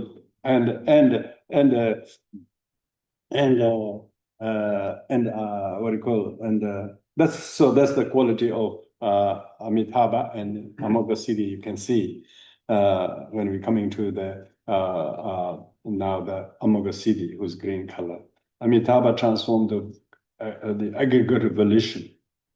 Aggregate volition means everything you do, say, think, all these volition of doing mainly, and saying and thinking partially, because if you push the saying with Amitabha, thinking with Akshobhya, then you do the actual doing of itself with Amoghasiddhi. But then here, when the body, speech, mind are separated with already, then activity itself is considered to be all of all three. So all actions that you do adequately without any sense of jealousy, you have no jealousy of other people. That's because the poison of jealousy is transformation jealousy, and that purifies your air element. The air element is most subtle of all the five elements. Subtle in the sense it circulates, it transports the information, energy, thoughts into different from one channel to another because of the vital air. The activity of karmic air circulates, makes activity to move forward. Means, for instance, you are moving the hands, and this activity of communicating, not just verbally, and you looking, you're listening, and all these are activity. When your activity is pure, sincere, and genuine in doing that, there's an amazing sense of accomplishment. Oh, that is good. I did this today. That was good meditation. That was good in the morning. That was good doing, or whatever you do, there's this amazing sense of accomplishment, appreciation. Now, if you don't have the quality of Amoghasiddhi, there's a feeling of inadequacy. Oh, I didn't do well. Either it's jealousy or low self-esteem, because jealousy is an expression of low self-esteem. You couldn't rejoice other people's accomplishment or effort or whatever when one is not adequately appreciating whatever you have. If you're humble, you will always be able to rejoice others. You don't have to be better than others. You just are one who can rejoice others. And the humility is most reliable virtue, because virtues others become cause of your rejoice. You don't have to be better than them or even equal to them. Your rejoicing of them makes you to have the wisdom of accomplishment. So it doesn't have to be you who do it. It doesn't have to be your family, friends, and someone who has to accomplish it or win it. This is the wisdom of accomplishment. So there's no jealousy. Jealousy is expression of inadequacy, as I mentioned. Whereas the wisdom of accomplishments is expression of accomplishments, adequacy. You are adequate in the way you see the quality. If you don't have wisdom of accomplishment, there's a lot of triple combination diseases. All three poison mixed together causes certain kind of disease. This is not just heat problem in the upper body, not just wind in the head, not just a cold disease in the lower body, like swelling and all the water retention and arthritis and so on. But all over the body, your body is likely to get problem from all of the three combinations. Triple combination illness is a little bit harder to treat because of the complexity of the combination. The hand symbol of Amoghasiddhi is cross vajra. Cross vajra. Cross vajra, or sometimes whole sword. So both these hand symbols are interchangeably used as a symbol.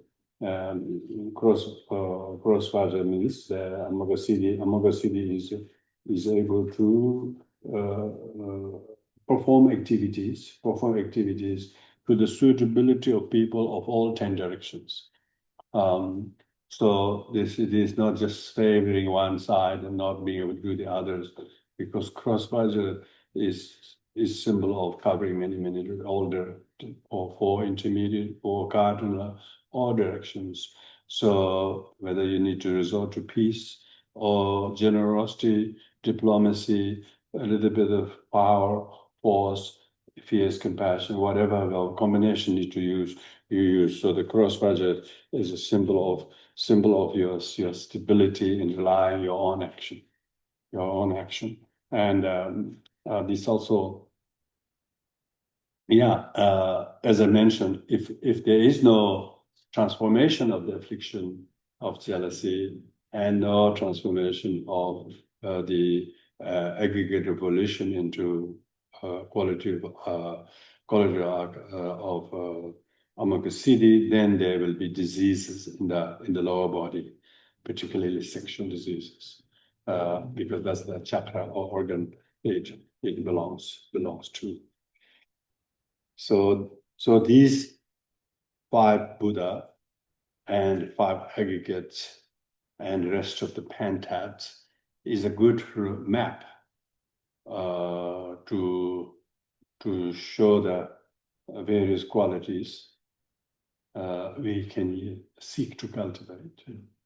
And these very cornerstones of Buddhist philosophy, the 5 aggregates, are often the 5 aggregates is quite extensively covered in the Abhidharma teachings of Theravada literature too. I don't think they talk much in relation to 5 wisdoms, in relation to 5 aggregates, but they talk about the need to know that aggregates are not self, which is pertinent teaching of Abhidharma means supreme science. They're not teaching metaphysics. They're not teaching matter. Abhidharma is not a teaching of matter. Abhidharma is teaching metaphysics. It goes beyond matter. So therefore, you are not body. That's what it's saying. Abhidharma is you're not body. You're aggregate. You're composites. You're composites of many non-you, which are mother's, father's fluid, your consciousness, all the food you took, ate, all of that. And these things it's like a body of a car. If your body of a car, but doesn't have an engine, it looks like a shape of a car, but has not got engine. But still we label the car, the brand, and so on. But if you took apart all the pieces of the body of the car, which parts of the body of the car will you point the car to? Because every part is busy being the part that they're labeled as. And so there's a carless body, carless bits and pieces of what you think constitute the car. And there is no car. Really, there's no engine. So make sure next time you buy a car, there is engine. When you order a car, the engine has to arrive. The body is built in a store. The engine has to come from Sweden. The engine has to come from Malaysia or whatever it is. It is. But there is not a single part of the car is a car. Even the engine is not a car. No, even the engine is not a car. If it hasn't got the wheels, if it got this, even the engine's there, parts there, wheel there, and they're like in Tibet, This story, I don't know whether you've heard me tell. I've told sometimes. In Tibet, the 13th Dalai Lama got given a jeep by the governor of India, who's from Britain. He gave a car. Oh, he got very excited. He got very excited, and because Tibet got no roads to take the car from any road, so they said, "Oh, this is a special offering to His Holiness." Of course, once in Tibet, you can drive because there's some flat areas and so on. They got so excited, and then of course, and then even take it to see Kim, it's a bit of an effort. But they then disassembled the whole car, disassembled all the car and packed as small loads so that the mules can carry. Mules can carry about. There were about at least 10 mules that carry all the wheels and doors and the panels and engine and all of that. And they also hired a mechanic to come from India to take them out, take them to Tibet, take them to Tibet, which took a while. And then they reached there, the Indian mechanic was there. It took a while because it was on his own. and he brought the tools and so anything. So he assembled the car, everybody was amazed. But there was no petrol.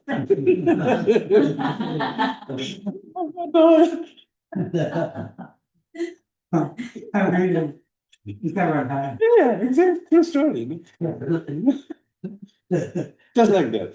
Like that. So what is a car without petrol? It's no car. You see this? So there's empty of car. This is just an exhibit of a car that is not drivable.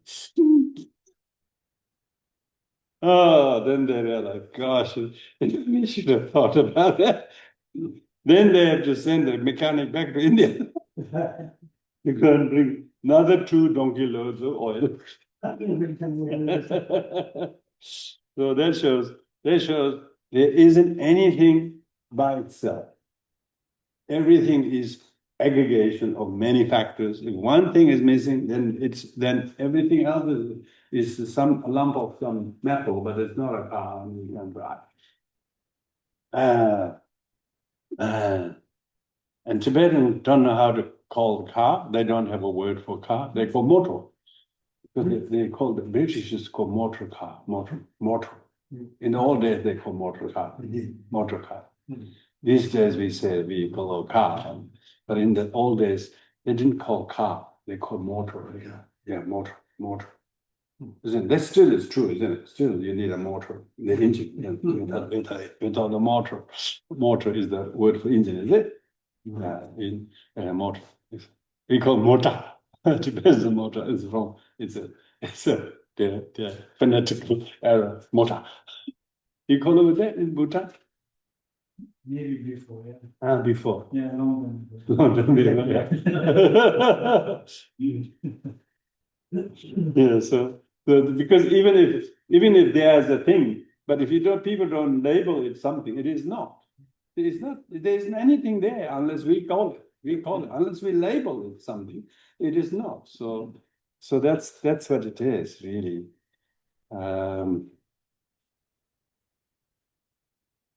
So any comments or discussion there? Group say. So I've done the Karma Body retreat a couple of times. We've done a trainer for Karma Body to facilitate Karma Body courses. None of this was included in Karma Body, standard Karma Body. No. Why is that? Because the five Buddha concept, theory of the five Buddha concept is not the normally taught in Karma Body meditation, because five Buddha family is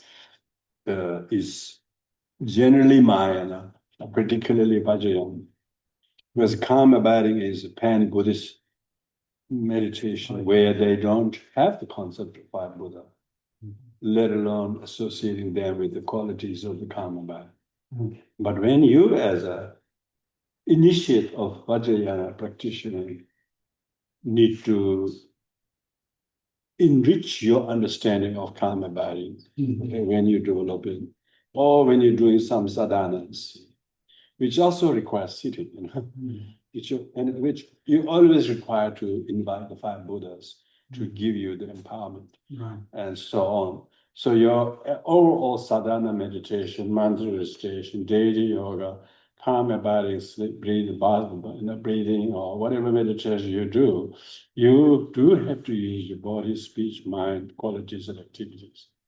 The activity of sitting itself is actually amoghasiddhi, activities of doing. If your activity of doing meditation is purely have a sense of amazing sense of adequacy, I really want to do this, and you really do it well, it doesn't matter how long, but you do maybe short, but still you do it carefully and respectfully. With it from beginning to end, with refuge and bodhicitta, meditation, conclusion. And if you do it Buddhistically, that's how you meditate. You always take refuge in the triple gem and generate bodhicitta, and then you do the meditation. And then you finish it with the dedication manners. So that mode of doing a proper form of meditation, then that is the activity that constitutes a proper meditation. So of course that constitutes the activity aspect of the five pentats.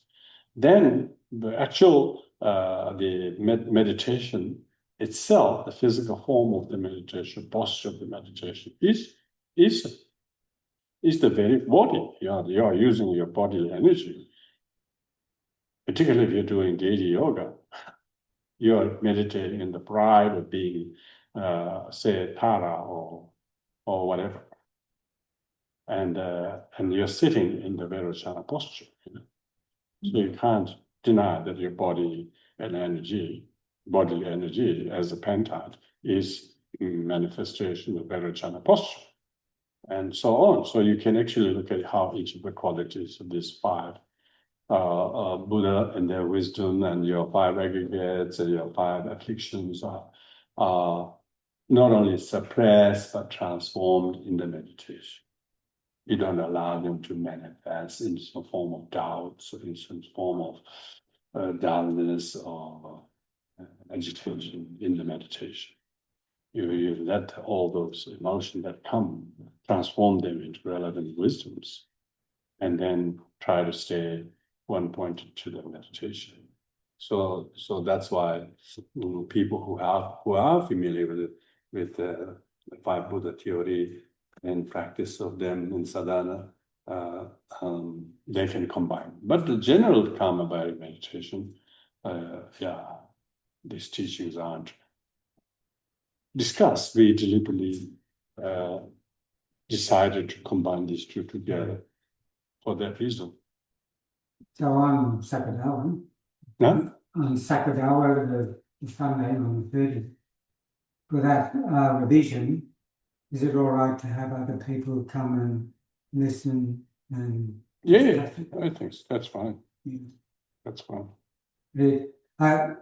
For myself, It encourages the point of this format of teaching is to encourage people to how to see the relationship between calm abiding and Vajrayana meditations, which all has a deity yoga meditation. So how you should not see them as this is that, and saying you're doing this, you're not doing that. No, actually no. You actually can be doing Vajrayana sadhanas at the same time you're doing calm abiding. And I've been saying this quite a long time that there is no meditation beside calm abiding, especially inside. And only difference is the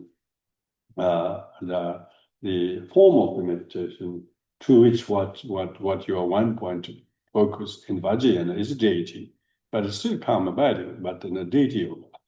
And you're trying to reach the state of calm, the tranquilized state of absorption, to be able to hold the attention of being the deity or meditating on the deity instead of the breath.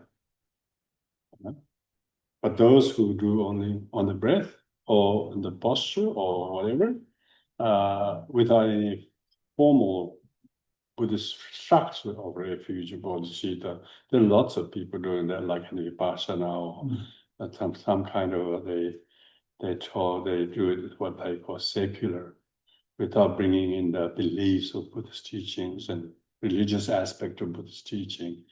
And then for them, of course, these things are to be incorporated, because they can't. They don't know concepts, theories, and so it's not a kind of a design for wider kind of discussion to that greater extent.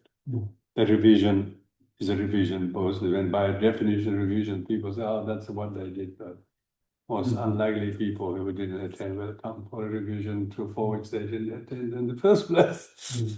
I don't know, but people who have already been initiated, receive some vajrayana empowerment here and there, and done that. Of course, they will all appreciate it, because they've been reading about it. They know a little bit about it, but didn't quite know how to intersect the meaning and make it meaningful to enrich their understanding and practices.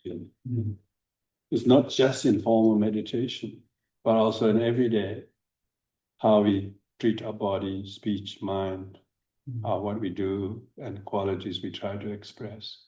All these are 5 Buddha energies, 5 awakened energies. Okay, so let's have a lunch break. Thank you. No, we have a photo now. Huh? We do a photo. We'll say that. Yeah, sorry. Have a photo now. Yeah, you can. Yes.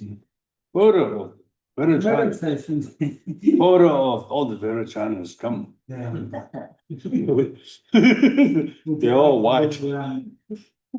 The background Rinpoche and I'll set this up. I'm not sure if we got it.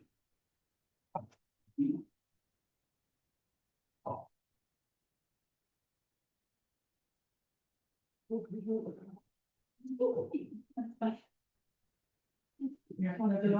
world, background Rinpoche. You can set a timer up and come to. Yeah. Yeah.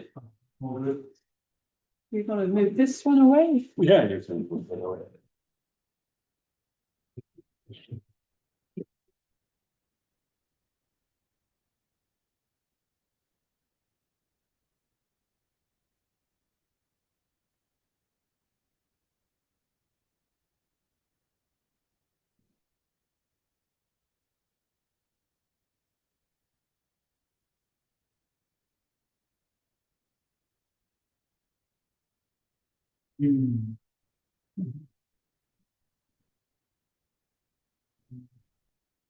Yeah.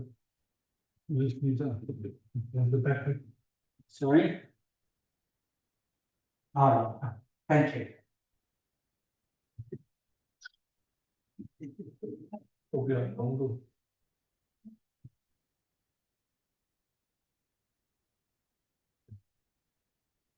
Look at that.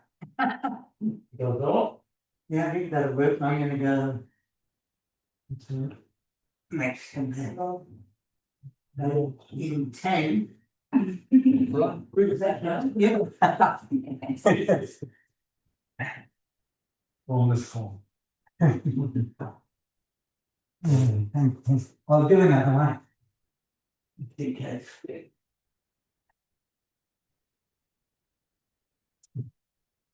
Thank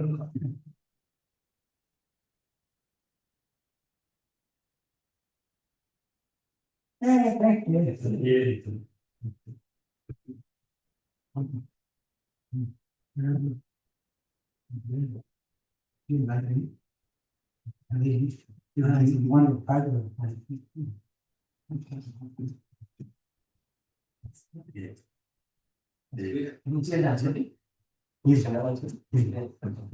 I might go there if I can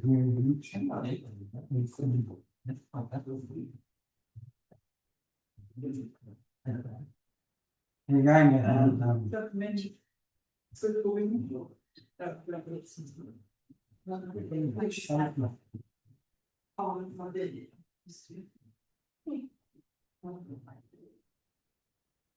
Chris, you're going to see next Rinpoche as well.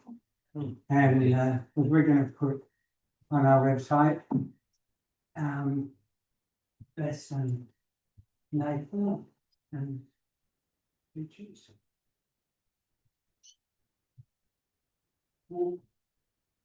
Thank you. Let's see how that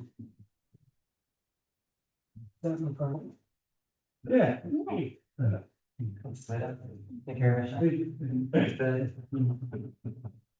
Be good together, send, I'll send it to you, or you can send it, yeah, and I will. Facebook. The one with it all? Yeah, everyone. Yeah, that would be great.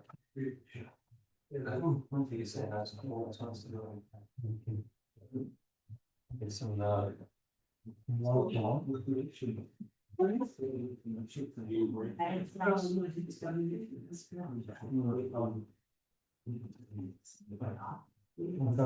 You got it, yeah, because.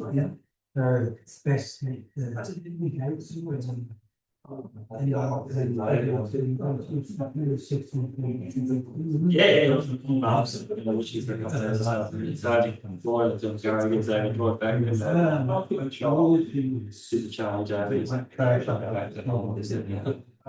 Oh, you know, so I miss a bunch of time. Probably I'm literally just lost on that. Looks like that boy today. Yeah. Yeah, I stayed to the ones there, but I hadn't been there by 12 years. So the other things not good. Yeah, We can report that. my niece and nephew. Or Yeah.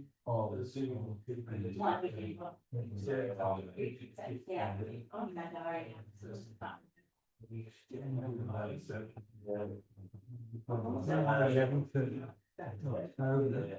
Oh, I used to have it today. Yeah, we kind of work for it. Well, that is as it before the moment. Yeah, just one through. Oh, I do Sunday night till Wednesday morning, and then I'll take it first film. Or I'll give it Sunday. Yeah, I'm sort of. Yeah, all the weekend. So I haven't never sit on Saturday and Sunday. Next year I wouldn't mind going to work about. I would just make my video this year. Have a try.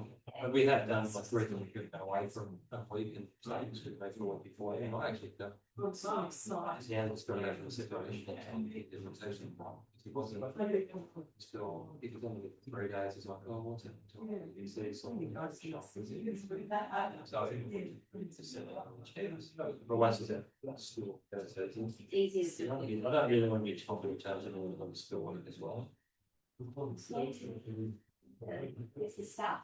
Has to be like extremely. Yeah, I mean, it's got to be, well, he's got to be, doesn't want to do it. Just that disruption of play. Plus it'll make life from there as you go forward, being that 4 week for our piece. Anyway, it's all. Yeah, exactly. I mean, right, as long as there's on the hour, do all this stuff, so it's all good. But he enjoyed on the other ball, so I was like, I think what a go. Playing ball games with the shade. So I got a photo. So, yeah, so that sticks with like. Oh, yeah, my God. He was good. He was very happy. He was all time. So it was a bit. Very colourblind. I mean, I was saying, why? To take hands away. Yeah, he's PlayStation. Michelle.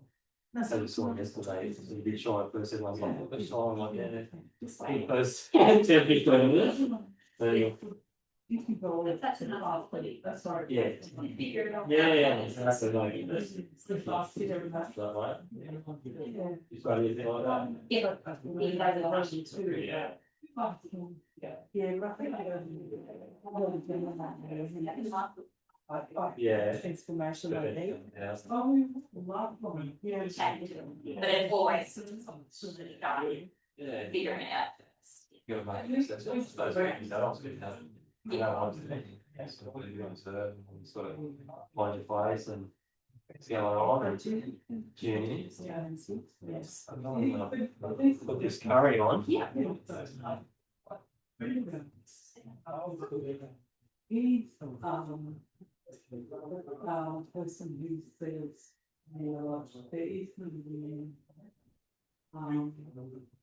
and that's I like my everything else so there is no resource guidance the reasonable about virtues and moral, he's like that sort of thing. And then the reference was no real reference to the part so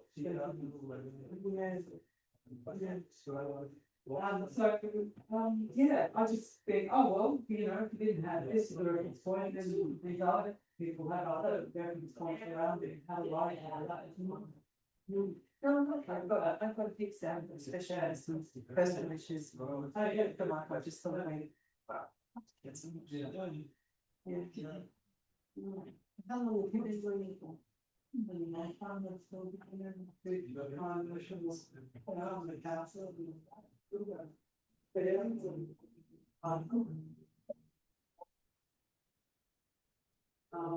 yeah, I see engaged people rather than feel through insight into the fire and passion, yeah. Maybe taking your fruits. Yeah, I was, no. Yeah, I think of course, yeah, it's having the pause, yeah, it hasn't come down first. Yeah, there's more and more fun people find, dangerous actually, you know, I was people are capable of doing it. So, yeah, you have to sort of navigate that personally, how am I going to really achieve the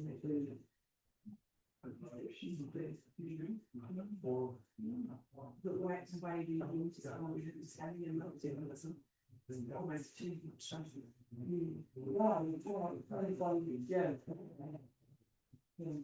So do you understand? Are you like in a community hospital or in a residential? I was in a hospital and now I'm in a residential. I've actually, I'm having break.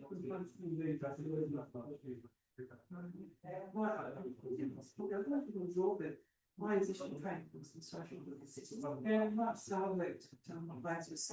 I'm doing this, you know, going back to the classes, and then I definitely like it. So I retrained some. But most of my career has been the work with the ones with families. That's how I see it. And in my school,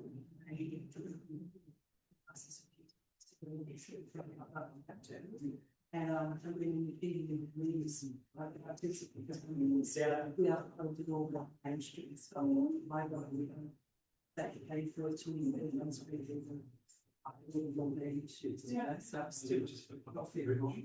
so that's what I'm saying. This is what I believe. So we were very dissimilar. Yeah, actually, what you need to find. Yeah. That's really good. This is very direct.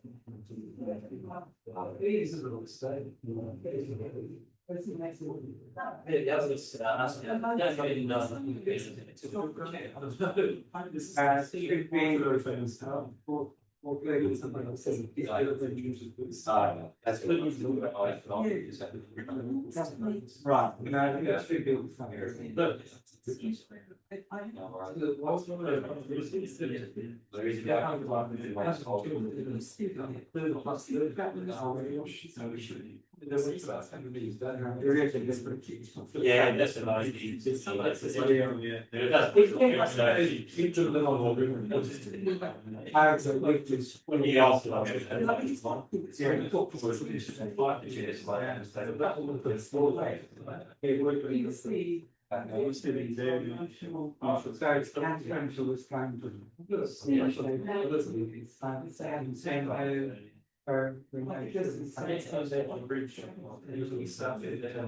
Yes.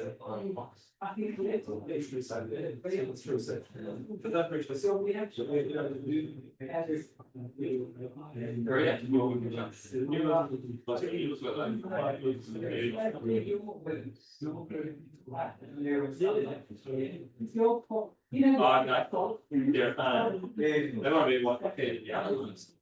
Yes. Yeah. And I was watching out and pulling in the teacher. I don't see a lot. I opened the house, and he was just smoking. Right. They put it there before dinner, and Yeah. I didn't before dinner now. What's that? Did it Google? Put it in the oven. So I smoked it all nice. Yeah, it's small. I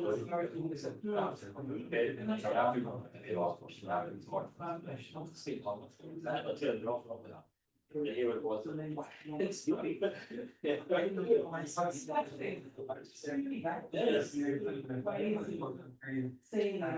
I want that's a pretty good. Oh, yeah. Oh, that's a pretty I did. Oh, I like it. And I thought you found. Oh, I did. I realized that's terrible. And we, yeah, we feel needs to be particularly. Yeah, we got some Jewish. The smell can come sometimes because.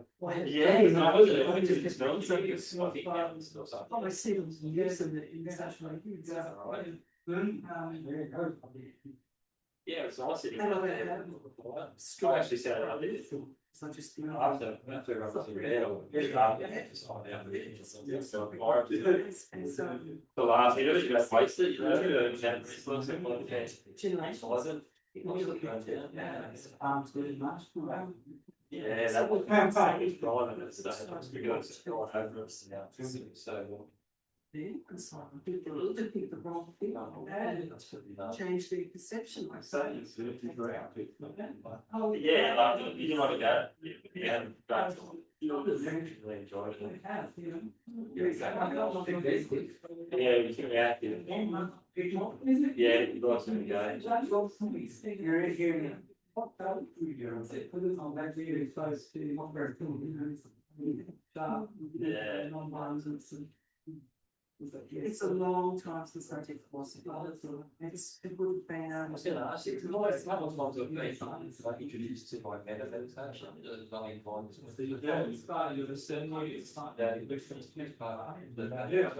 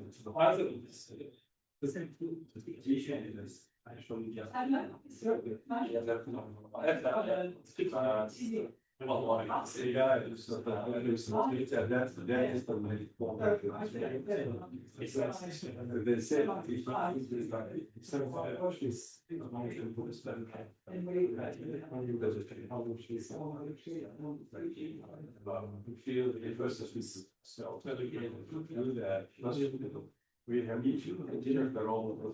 Yeah,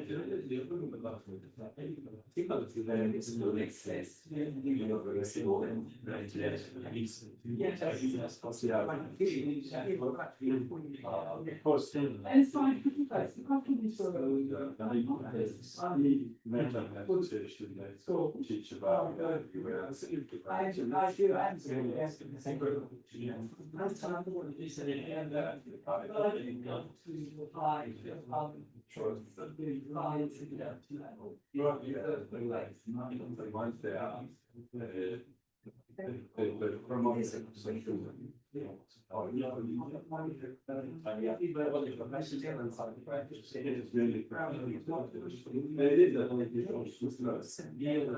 Most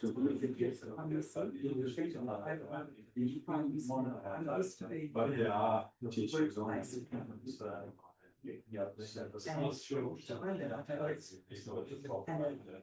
it's for the teachings, we always programs say,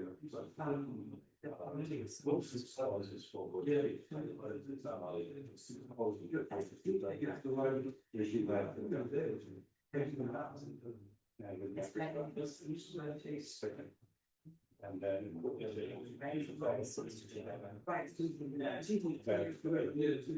That's fine.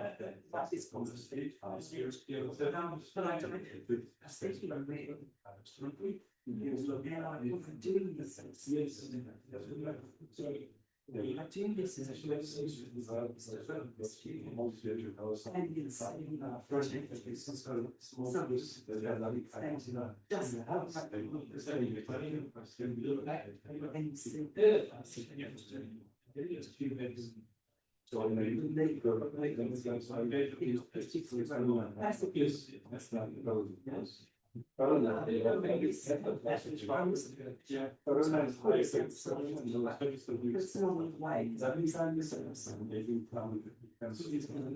and it's But soon they will use that.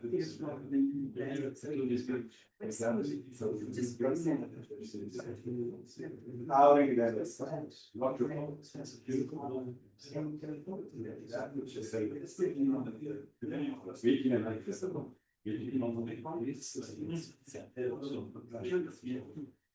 then only it's beautiful as this song. So you're starting to go to see that all the time. Well, it's rather is my like some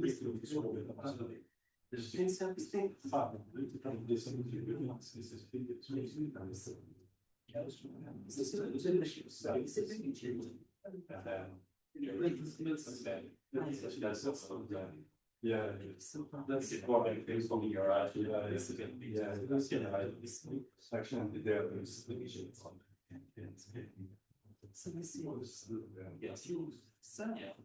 the view, yes, that's pretty big. Yeah, I did like that shot for that practice of someone it's a very difficult very hard to find. It's a really practical. Yes. Yeah. Yeah. Yeah. So I helped him get into the It's a beautiful. oh, yeah. Really bad. Oh, that's a real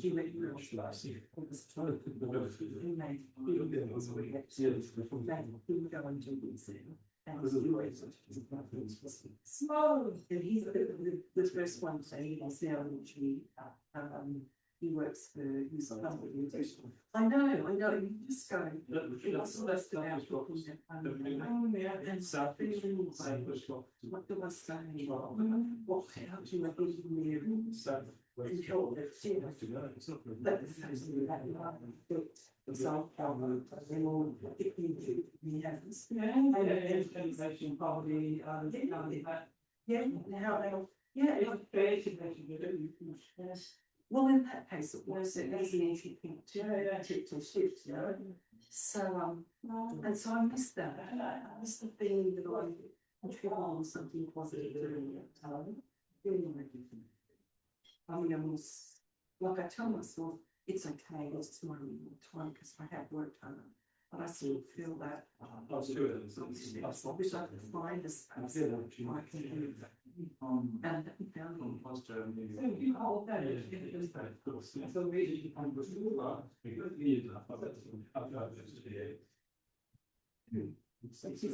That's very cool. It's like silver. yeah. I mean, super. You try to and the studio, the rock. We're so close.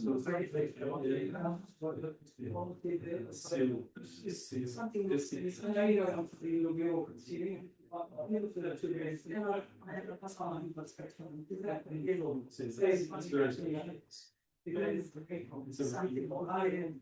hopefully it'll come. How can I find a space that does this for me?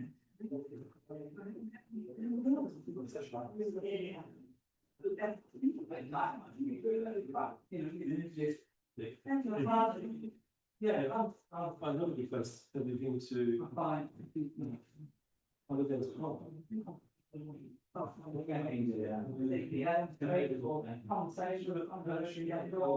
It comes out of which is very, very important.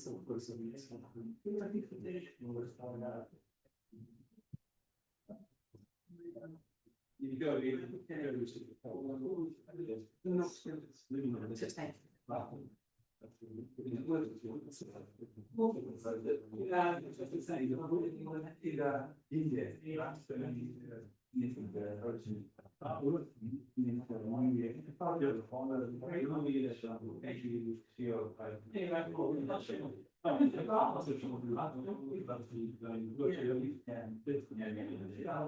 It's like there's a pool, it's through.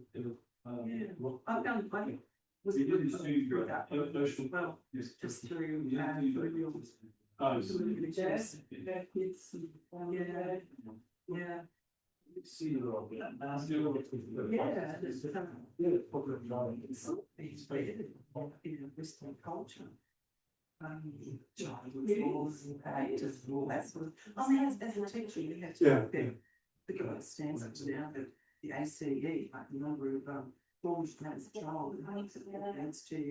Right. You still have that. No, it's still have. Thinking was we still have to. What some. The schedule is for you to get. But yeah, we haven't yet. It's too long, so she also has been special.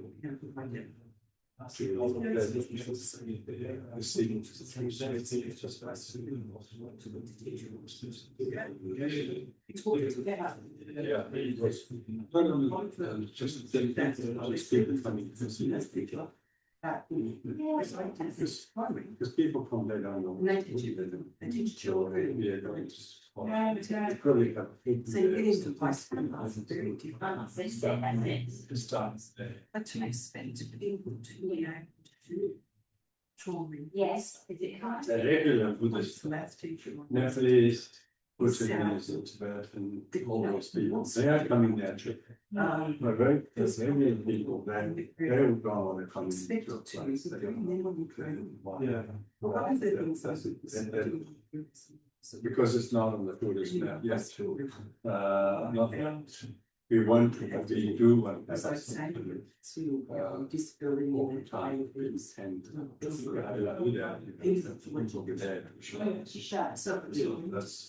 That's it's a real. that's probably hard. Strategy. But also. Sure. So many. Usually nice to have a caretaker or some people who are designated, but no. Either that's kind of because we get a position. Some people are able to do that. And it's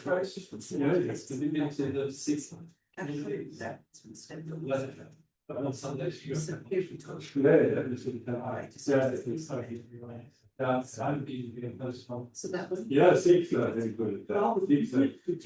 Six, I asked the kid. Others, They're so that was on. Yes. There were others who and were saying. Very few temple that are the close. Yeah. Others. Very well, very high. You know, so. That's how. Indians are everywhere. And They know the argument.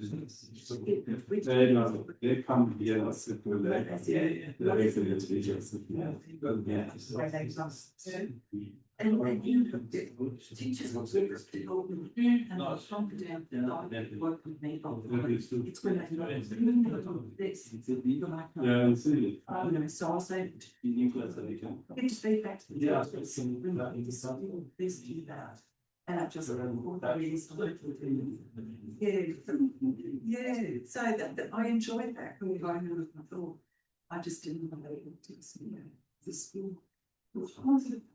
How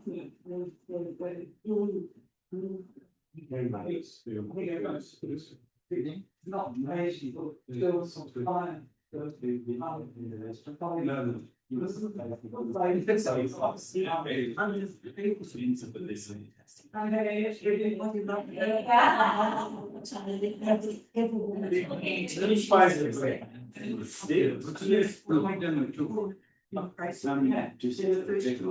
We have a dish entirely out of chili.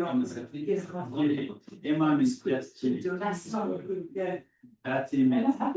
cheese. So there's nothing that's chili. And that's why when we push down sport on the day, everything's it's a conception. It's also 6 people that take Christ. It's not just much. It's Isn't it true? one person. Fried chili, like a small chili, big chili, red chili, green chili, white chili, chili, and like some of them, like we call it.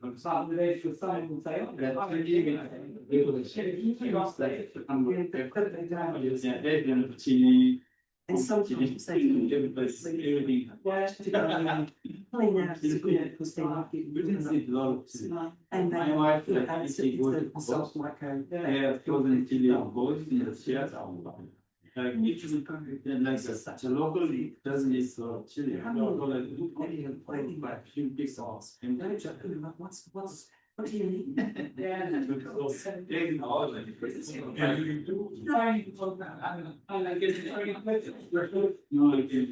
It's like, isn't it? That's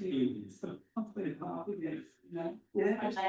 my stomach must be like crying. Yeah.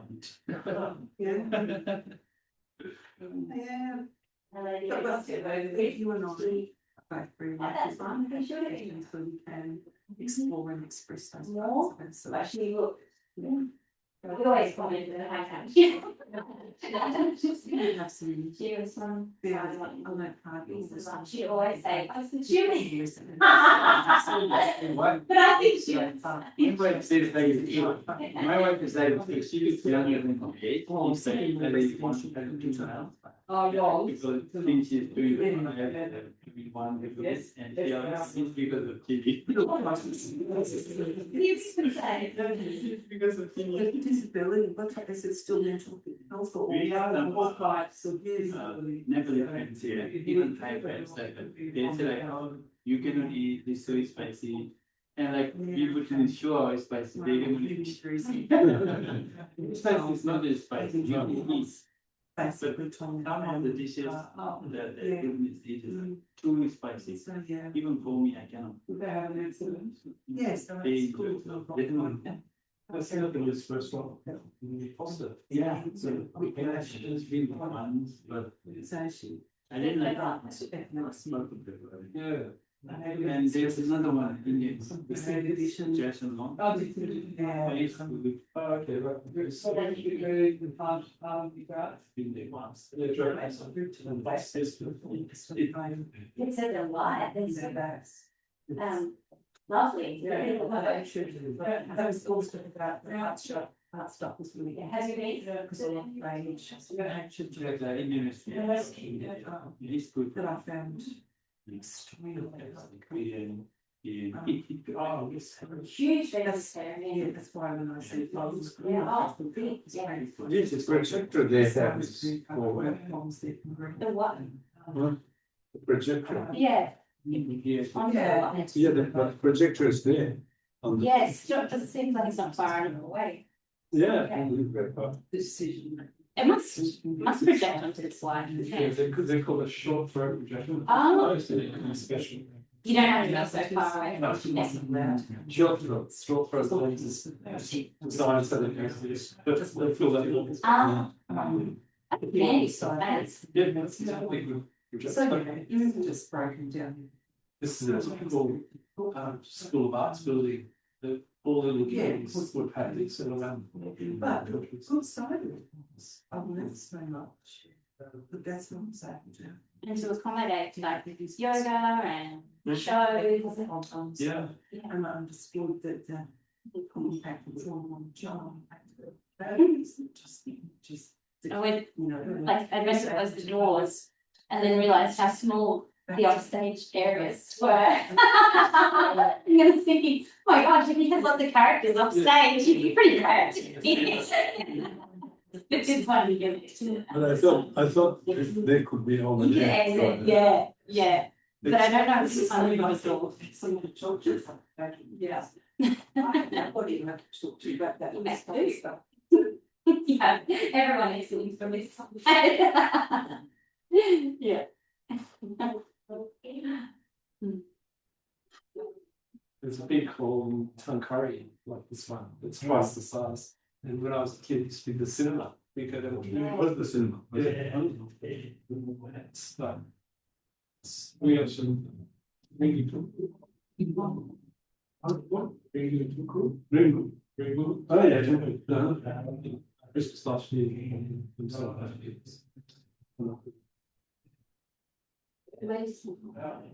He lives in Sydney. It's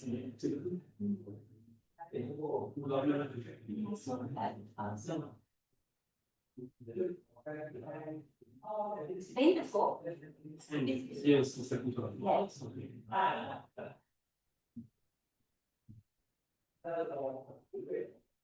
Have you been to the Red Centre? Yes, on Blues Beach. I have used. You know that, yeah, it's still dropping, still. I remember in the first one. And one, and later on the radio. Are there any? Yeah, some of them. And it's still the building that was purpose built. Yeah, it's really it's used as accommodation. Wasn't it first built up? Was it just a house? Yeah, it's really accommodation on the ground, and then above there's a shrine room. Yeah. Then you probably get 20 people in there if they push. So there's stream events from 1 hour of leading crowds. So that's the main. That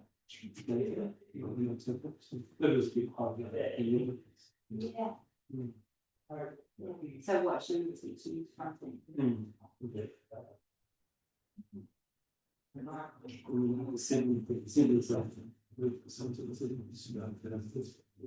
Are they for the weekly meetings? Yeah. It's good new ones, they're entering it out. They're entering it a whole with the various groups.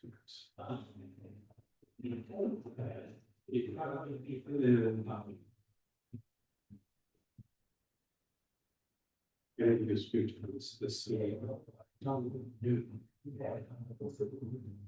An old church.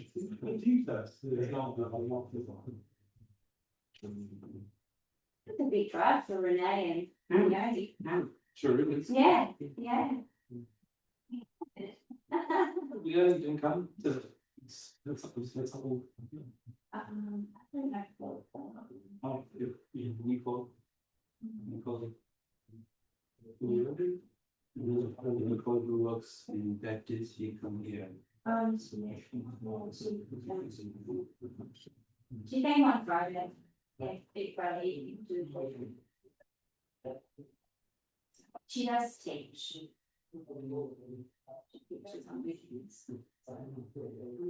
Yeah, I think that makes it difficult to find a weekend coats for her.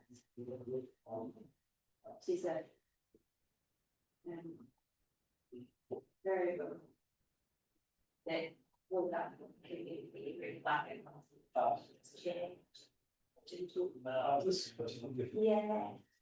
yeah. And although she whatever sadly she was a lot of fun.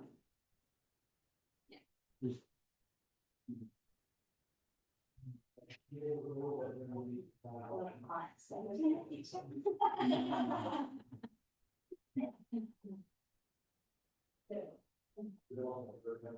I think is she working at a centre in town? How do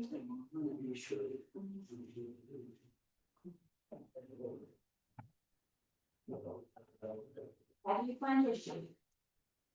Are they all? So yeah, I mean. Do you get time to know that? Do you get a bit of one? Timetable?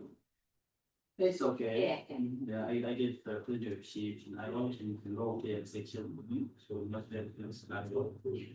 Instead of done them. Very good. But I'm pretty good everything like medication, care, everything. But yeah, other section they do only care, so medication will be done for somebody. Yeah, that's the easy one. Okay, So- so many more breaking it up into. So I'm in the low care, so all the residents they're independent. Mhm. So I have medication everything in the section and yeah, pretty good. I mean, it gets to know them. Yeah, I get to know them. So like I'm so close with them. Yeah.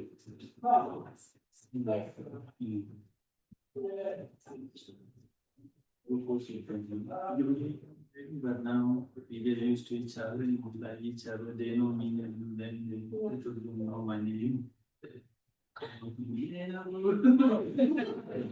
How many residents in your section?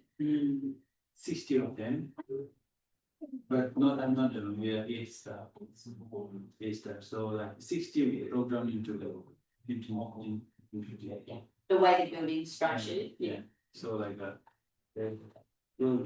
two staff for 15. And then there's common areas in. And time. I haven't been to a Baptist. I visited. Over from Sierra. Yeah. Is that leading foster? Yeah. There's not one in But it's only one. Yeah. But STM got 2. One in Tanqueray, one in Foster, Glacier also 2. Yeah, there. Yeah, Pacific in Glacier, one is Foster and Tanqueray. It's only one, but that one is the biggest one. It all, like you said, all of us.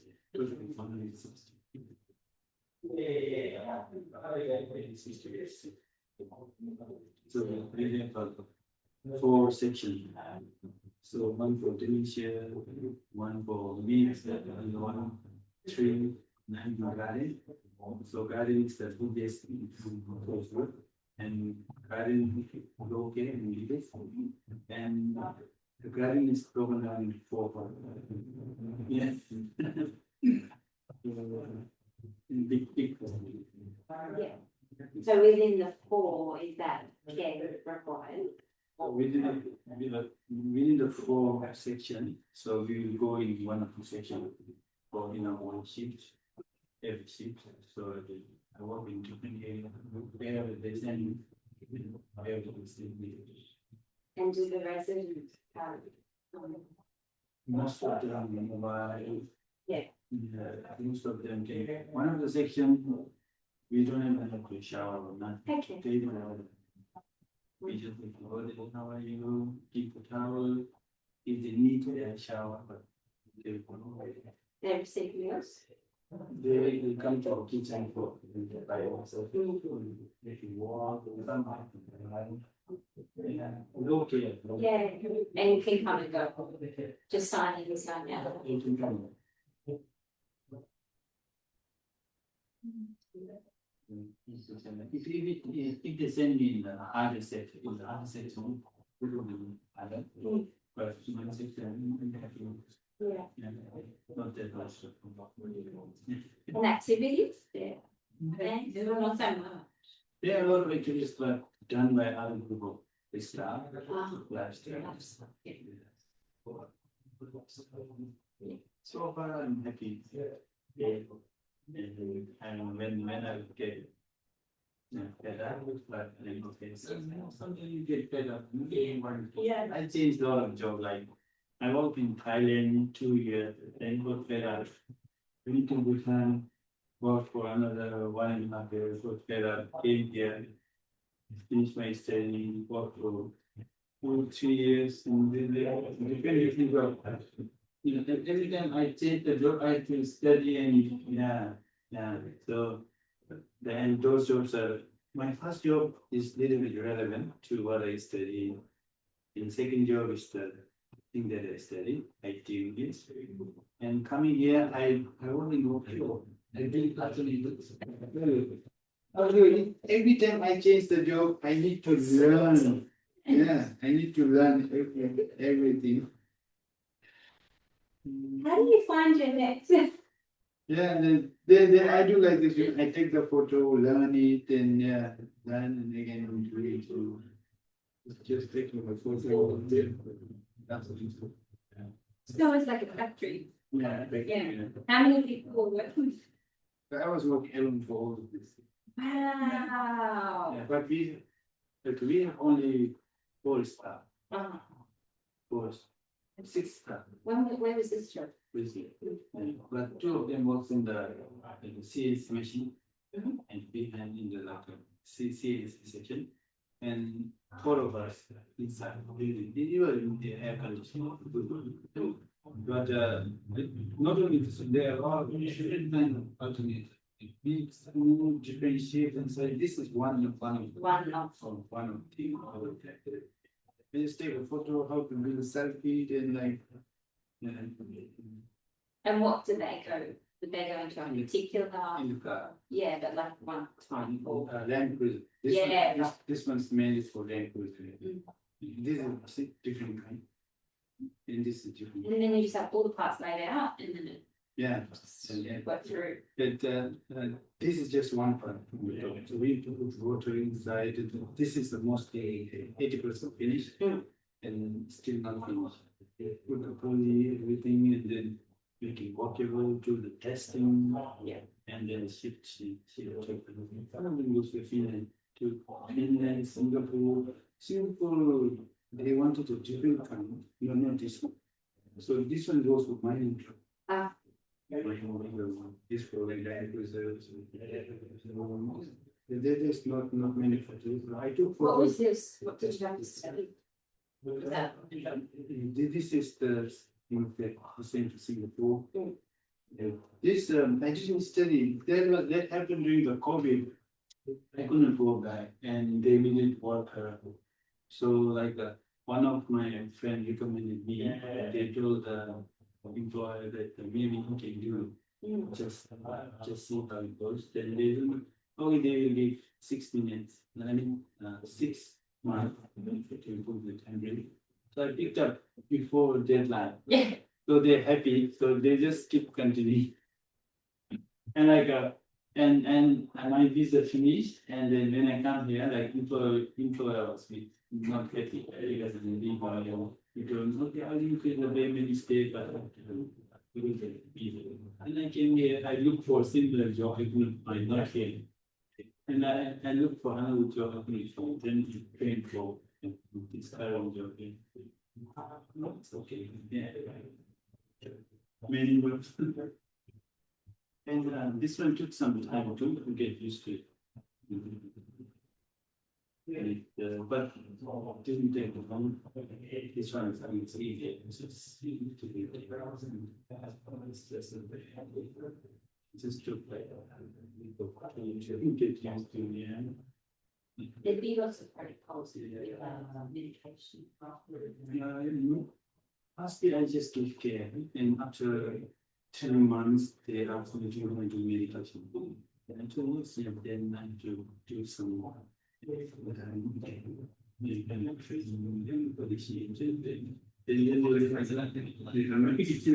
did, and now I have conflict with Iran. Speaking of the Democratic things in Nevada, Ms. Harris criticized that Iran was Working a decision to attack Iran, arguing Americans never signed. When you look at this, found another trait, the American people to not which was, But I was working with Sam. And I'd come in at the end of the type work for the year, and then I'd go and get this. It was not time. It was wrong because felt like I was going from kids back to kids. my first job was in Thailand. It was knowledge development, but I had to write a proposal. They said that my job title was communication officer. So I had to do like all the paperwork to get the donation here. Right, a proposal, a project proposal, plan project, proposal. But yeah, during my time, we did get a lot of donation and yeah, a lot of in northern Thailand, a lot of kids, without parents, nobody looked after. So this competition looked after them, and some young children that like prostitute. And they take for sexual trafficking. The condition is trying to stop and get some donation in only 2 years.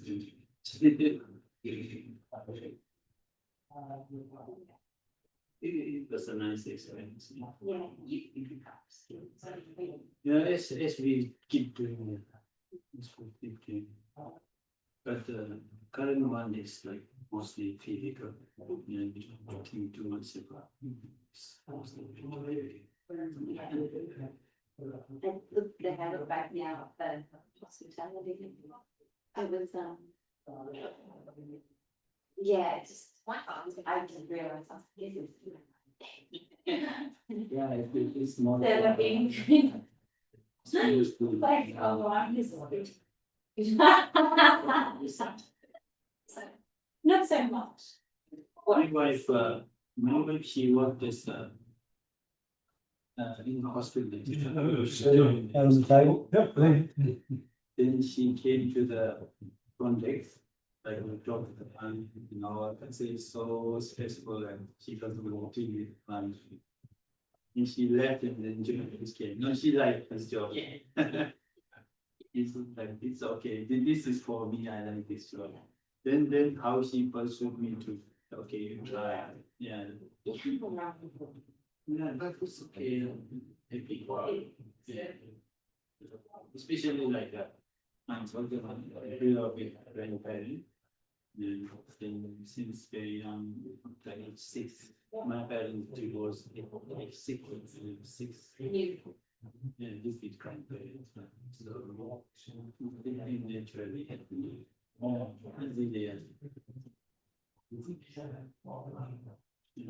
grandparents. Say a lot. Yeah, when you're around there. Yeah, it comes to you. On the third thing. Can I ask you something? I'm not sure if I'm awful, but can I get you to work out how to put these teachings on top of the machine? Whether these can go on website. What we can do is we can put it in the okay. I'll be able to On the website. Yeah. I'll have to ask them Because because website will not have that much space. right. YouTube or Yeah. You can upload the link. Oh, I see. YouTube or YouTube or I see. yeah. That's it. Yeah, so just go to the YouTube and then Maybe you come in if I get permission to, you'll better stop it. Record That's it. just request how it's okay on YouTube. Yeah.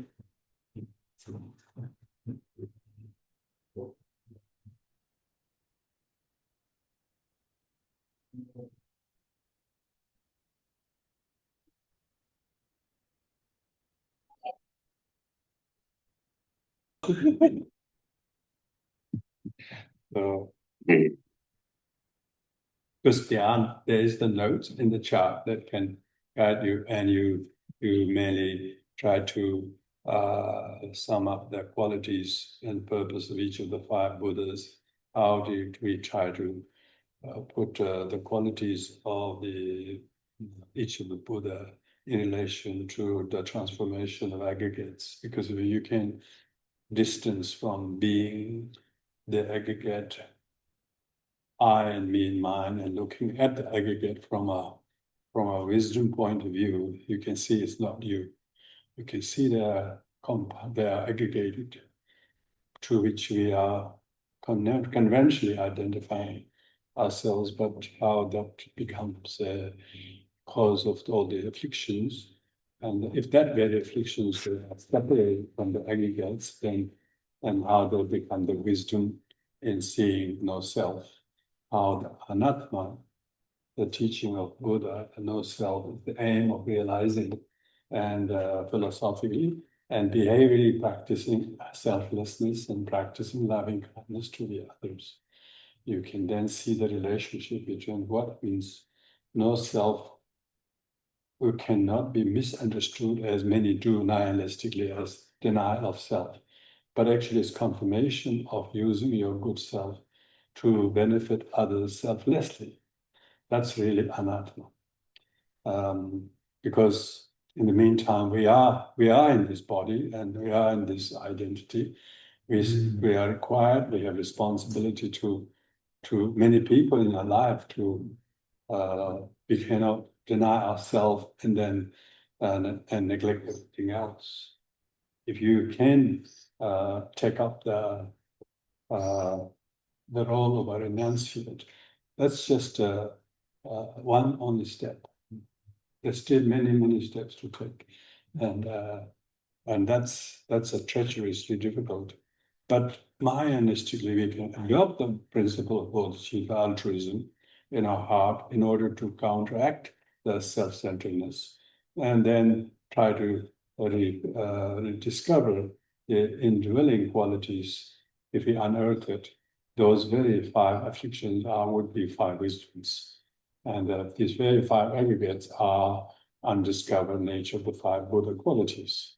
So in relation to that would be good to have. So I think after the meditation, we'll get to go over that with 5 of you. So let's do the meditation. Try to sit very in a correct quality of with a very channel's posture, sitting still, taking the center stage of the body, the form of the Buddha.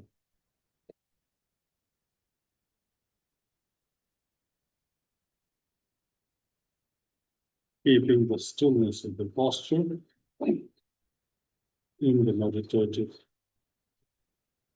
awareness.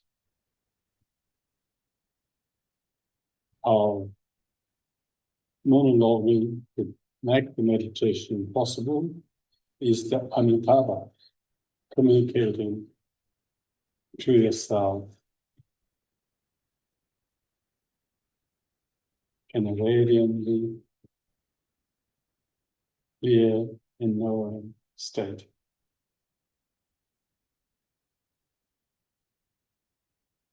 And the very consciousness that keeps the mind and the speech, the body all together, is the akshobhya, the mirror-like wisdom. It's able to see all as a reflection merely, and hence not become lured off by the appearance, but see them all as a reflection.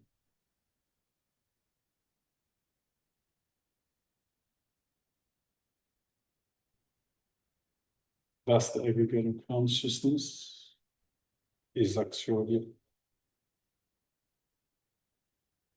The affliction of anger is unresolved, unrealized, mirror-like wisdom. When you know that everything is mere projection, not the object, that is the mirror-like wisdom. Thus, there's no anger, was transformed into mirror-like wisdom.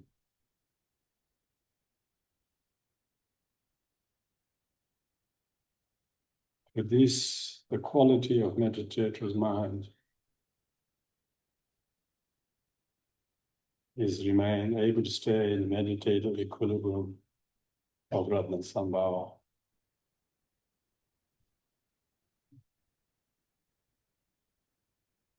And the activity of sitting still has to be consciously guided by the mind. With these things in place, one can choose to focus on breath, or loving kindness, or reflecting qualities of the Buddha, or remembering that how true the Dharma is, rejoicing within it, while sitting and guarding this practice.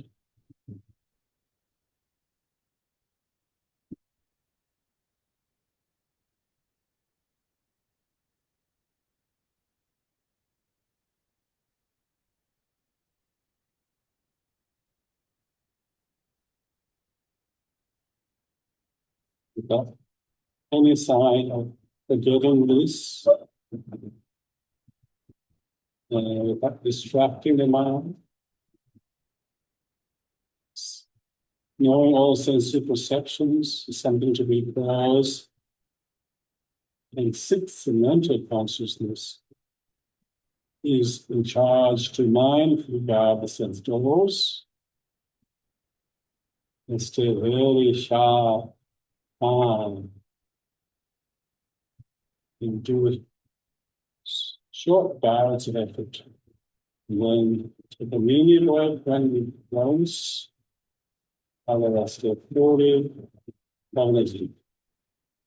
The radiant combined qualities of the fabulous.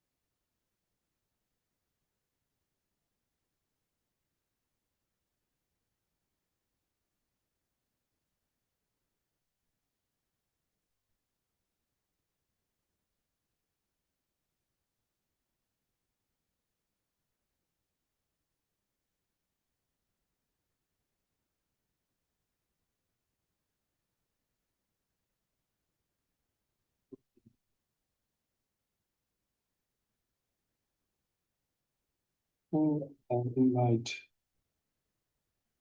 all of you to give a response feedback in relation to each of the five Buddhas. And of course, there are five Buddhas qualities, but yeah, so it doesn't matter if two people are doing the same thing. Because we got each of you should talk a little bit about what they mean in the relation to the awakening. The Buddhas are awakenings. Awakening is in relation to the aggregates, and affliction aggregates are knowing that we are not aggregates. That is the Buddhas, the awakenings, and then that awakening causes the afflictions to become wisdom. So just merely keeping those four pentats as well as whatever other additional pentat you want to like to, and share your understanding and feedback on that will be very useful. So thank you. Over to Right, start. Yeah. Can I just talk from my own? Yeah. So if it's all right, I'll just begin with just my understanding of broadly. So just to recollect, the Dalai Lama said the essence of the Buddhist path is a deep and transforming compassion coupled with wisdom, penetrating inside into the nature of reality. And because I haven't penetrated the nature of reality and realized the essence of it is truly empty, I really appreciate being reminded by you, and I need to be continually reminded that there is no self, there's no me or mine to grasp at. But I still do, and so I need reminding. And so when I receive this teaching, I'm reminded of these qualities of the Buddhas, the qualities within each of the five, and transforming those, tendencies that I have, that we all have, of, realizing that anger is pure, expression is clarity, etc. It helps me reminds me to do that, and that I need to use more compassion, by seeing the vast interdependent web of connection that isn't one isolated event, but it's connected in a vast way to a whole lot of stuff. So when I find myself judging others and judging myself, and just narrowly focused on something, instead of seeing it in a big context, then I fall into traps of judgment, feelings of judgment and wrong view and all sorts of things that I fall into, negative perceptions. And so it just reminded me that that there is is that okay if I answered it in that broad way? Yeah. Good, thank you. Thanks. Very good. Thank you. I understood the teachings as they came to be that great person value, but also a reflection on the Buddhas within me, not was one. Each of the aggregates that they show us, and how we can correct those, the affiliations, and how we can correct those affiliations. So this weekend I've been reflecting on all those affiliations in me, every single one of them, from anger, hatred, jealousy, pride. There was another one. Anyway, so looking at them in terms of me and how I can maybe use the wisdom of the Buddhas to help transform them into, whether it be discriminating speech, greater consciousness, each of the wisdoms that they also represent. I've kind of come to the understanding too that each of the Buddhas have a different impact on the body, even though the body's an illusion and there's nothing in it and there's no one part that makes a me or an identity, that I don't have to strive for that anymore. I don't have to strive for any identity because it's all not there. The true identity is the consciousness of being a Buddha, and transforming my afflictions into the wisdoms that I can also then take out into the world. But each of the Buddhas represents a part of me that I need to tame, be it my speech, not only my speech, but my thoughts which come before the speech. So they're not divorced from each other, whether it be the grasping, the greed, all of it. It's kind of, I hope within me, to take home a doubling up of my responsibility to practice and to actually go in the room and do the practice. It's ego that keeps me away from it. And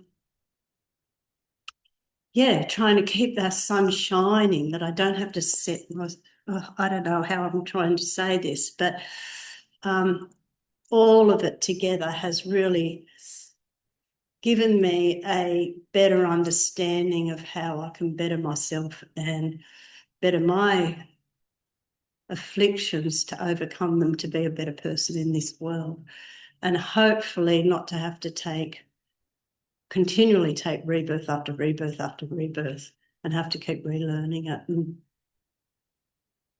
anyway, that's probably what I'm taking away, but to be able to see them all and to be able to see the colours, the parts of the sun that they're representing, and then bringing that into me and seeing, transforming that in me, if that makes sense. Sorry. I feel like I've rattled on, but yeah, that's what I've coming away with.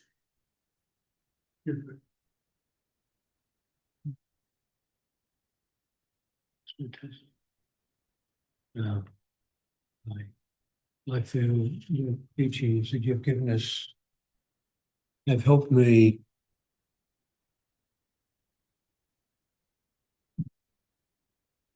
put together the concepts that will help my meditation to find some of the afflictions that are within myself that cause communication to be difficult with others, and therefore to become a better human by being able to reflect on those different characteristics based on the 5 Buddhas, which is a one, but based on the teaching of the 5 Buddhas and what they're here to help us with. For me, it gives me a way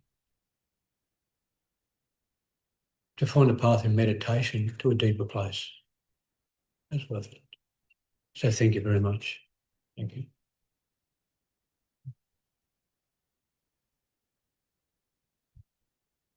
I think for me, probably reiterate some of the things that everyone else has said. These teachings have just brought forward the focus that I need to have through the Buddha families to stay on the right track on the path, I think. And that ability to not be projecting and not be looking at other people's, not worrying about other people's faults, not see them as be looking at the negative in other people, but more focusing, making sure I'm concentrating on what's in me, and utilising the negatives from other people in a positive sense, as we spoke about. And there's so much wisdom there. And just the different parts of the practice, the loving kindness, something I'm always trying to practice, something I meditate on a lot, loving kindness. The deep listening, I found that very relatable, because that's something else I'm trying to work into my practice a lot, just that ability to step back from this fast pace where everything, we sort of listen to someone and they might be talking for 5 minutes, but, after a minute we're starting to think about, what am I going to, so that ability to just completely give focus and attention to another human and listen to their story without having to say a thing, without having to say, oh yeah, well, something similar like that happened to me, or bring our own ego into that conversation, the ability to just give myself completely to the person that's talking to me, to hear their story, whether it's a positive or a negative, and to just to be present, just always trying to be present. So there's so many good reminders about the things there that need to do to stay on the path that we can take into meditation. So yeah, I'm very thankful for the teachings. Thank you, Rinpoche.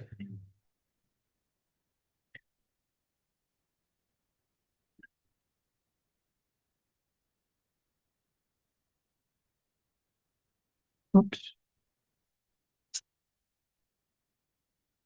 With the five Buddhas and the five aggregates, it's I think breaking it into the five really helps to separate from the self. Having the classification is so helpful, and the form of that classification, and it gives freedom and confidence for me personally, I think. So knowing that just having the form, having that stability of body, if nothing else in a moment, could be of most help to others. So yeah, having that calm demeanor and that which I suppose helps with the space, because you're sitting still in the correct form, you're not busy. So you're giving yourself a chance to have space and to have a clear mind. So that it's appropriate then for Varachana to be called the brilliant one, in terms of the wisdom and the awakened energy there. Then to know for the next to be consciousness and mind, implement being Vajra. So that's the indestructibility there. So that's like the diamond, it's indestructible. And the mirror-like wisdom helps with the affliction there of hatred, very much so that you can directly see the link of, okay, I'm feeling that emotion. Hang on. It's not them. It's me, but it's not me. It's the affliction. So it's just so freeing. And then that's heart, right? So then that all links. That makes sense to me. Bhava, giving, and then that importance of having the full giving, the different types of giving. So it was material, emotional support. What was the other? I've got it here. Hang on. Bhava.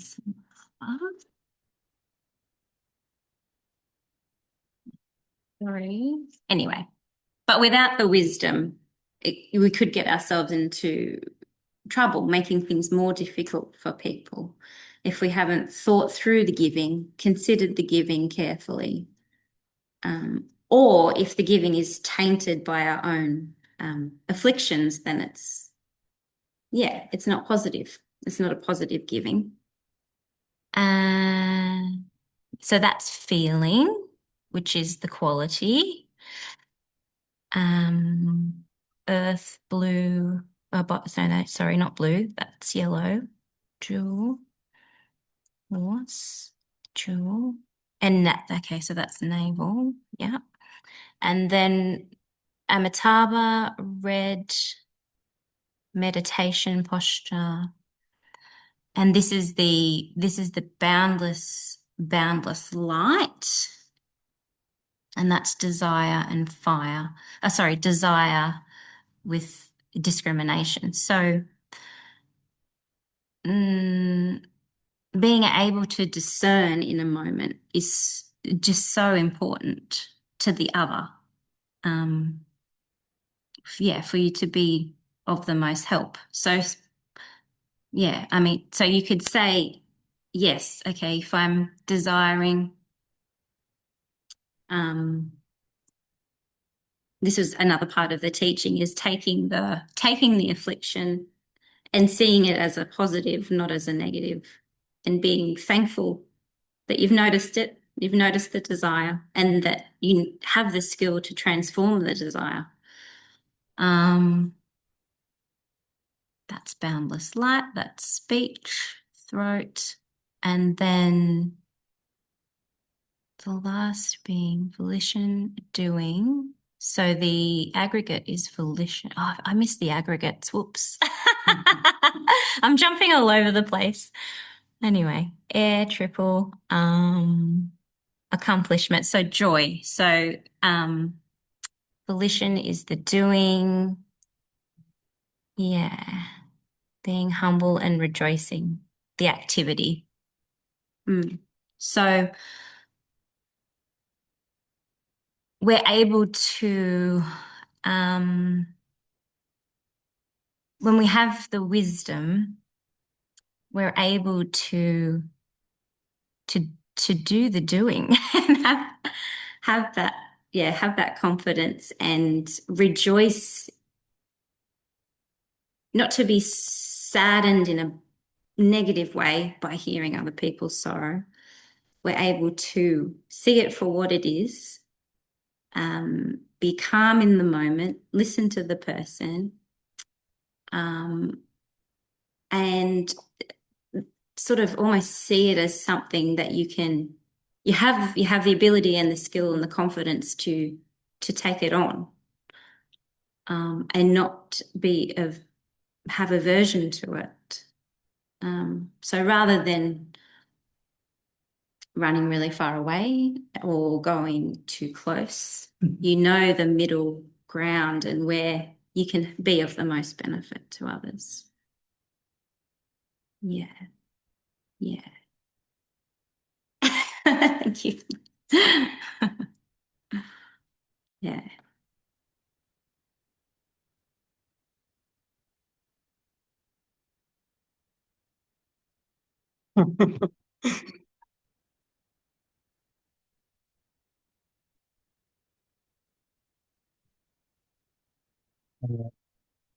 First of all, thank you, Rinpoche, for today's teaching. I don't have much to say, but the basic one which I understood is like the understanding of I, which is like a self-clinging, that we think that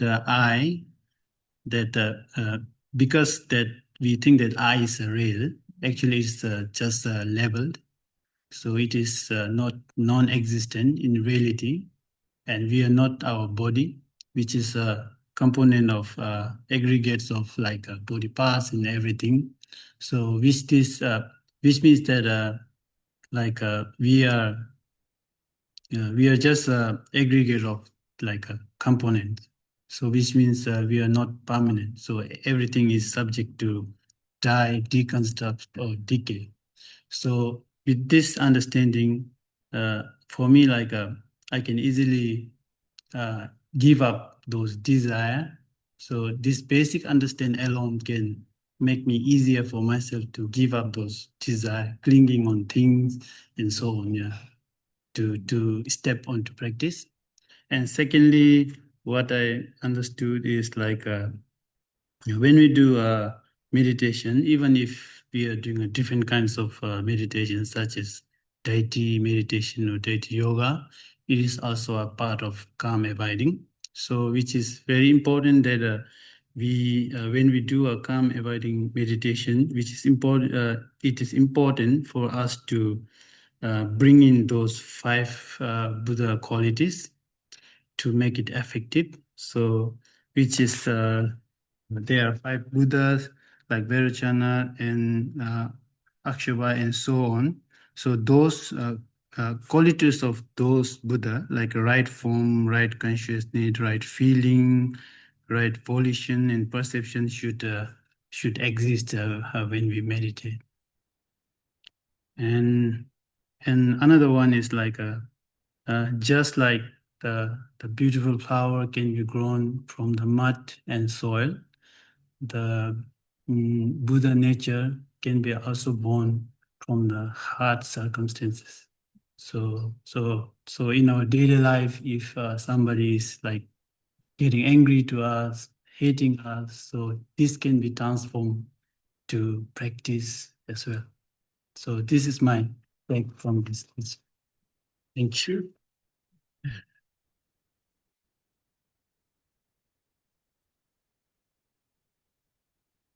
Mm, yeah. Yep. Um, I appreciate. I often have so much to say, and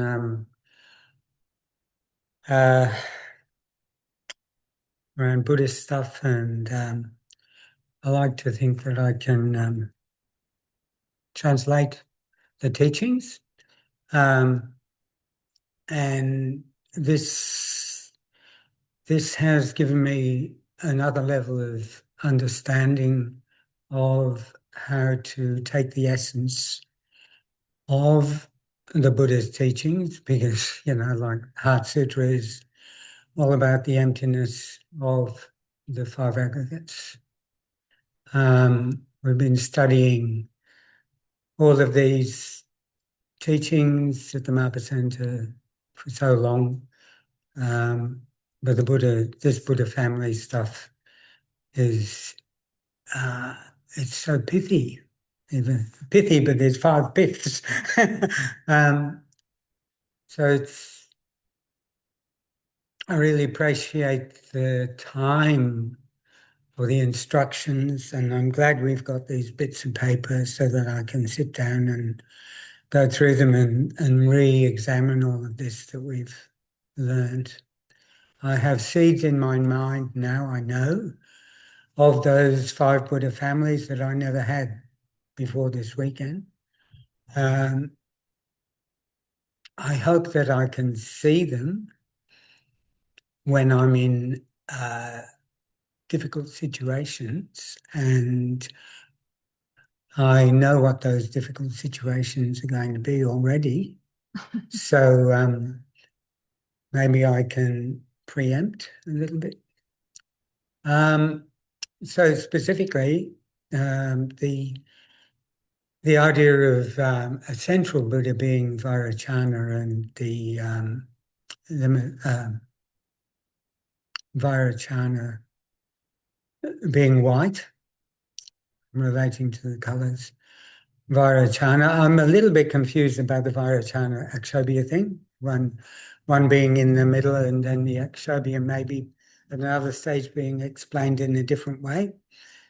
It's challenging as a Buddhist to, at each set of teachings, there seems to be another layer or a change of definitions of terms. And so I've got to rejig the jigsaw, what is it? Is it a jigsaw? Metrics. The board game thing? Jigsaw? Yeah. Anyway, it seems I've got to rejig the jigsaw because of terminology, but just examining those qualities of Vairocana within myself, which is sort of like a purity, the purity that is space.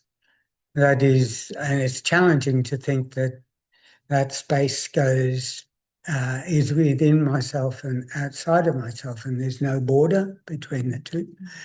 That's challenging, but the other Buddhas, because he's in the middle, support him or her. And I'm interested in Akshobhya being in the east.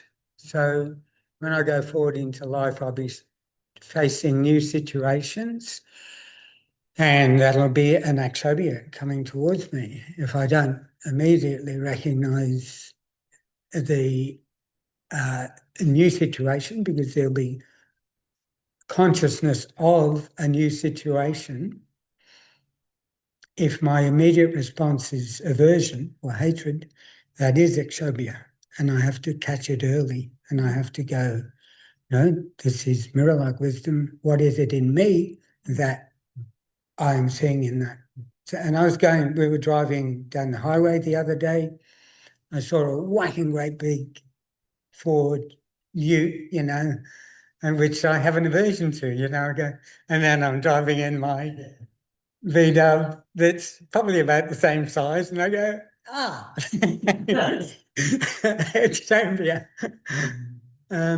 Don't hate this guy. I've got a big car. It's a diesel, and ex-Zambia.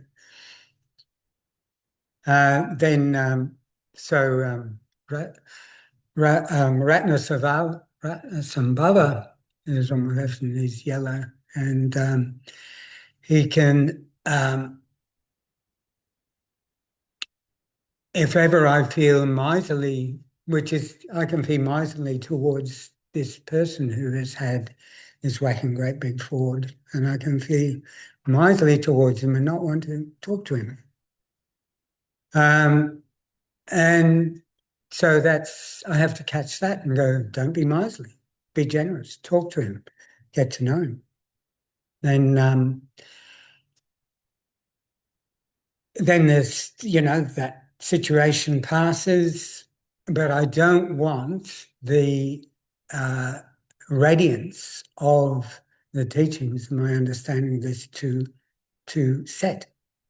That's Amitabha. So I don't want to stop engaging in this process. Never let the sun set. It's not like the Japanese flag where it's, we will die for our country. It's, I'll do this until I die. And then, Amoghasiddhi,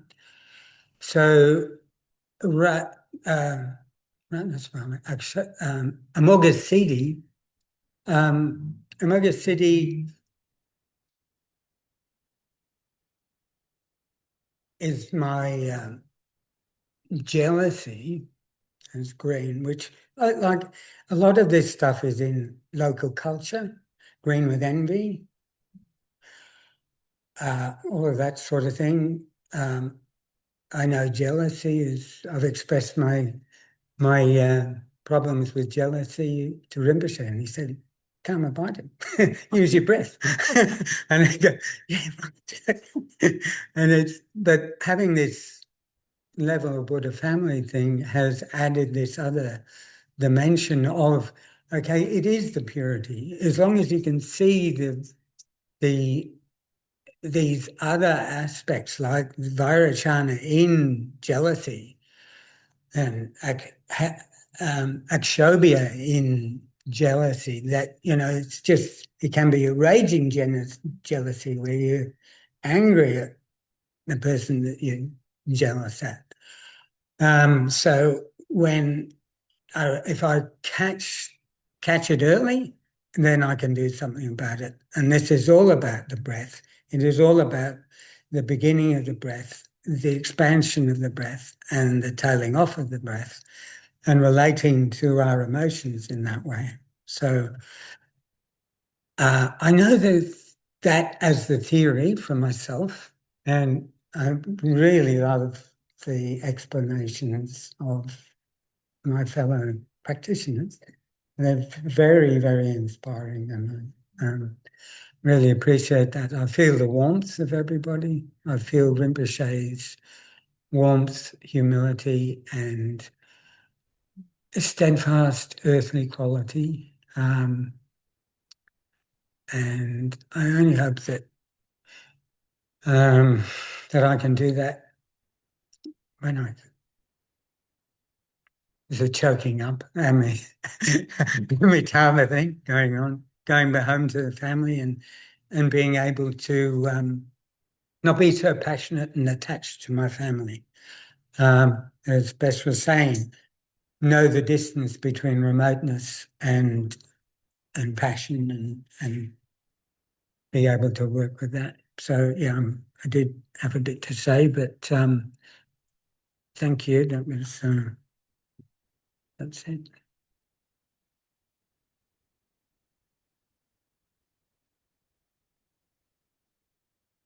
if you, if I can sum up all the things, we all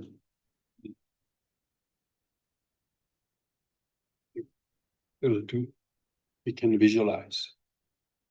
Just think of 5 bags, okay? One is white, one is yellow, one is red, one is blue, one is green, and so on. So the 5 bags, okay? Let's put everything that belongs to form aggregate into the white bag, okay? White bag. That's your eyes, that's your ears, nose, your legs, your limbs, your stomach, everything in that. That's the form aggregate. That's so by the time we put all of that, that's the white bag. That's the white bag, and and we can put that in the center. It doesn't matter whether it's somewhere else. Let's put it center for the time being. This is white anyway, so it's very easy to recognize. You can't not see white as white. Why? Because white is the basis of all color. You see, it's the primary color they call it. The primary color, the white is the primary of all five. And sometimes you also put white as a primer on for any colors because it supports any color to as a base. Same is our affliction of ignorance. Ignorance is base all other sufferings and afflictions. We don't know that we are not body, yet we just erroneously think I am my body, and we think that is me. We really think we are body. We haven't thought about all the 4 bags. We thought our body, that's it. But without the other 4, there's no body, remember? There's the body isn't self, like we were saying. Without the engine, there's no car. Without the, like that, without the other 4 aggregate, there is no body that is self. It's just what we call remain. If the body is without any of the other 4, it's just a remain. But yet, when we forget that we are just a remain, we think I'm the main thing. I'm the main thing. So think of that. Now, the wisdom, the ignorance is not knowing that we are not body, and so that feeling is not yours. Feeling is due to many things, but we think the feeling is mine, and we get drowned in a feeling of sadness, sometimes joy also. We get so exhilarated by positive thoughts, and we think that I'm so happy or something. It doesn't seem to anything wrong with it, but still we become so attached to those happy moments, and we then, as soon as we lose it, we just grieve thereafter since.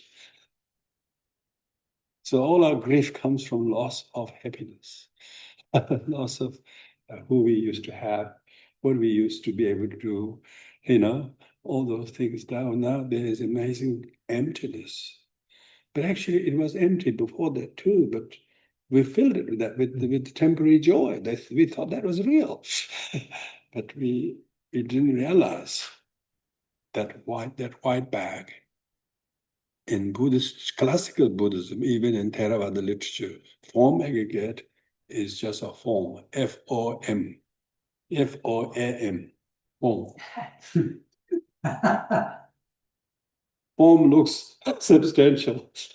But when you touch it, it's nothing. It's nothing there. The Buddha was incredible. Just think of the form aggregate as a form. The white bag, that's the story, white bag. And then second bag is the yellow bag. It's just, yeah, isn't it? White, the green, the blue bag, yeah, in this case. So blue bag. So the blue bag is the aggregate of consciousness, yeah, aggregate of consciousness. and it's the Akshyoga Buddha, we can call Akshyoga Buddha. It's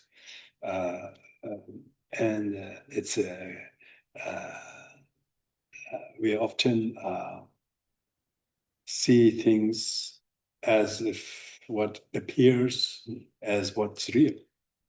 We don't really think that what appears is not real. We think what we saw, we think it's got to be true because I saw it. If I'm the seer, it got to be true. They call eyewitness. As your eyes are so reliable. Eyes are so reliable. Eyewitness. And of course, we don't realize it's a reflection in the mirror. It's not in the mirror. The thing is not in the mirror. It's a reflection of one looking at it. An object in front of the mirror is manifesting the reflection. The thing is not in the mirror. It's a mere reflection. So think of the blue bag. All our consciousness. So how many consciousness do you have? 5 sense consciousness and 6 mental consciousness and a deluded consciousness and then alaya consciousness. All 8 consciousness you put in the blue bag. Okay. But those when we have visual consciousness, I saw it. But without any love, without any remembrance that is dependent on the physical body, without the physical eye opening, you couldn't see it. So I saw it. Who you saw it? You don't say my body saw it. I saw it. Look at that. One step ahead. It would be interesting. So my eye saw it. I don't know how reliable he is. So you're my eye. No, we don't say my eye saw it. I saw it. We don't say my ear heard it. No, I heard it. See, we become so eyed in every situation that what we saw, so that's what I mean. All the 6 sensory consciousness are the 6 consciousness plus. On top of that, we have the 7th consciousness called deluded consciousness. Any of the affliction, you have slightly frightened, you're desiring something, you're fearful for something, you're jealous of someone, you're arrogant of yourself. This deluded consciousness can mar your perception, mar your visual perception. Someone did very well, get a great compliment, you just look at, I wish I wasn't here type of thing. You don't like the sight of him winning that kind of thing. So, but the person sitting next to you clapping in the joyful, happy. See, same thing, different perception, visual perception. Why? Because they both are sharing different delusions. See, there is no identical object that is to be seen. It's both are deluded individually by their own different afflictions.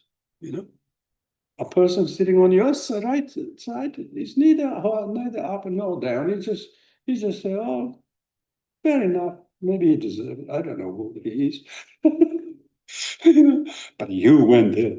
Your friend. You knew your friend was going to receive that prayer. You are like vice versa. You see what I mean? Have you been to places where there's only one person clapping and nobody clapping? Other places, half of the room clapping, and other people don't know why they're clapping. What is happening? That's the perception. What did the Buddha say about perception? No. So this is the consciousness. Mirror reflection, mirror-like reflection. They're all reflecting their own thoughts about them. They're not really seeing anything but their interpretation of it. So therefore the Buddha said, consciousness. Yeah. What is consciousness like? If form aggregate is like form, what is the consciousness like? Consciousness is like rainbow. It's there, but you can't see it. As soon as it appears, it disappears. Rainbow usually doesn't stay. And if you go to find it, it will not be there. it would be not there. So it's just we think rainbow is beautiful, but there's not the rainbow that is beautiful to the rainbow.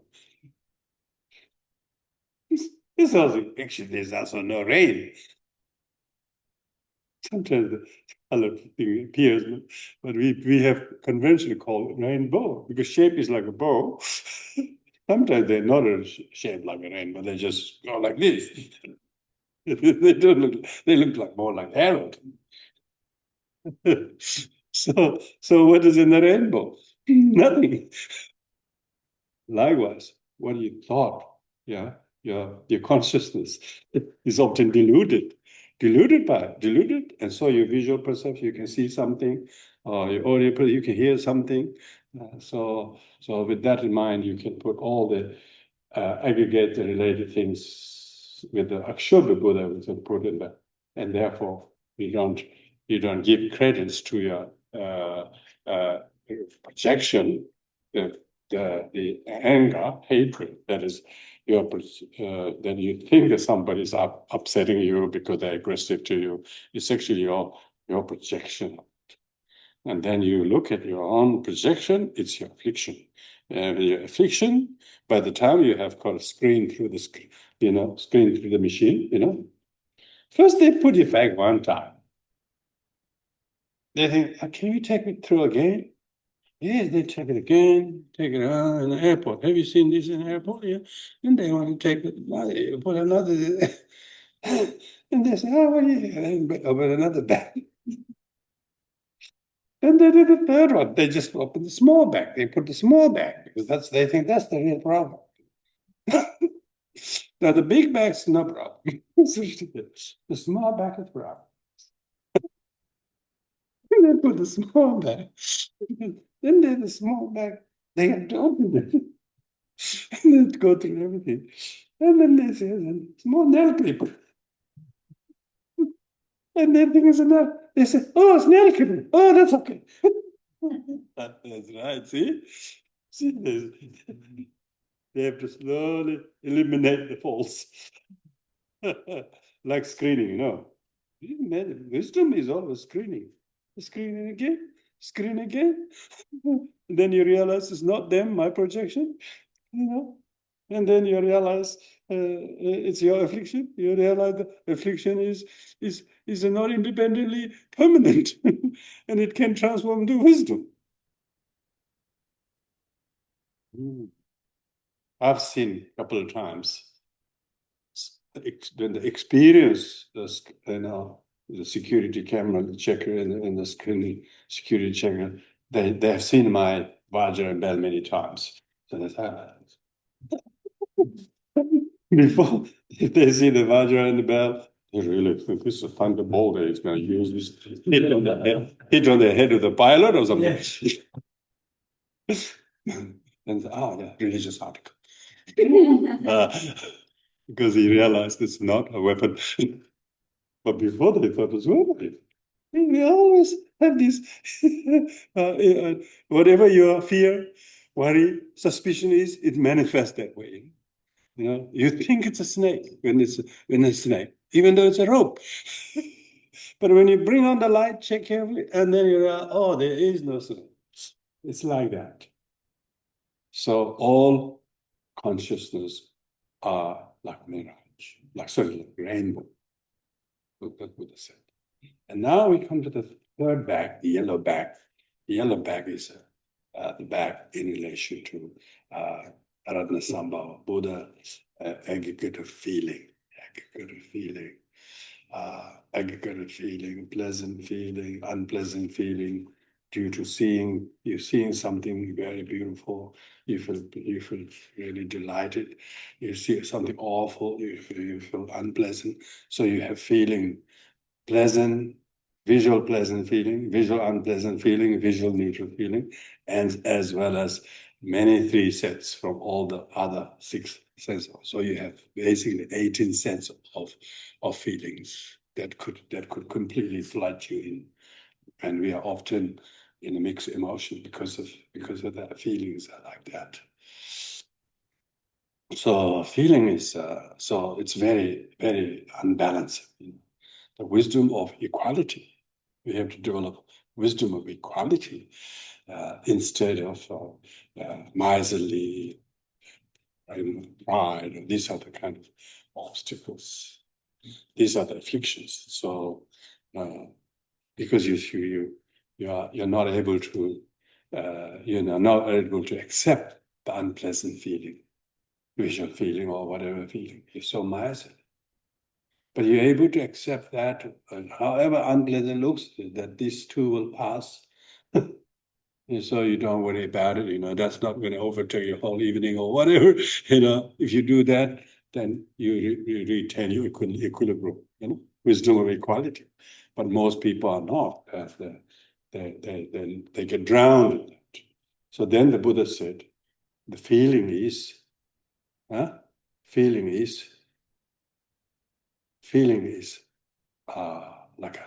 a bubble. Buddha gave this analysis. Feeling is like bubbles, water bubbles. Bubbles burst, and you can't see it. So therefore, do not become too attached or too aversive to feelings.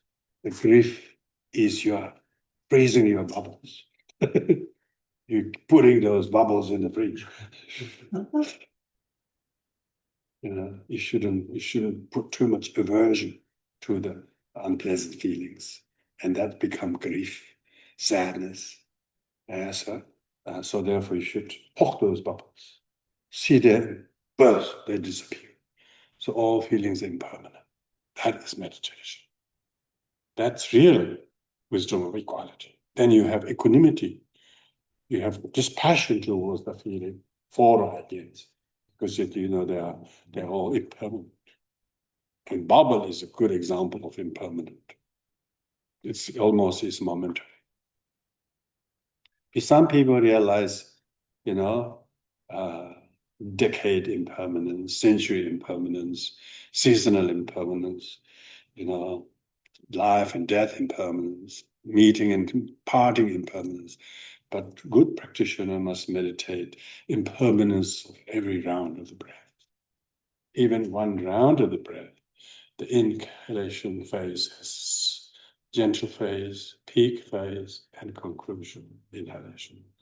Likewise, permeation has its gentle beginning, peak of permeation, and conclusion. And so you will see the momentary impermanence of the breath. Momentarily things are impermanent. Things are not impermanent, a week or a month or whatever, if you have periodical, momentary impermanence. Only the seers can see the impermanence of momentary things. The non-seers only see seasonally, annually or monthly impermanence. So Buddha gave the example of the bubble about the impermanence, about feelings. All feelings are impermanent. Even if somebody did show you wrath sometime, don't lump that with him. He will not be always in that situation unless you think that's what him is. Most of our suffering comes from that. He did this to me, that's it. You always lump him or her with that, and then you just freeze it. This is where the sufferings are manufactured. Thinking they are permanent, thinking that's him, that's how he treats me, and thinking that he and his brother are one. They treat me same. They're the whole lot. The whole lot are same to me. And collectivize hate and ill will. And then this kind of grief is so prolonged by the lack of this wisdom.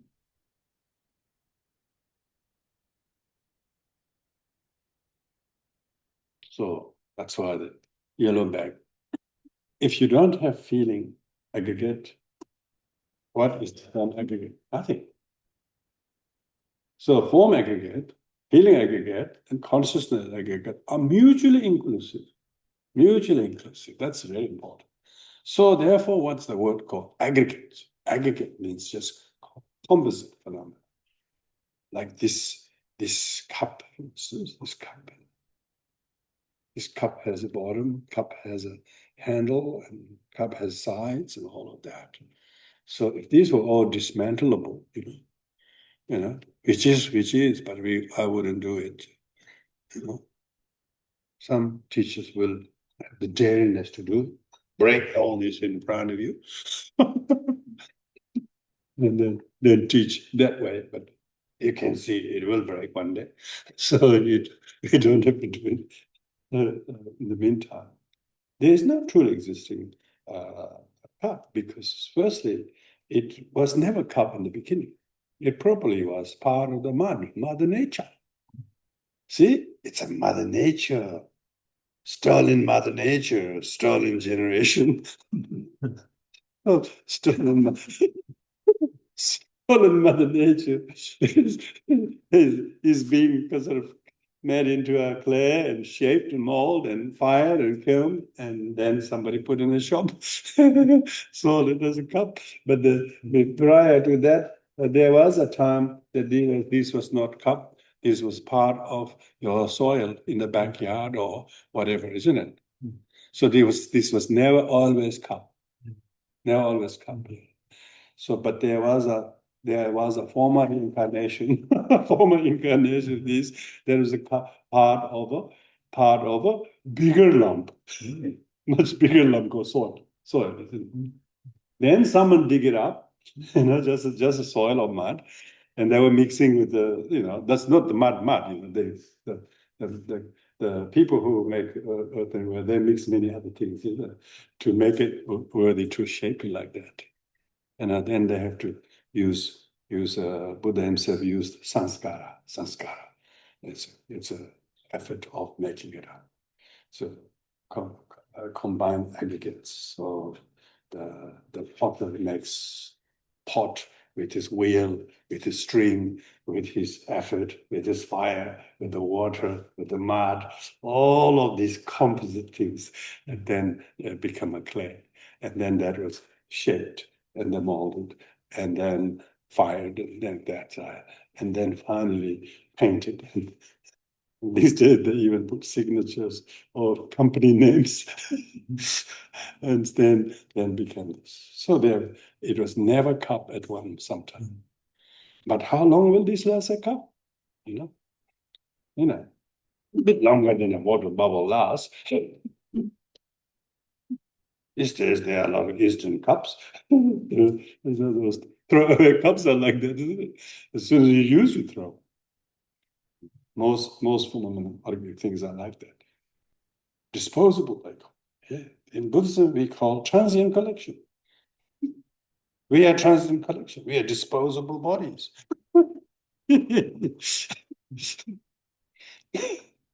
And you can see, incredible. Every city's got disposable park.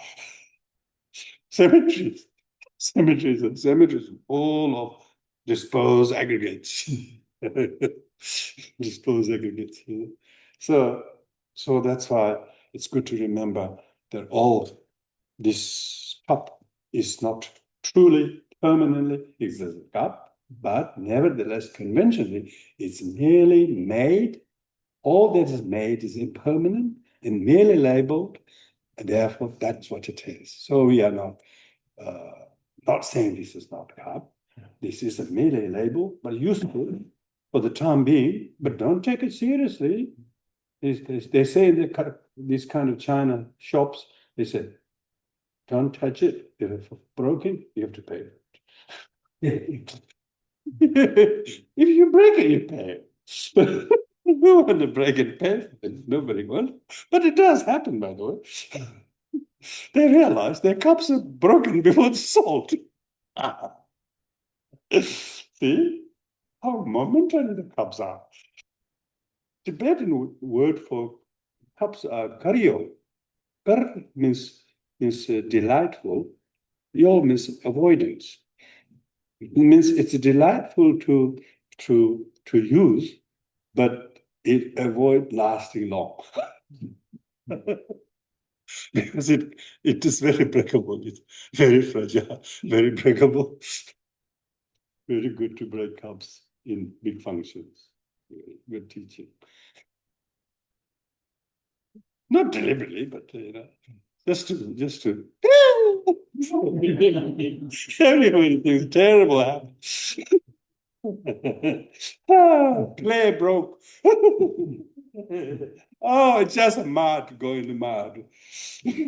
We don't quite say that. We say, oh, expensive china. Actually, piece of clay. Piece of clay. But when it's transformed, made it very ancient or whatever, then we think it's very antique or whatever. So always think of the feelings of yourself.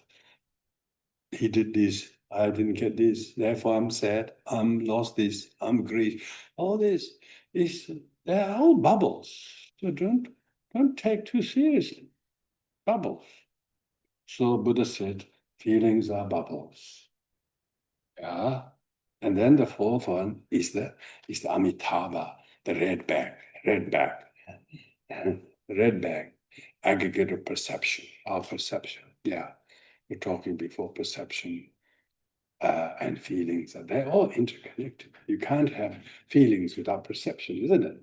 Yeah, so you can't have perception without feeling either, because if someone is dying, they can't recognize a voice. Why? Because they can't perceive it's your voice, isn't it? They can't recognize your voice, or they can't see you visually. Which people who are dying, slowly these five aggregates die. Five aggregates die not in this sequence that they were formed, but the opposite order of when they're formed. When we were first formed, first came the consciousness aggregate. Consciousness aggregate form, because consciousness is subtlest, subtle, more subtle. Consciousness enters the mother's womb, and then the feeling. Then the feeling.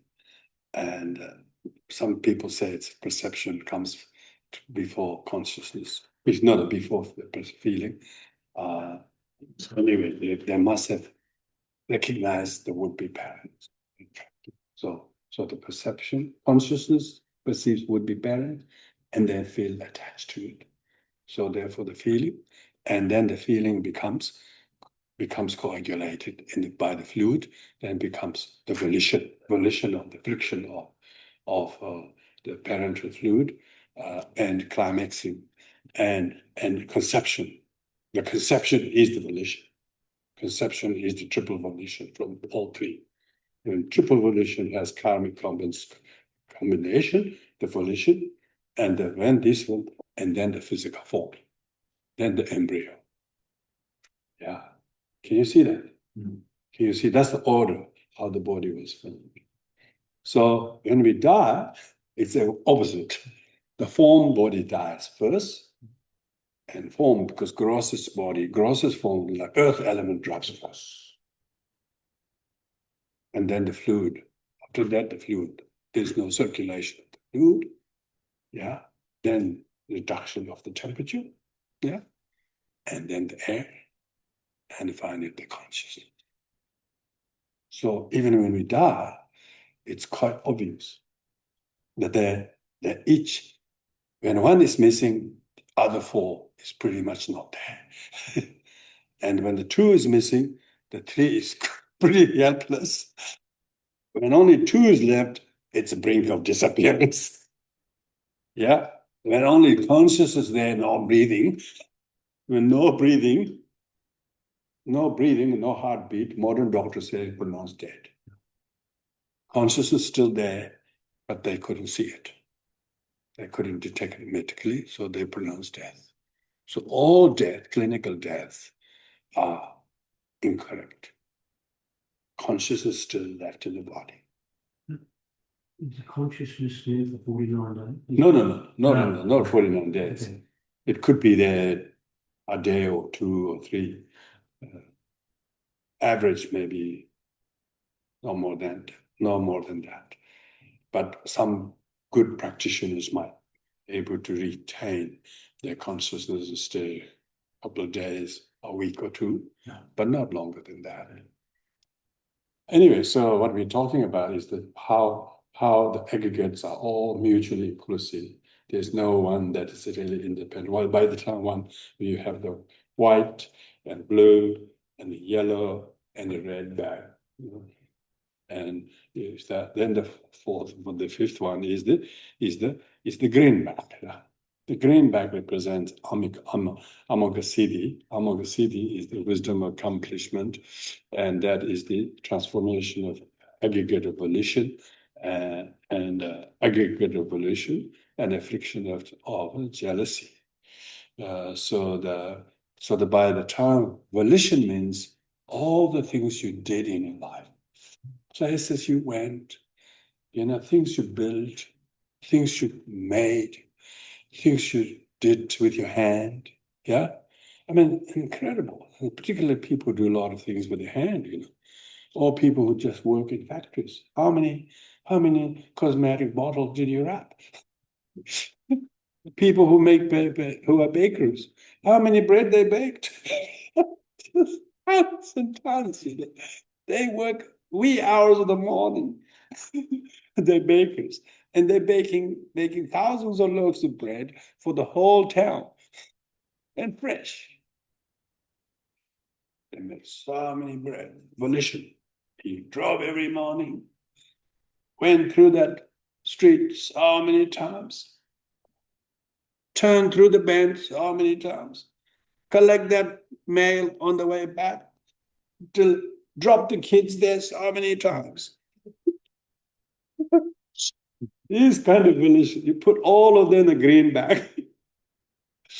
All that kind of sweat and tear, exhaustion, that people's lives are almost defeated by those monotonous activities they had to do. Sometimes they really don't want to do, but they had to do. So they say, Buddha said, volitions are like ripples of water. Ripples of water. Ripples of water. It's just endless activities. Endless activity you never finish by doing them, and never satisfiable by doing them, yet have no choice not to do, because you're so jealous that others are doing. Why shouldn't I be doing? He's got 2 cars, why can't I have another one? This sort of jealousy. He's got a better car, he's got a nice house, why should I not repaint my house or whatever? People did. First they thought that to own a house was a dream home. Now the home they have is not dream home. It's not dream home. They want to dream another home. A ripple. Volition is like ripple. But yet, any volition of action, you cannot do it without the body. You cannot do it with the perception. You cannot do it with the feelings. You cannot do any of that. So Buddha was very. This analogy is right in the beginning about 5 aggregates, and it's in Abhidharma. It's in Vajrayana that talk about the 5 aggregates being the 5 Buddhas. Knowing that form aggregate is form means empty, is Vairochana, basically.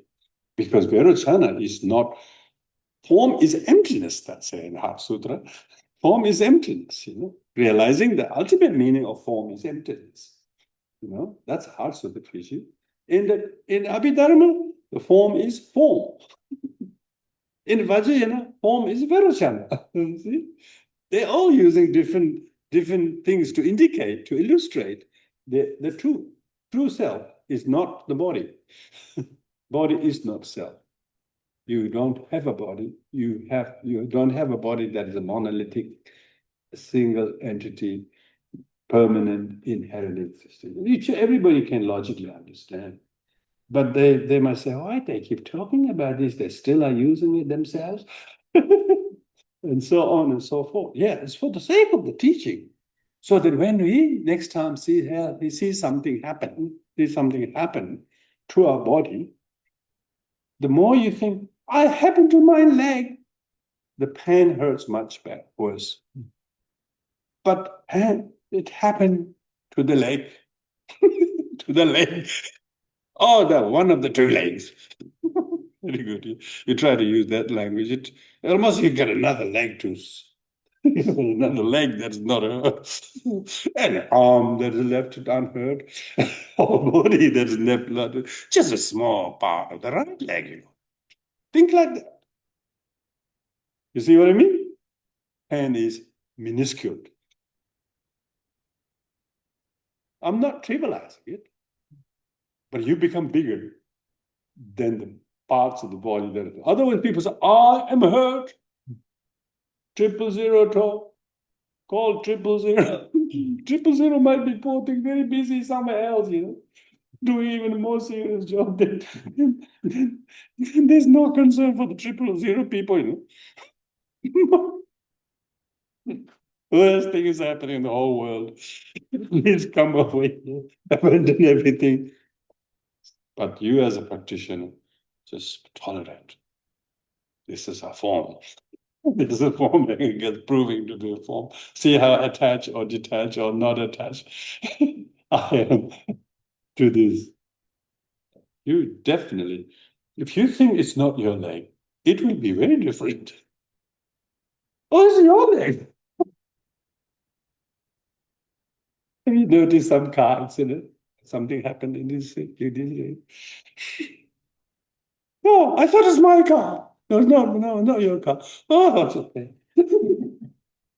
But some other car happened. Doesn't matter. Doesn't matter. Because you heard the bang. It's interesting. You can see that how much I am or my really becomes a cause of worry and anxiety. When as soon as you think it's not mine, someone can, it's all right. Oh, not mine. So shameful, isn't it? So miserly, so generous. So even if it's not your car, you should go and check what's. This is the type of time you can bring this kind of teaching. That form is not me.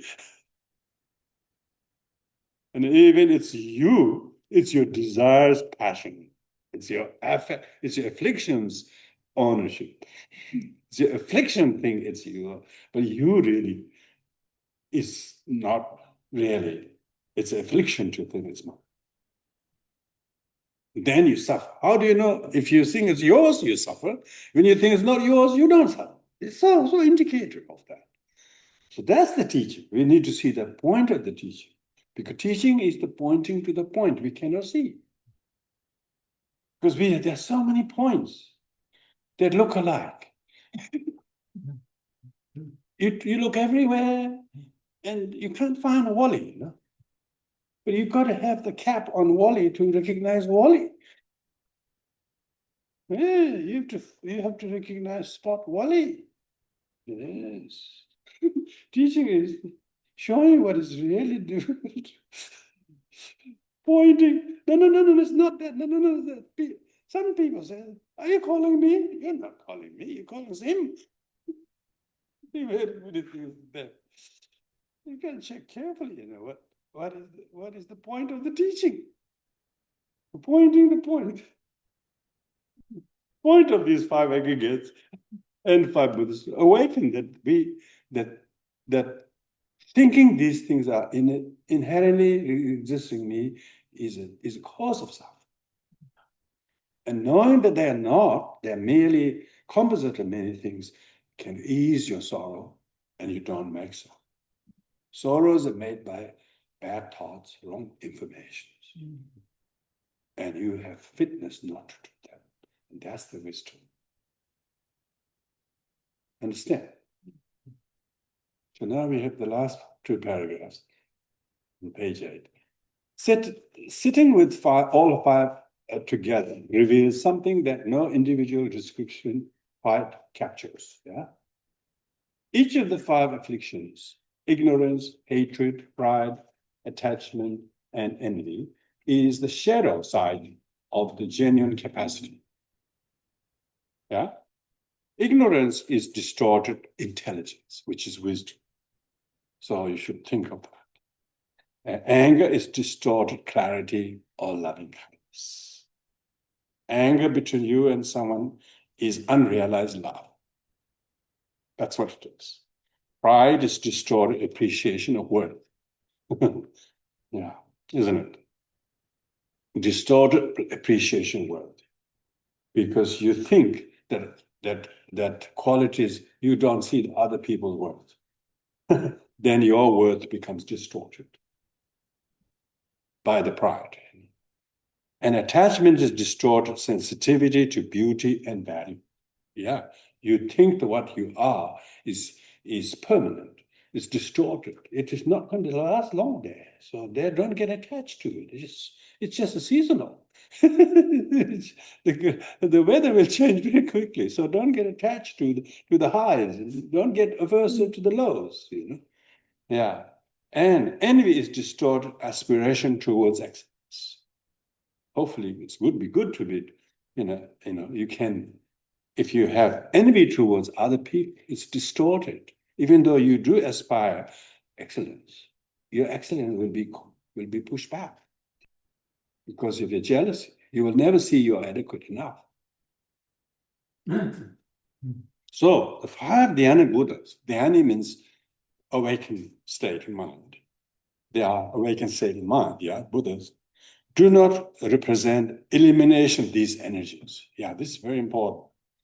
They represent the full flowering, their full flowering of transformation. Yeah. The same energies freed from the distortion that make them painful and harmful, expressing their natural brilliance instead. This is why set of 5 Buddhas statues are more than a collection of beautiful objects. They are a complete psychological and spiritual map, a reminder that the raw material of awakening is not something you need to go out and acquire. It is already present in every difficulties, every strong emotions, every moment of confusion is an excellent opportunity to magnify the realization. The 5 are simply showing you what that material looks like when it has been allowed to be what it truly is. So the wisdom is seeing what truly is. And if you remember these 2 paragraphs, just have a look at those 5 paragraphs, and then it's really applicable in every life situations. And then, like the picture here on page 2 and the diagram and the chart that we have on these things are all visual data. Was visual data. A Tibetan word for 5 aggregates is 5 heaps. 5 heaps. So those 5 bags we're talking about, 5 bags. Each of the 5 bags are totally mutually dependent on each other. If there's no consciousness, the body is remains. Is a dead body. People will stray, oh, there's a dead body in that room. Oh, there's a 10 dead body in the room. Don't go in that hall today.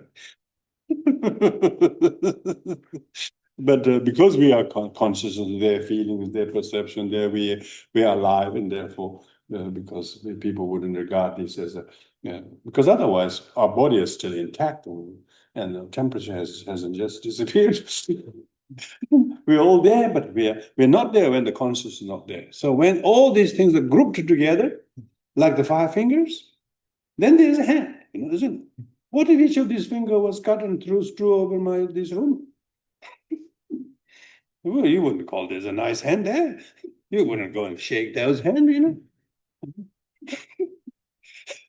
You don't know. You wouldn't handshake with each of the fallen fingers. There's no hand to shake. Even the whole arm is there, you wouldn't handshake, unless it's with the body.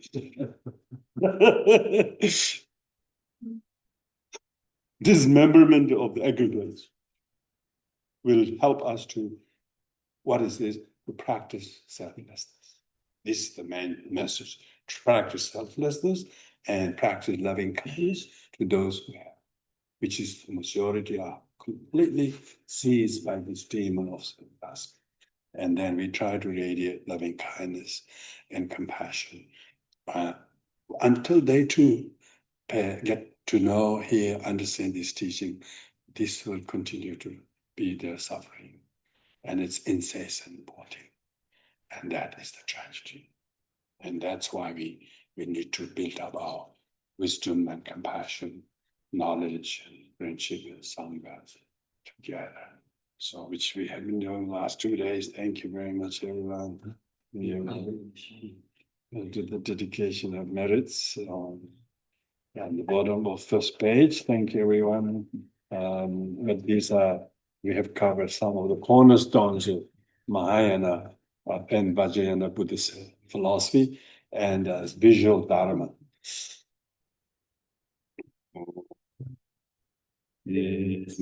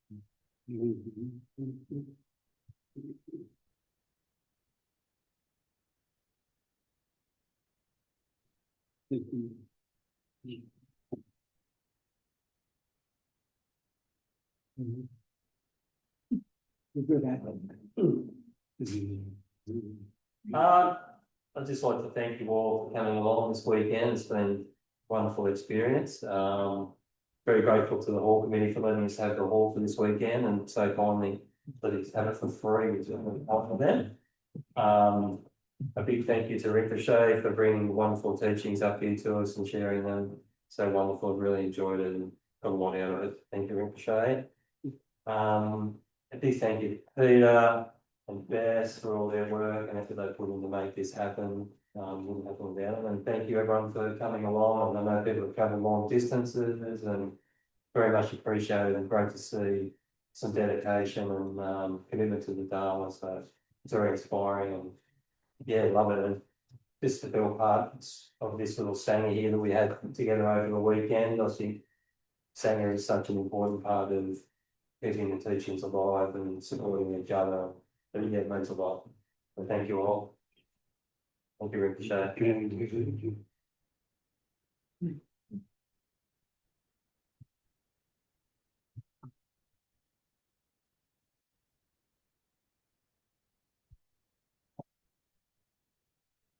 Thank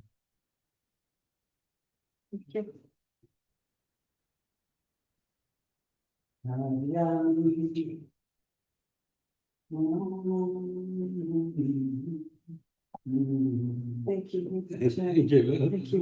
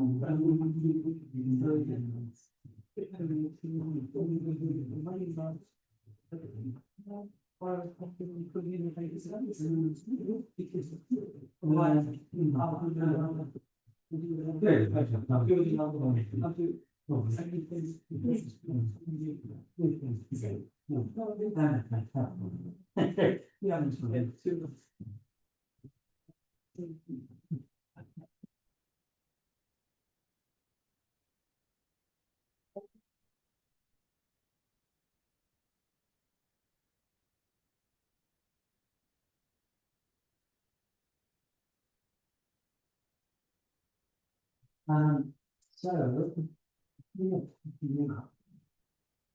I'm not sure. Well, this let it happen. Rather than shoulders and that's what I'm getting, I think.